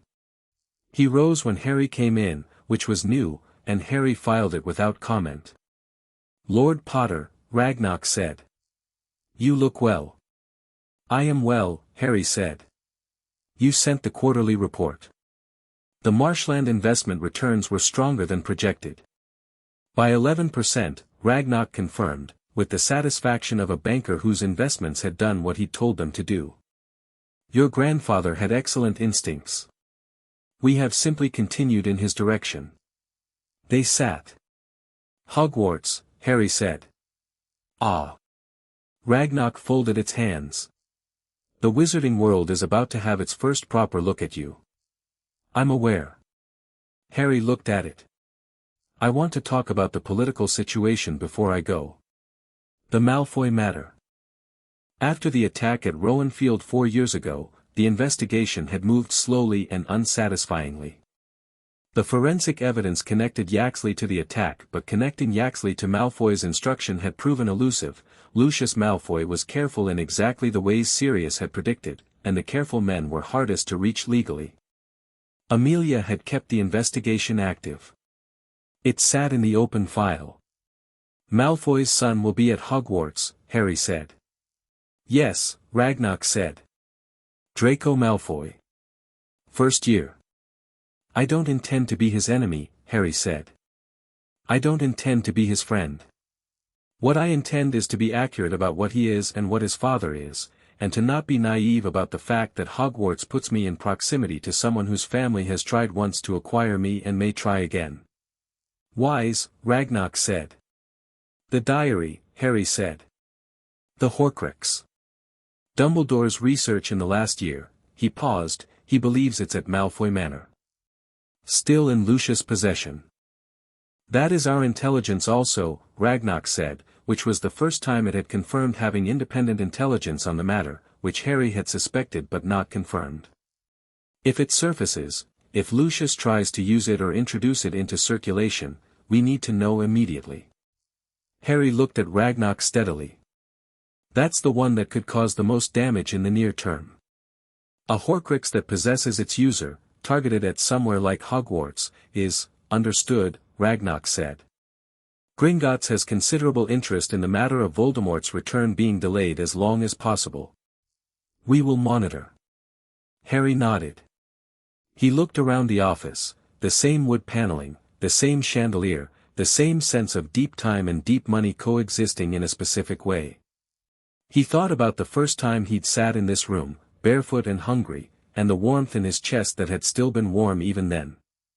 "Thank you, Ragnock," he said. "We do not give thanks," Ragnock said. "We give accounts." But something in its expression, in the particular stillness of its sharp old face, was the closest a goblin got to warmth. "It has been," it said, "an interesting 4 years." "It has," Harry agreed.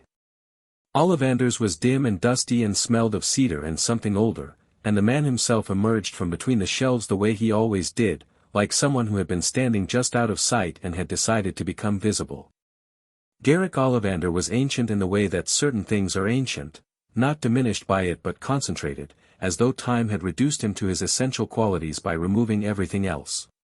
His eyes were pale silver and they looked at Harry with the immediate deep attention of a man who only has one genuinely important interest in the world. "Harry Potter," he said.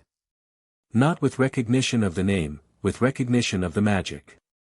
His eyes were on Harry's right hand, where the warmth lived.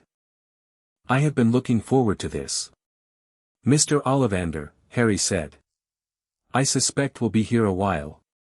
Ollivander looked at him. "You have been working wandlessly for some years." "Yes."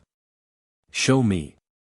Harry reached for the warmth and shaped it into a controlled lumos, not wandless in the imprecise way, but directed precisely, a focused point of light above his right palm. Clean, controlled, exactly bright enough. Ollivander looked at it with the expression of a craftsman encountering a piece of work that interests him professionally. "Wand arm," he said. "Right," Harry said, extinguishing the light. The measuring tape moved on its own. Then the boxes started coming. The process was different from the standard. Harry had expected this. Most people needed a few tries, a dozen at most. Ollivander had a particular sequence he ran with wands designed for unusual cores, and he ran it methodically, and Harry tried each one with the honest attention of someone who knows what they're looking for and will know when they find it. He could feel each one's character, the way you feel the character of a tool, the particular way a well-made knife sits in the hand. Some were close. One was very close, a 10-inch vine wood with a dragon heartstring, and he held it for a long moment before concluding that close was not the same as right. The core is the issue, Ollivander said, more to himself than to Harry. Standard cores are designed for standard frameworks. Your framework is, he paused, with the expression of someone translating a complex truth into available vocabulary, larger than the available channels. Omnia, Harry said. Ollivander looked at him with the silver eyes. You know. Gringotts told me. 4 years ago. Ollivander was quiet for a moment. Then he turned and went further into the shelves, not the regular section, further back, the area that the shop opened into at the rear where the shelving became less orderly and the boxes were older and had a different quality of dust on them. He came back with a box that was clearly different from the others. Older, darker wood, smaller. I have had this, Ollivander said, for 23 years. I made it for someone I expected but who never came. He set it on the counter. I don't know if it will work. But if anything in this shop will, it's this. Harry opened the box. The wand inside was 12 inches. Dark wood, very dark, almost black, with a grain that had a subtle iridescence to it when the light hit it right. No obvious decorative work, no deliberate carving, just the wood's own natural curve, preserved and shaped with minimal intervention, as though the maker had taken as little away as possible. What wood? Harry said. Blackthorn, Ollivander said. Uncommon for wand making. Associated with protection and struggle, it's a difficult wood, not suited to most. It chooses the witch or wizard who has faced genuine adversity and been made harder by it rather than broken. He nodded at the box. The core is, unusual. A feather from a thunderbird, obtained in 1921. There has never been another like it in my shop. Thunderbird feathers are sensitive to fate, they respond to someone whose life has the quality of, he paused, searching, inevitable necessity. Harry picked up the wand. The warmth moved. Not out of him, it moved in him, the current in his chest, and the wand resonated with it, not matching it. The wand was its own thing, its own character, but harmonizing with it, the way two notes that are different can be played together and produce something that neither is alone. The wand sent a cascade of gold and black sparks toward the ceiling, spiraling upward and outward like a controlled fountain, and then they dissolved, and the shop was quiet. Ollivander was looking at the ceiling where the sparks had been. His expression was the expression of a craftsman watching something he made do what he hoped it could do. Yes, he said softly. That's the one. Harry looked at the wand in his hand. He turned it once, feeling the balance, perfect, as though it had been waiting for this specific grip, this specific hand. Not the intimate comfort of something familiar. Something else. The particular feeling of an instrument that is equal to what you intend to do with it. How much, he said. For that wand, Ollivander said, 7 galleons. Standard price. He looked at Harry. Some things, he said, should not cost more than they're worth, regardless of what they are. Harry paid him 7 galleons, and Ollivander wrapped the box, and Harry put it in his pocket, and walked out of the dim dusty shop into the bright Diagon Alley morning. Sirius was leaning against the wall outside. He looked at Harry and then at the pocket where the wand box was. How long? Sirius said. 20 minutes. James took 45 and came out looking like he'd run a race, Sirius said. He straightened. What wood? Blackthorn. Sirius raised his eyebrows. Sirius wand. So Ollivander said. Harry looked along the alley. Flourish and blots. Obviously, Sirius said, and they went. Flourish and blots in July was controlled chaos, staff moving between shelves with levitated stacks, customers with first-year lists being guided by harried assistants, an owl delivering a special order through the skylight to general alarm. Harry moved through it with purpose, because he had a list and the list was not the first-year standard list. The first-year standard list he'd completed in the first 3 months at Rowan Field. His list was the next 4 years. He found most of what he wanted. 3 volumes he didn't find and made a note of to order through Gringotts library service. He spent 40 minutes, which Sirius described as moderate, given his historical performance.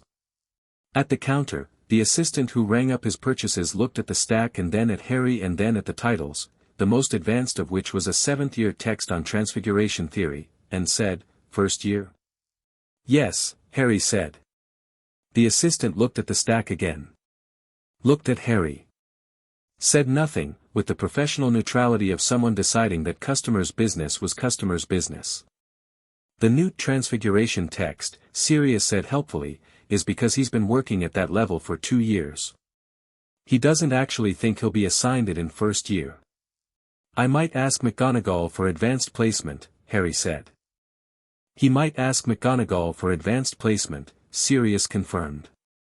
The assistant rang up the books without further comment, and Harry paid, and they went to find Remus and Tonks at the restaurant on the corner of the alley where they'd agreed to meet for lunch.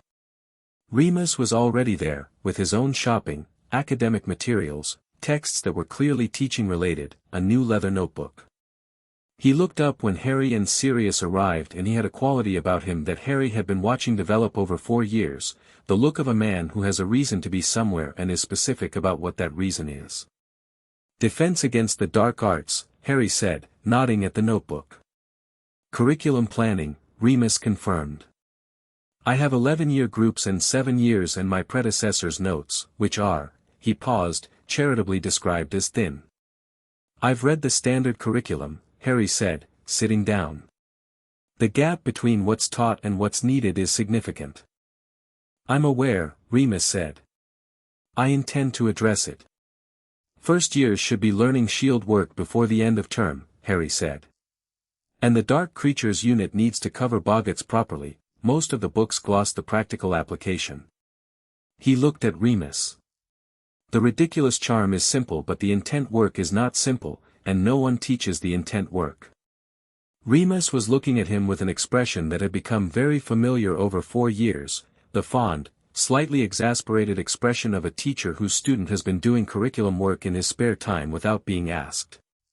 "I'm aware," he said again. "I'm just saying, Harry," Remus said. "I will teach the class. You will be in the class. These are separate roles and I intend to maintain the distinction." "Of course," Harry said. Sirius was watching this exchange with the expression of someone watching a tennis match where both players are very good. Tonks arrived at that moment, dropping into the 4th chair with her hair bubblegum pink and her expression bright. "Ollivanders went well, then," she said, looking at Harry. "How do you know?" "You look like someone who found the thing they were looking for," she said, with the metamorphmagus' particular sensitivity to expressions. "It's a good look." Harry smiled. It was still a relatively new expression on him, not rare anymore, not like the first year at Rowan Field when it surprised Sirius every time, but still specific. Not the performed smile of someone meeting social expectations, but the real version, the one that came when something was specifically right.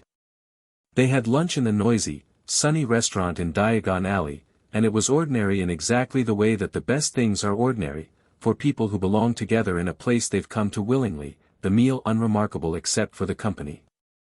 September 1st came fast. Harry spent the last 2 weeks before it in the library, not frantically. He had nothing to be frantic about. The preparation of 4 years was not undone by the approach of a departure date, but with the particular focus of someone putting a chapter to bed properly before opening the next one. He finished the Price book, which he had been reading in stages for 3 years, and wrote 6 pages of notes. He completed the acclimacy work to what Fleamont's notebook called the 3rd level of mastery, which meant not just maintaining the inner chamber under pressure but maintaining it while conducting other complex magical operations simultaneously. He tested this by having Remus attempt legilimency on him during a wandwork session. Remus was not a natural legilimens, he had the skill but not the deep instinct, and even so, at the level 3 construction, he could find nothing. The outer walls showed Remus exactly what Harry wanted him to see and nothing else. "That's," Remus said, pulling back. "That's third-year Auror training level. Fleamont's system is better than the standard one," Harry said. "The architecture is different. Instead of walls, it's a redirect," Remus said, because he'd read the notebook too. "Not blocking the intrusion but leading it somewhere chosen." "Yes. Which is harder to detect as a defense, because it doesn't feel like a wall." Harry lowered his wand. "Voldemort won't know what he's looking at when he tries. He'll think he's seeing in." Remus looked at him. "When," he said, not quite a question.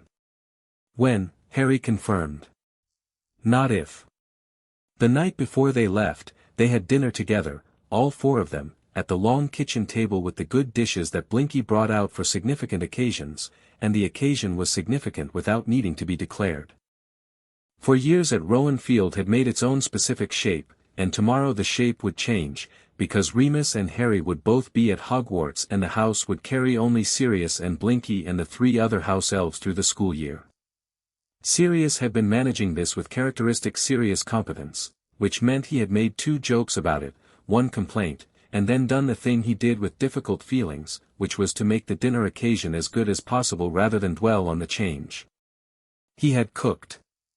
Sirius Black cooking was a chaotic and entertaining process that ended, somehow, in food that was genuinely good, and the kitchen smelled extraordinary, and Blinky had assisted with a quality of dignified professional tolerance that suggested Sirius in its kitchen was not a new phenomenon.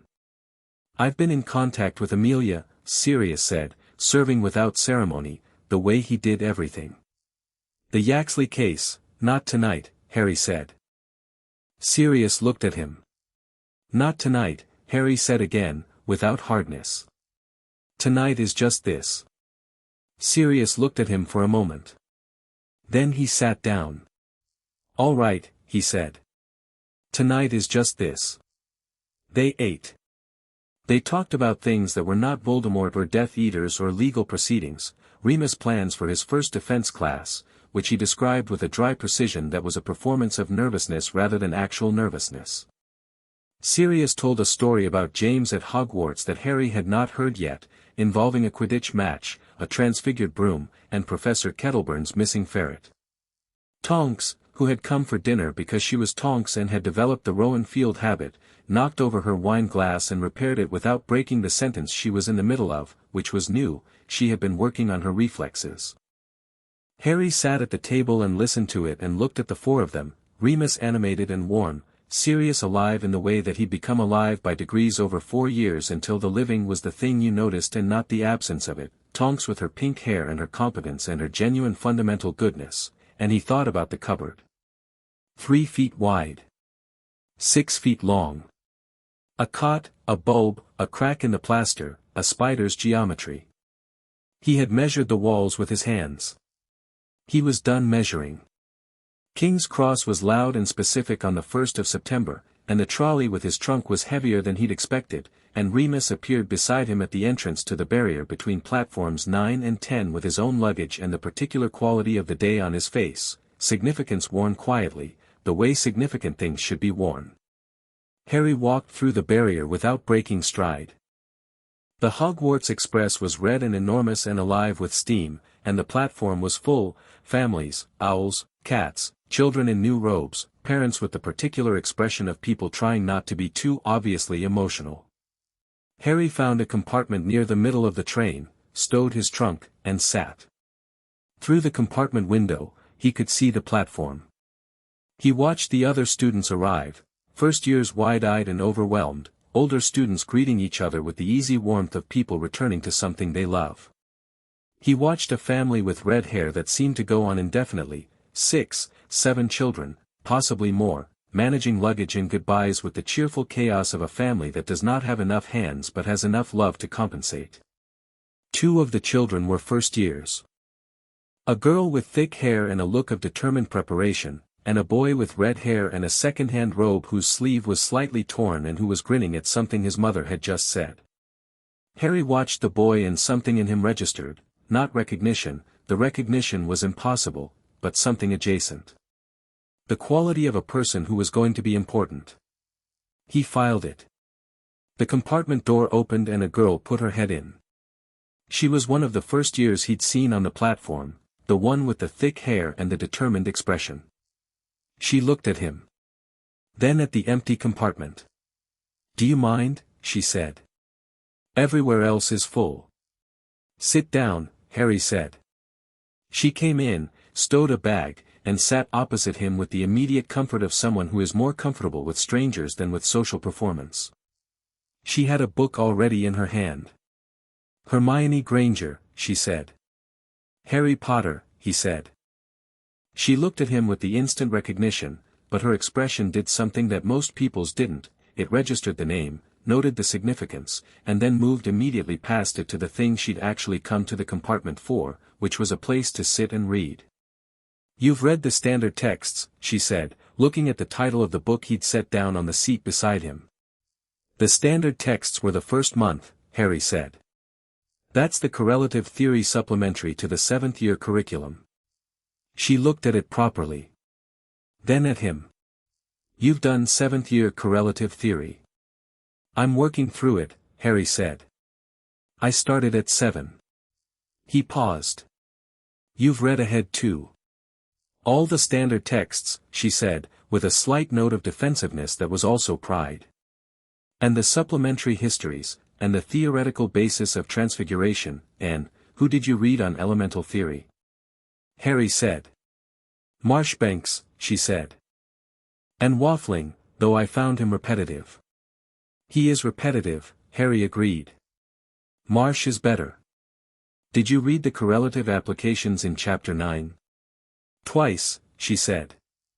They looked at each other for a moment across the compartment with the specific look of 2 people who have just found an unexpected equal. "There's a gap in the standard curriculum," Harry said. "The correlation between charms and transfiguration at the elemental level, nobody teaches the interface. Marsh identifies it but doesn't develop it. I've been working on it for about a year." "Show me," Hermione Granger said. Harry showed her. The train began to move, pulling away from King's Cross and the waving families on the platform, and Harry and Hermione Granger talked about magical theory for the next 40 minutes in the way that very specific people talk when they find each other, not performing knowledge but exchanging it, genuine and fast and mutually improved by the exchange. The red-haired boy knocked on the compartment door at some point and asked if there was space, and Harry waved him in, and Ron Weasley turned out to be one of those people who is not academic but is sharp, with the particular intelligence of someone who understands people and humor and the mechanics of a situation with an instinct that no amount of study produces. He looked at Harry and did the recognition thing, and Harry met it with the brief nod he developed, and Ron said, "Brilliant, always wanted to meet you," and then, refreshingly and immediately, moved on to telling a story about his older brothers that was genuinely funny and set the tone for the compartment for the rest of the journey. Harry sat with them as the countryside moved past outside and thought about the 3 of them in this compartment on this train, about Hermione and her Chapter 9 and Ron and his instinct, and thought that this was the shape of something beginning. He looked out the window. Scotland gave way to England, gave way to the North Country, and the light changed over the hours, and the train ran through it all on its old iron rails, and somewhere ahead of them Hogwarts waited with its towers and its portraits and its library of 13,000 books, and its defense against the dark arts teacher who had been practicing his first lesson plan for 2 months. They arrived at dark, because Hogwarts always arrived at dark, and the boats across the lake were cold and the castle was lit from within and enormous in the way that things are enormous when you have been imagining them for 4 years and the reality is both larger and more specific than the imagination. Harry was in a boat with Hermione and Ron and a 4th student he didn't know yet, and he looked at the castle as they approached it across the black water, and he felt the warmth in his chest move, not pulse, the Voldemort pulse was something different, he knew that rhythm now and it was not this, but move, the way it had moved on the morning he'd walked out to the gate at Rowan Field to meet the Death Eaters. The warm directional certainty of something that has found its correct orientation. This was right. This was where he was supposed to be. Not because Dumbledore had always planned it, not because the prophecy pointed here, not because the wizarding world needed its hero to attend its premier school. Because it was full of things to learn and people to know and problems worth solving, and he had been preparing for 4 years for a world that was going to require everything he had, and Hogwarts was the first real room of it. He was ready. The sorting was everything he'd expected and also different from his expectations in the particular way that real things always differ from anticipated ones. The castle interior was exactly the portraits and the moving staircases and the magical ceiling. Professor McGonagall was exactly her correspondence, precise, demanding, with a quality of deep fairness underneath the professional austerity. Dumbledore at the high table caught Harry's eye across the great hall and his expression was warm and specific and, Harry thought, genuinely pleased in a way that had nothing calculated about it. The hat was placed on his head and he heard it, a genuine voice, not thought exactly but not quite sound, something in between. Well, the hat said. There you are. Here I am, Harry agreed. Interesting mind, the hat said. Very interesting. The chamber's well built, your grandfather's work, if I'm not mistaken. You've learned well. A pause. I can see several options for you. Each has merits. I'm not interested in options, Harry said. I know where I belong. Do you? The hat said, and it was not a question. Tell me. Gryffindor, Harry said. Because my parents were. Because Sirius was. Because courage is not the absence of fear, it's the decision that something else is more important, and I have been deciding that since I was 7 years old and I don't intend to stop. The hat was quiet for a moment. Then it said, you know, most students argue with me about this. You're the first one who's made an argument to me. Most students don't know what they are, Harry said. I do. The hat said, aloud, to the hall, Gryffindor. The Gryffindor table exploded.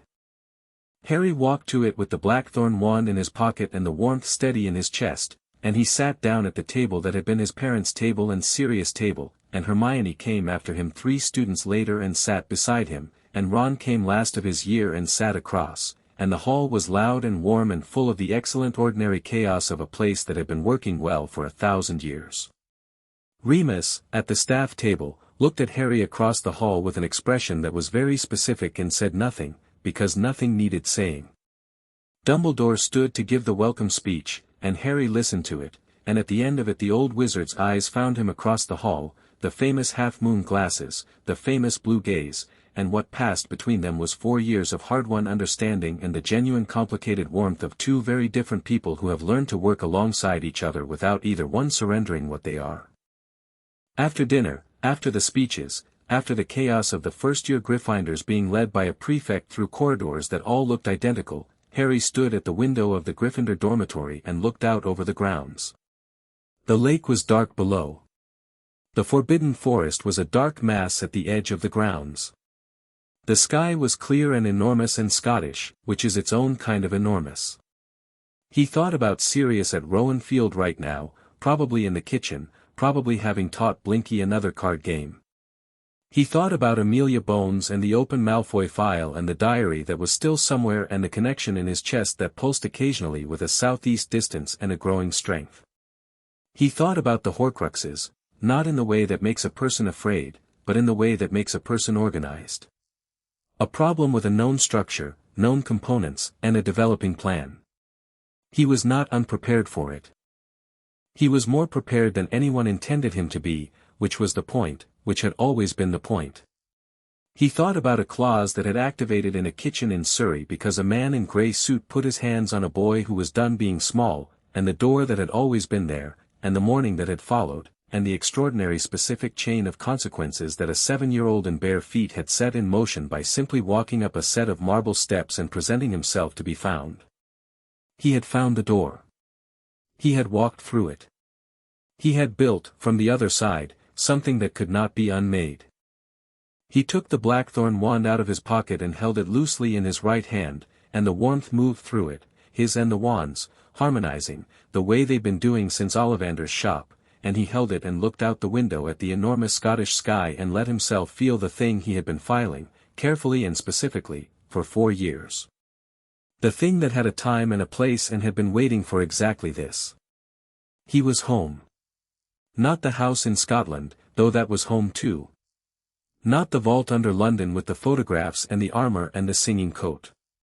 Not any location, any building, any set of coordinates. The home that is made of people and purpose. The home that you build from available materials, from a goblin's honesty and an auror's integrity and a werewolf's scholarship and a wrongly imprisoned man's grey eyes and a headmaster's hard-won acknowledgement and 2 new people on a train who are going to matter in ways Harry doesn't fully know yet. He put the wand away. He got into bed. He slept well, without measuring anything at all.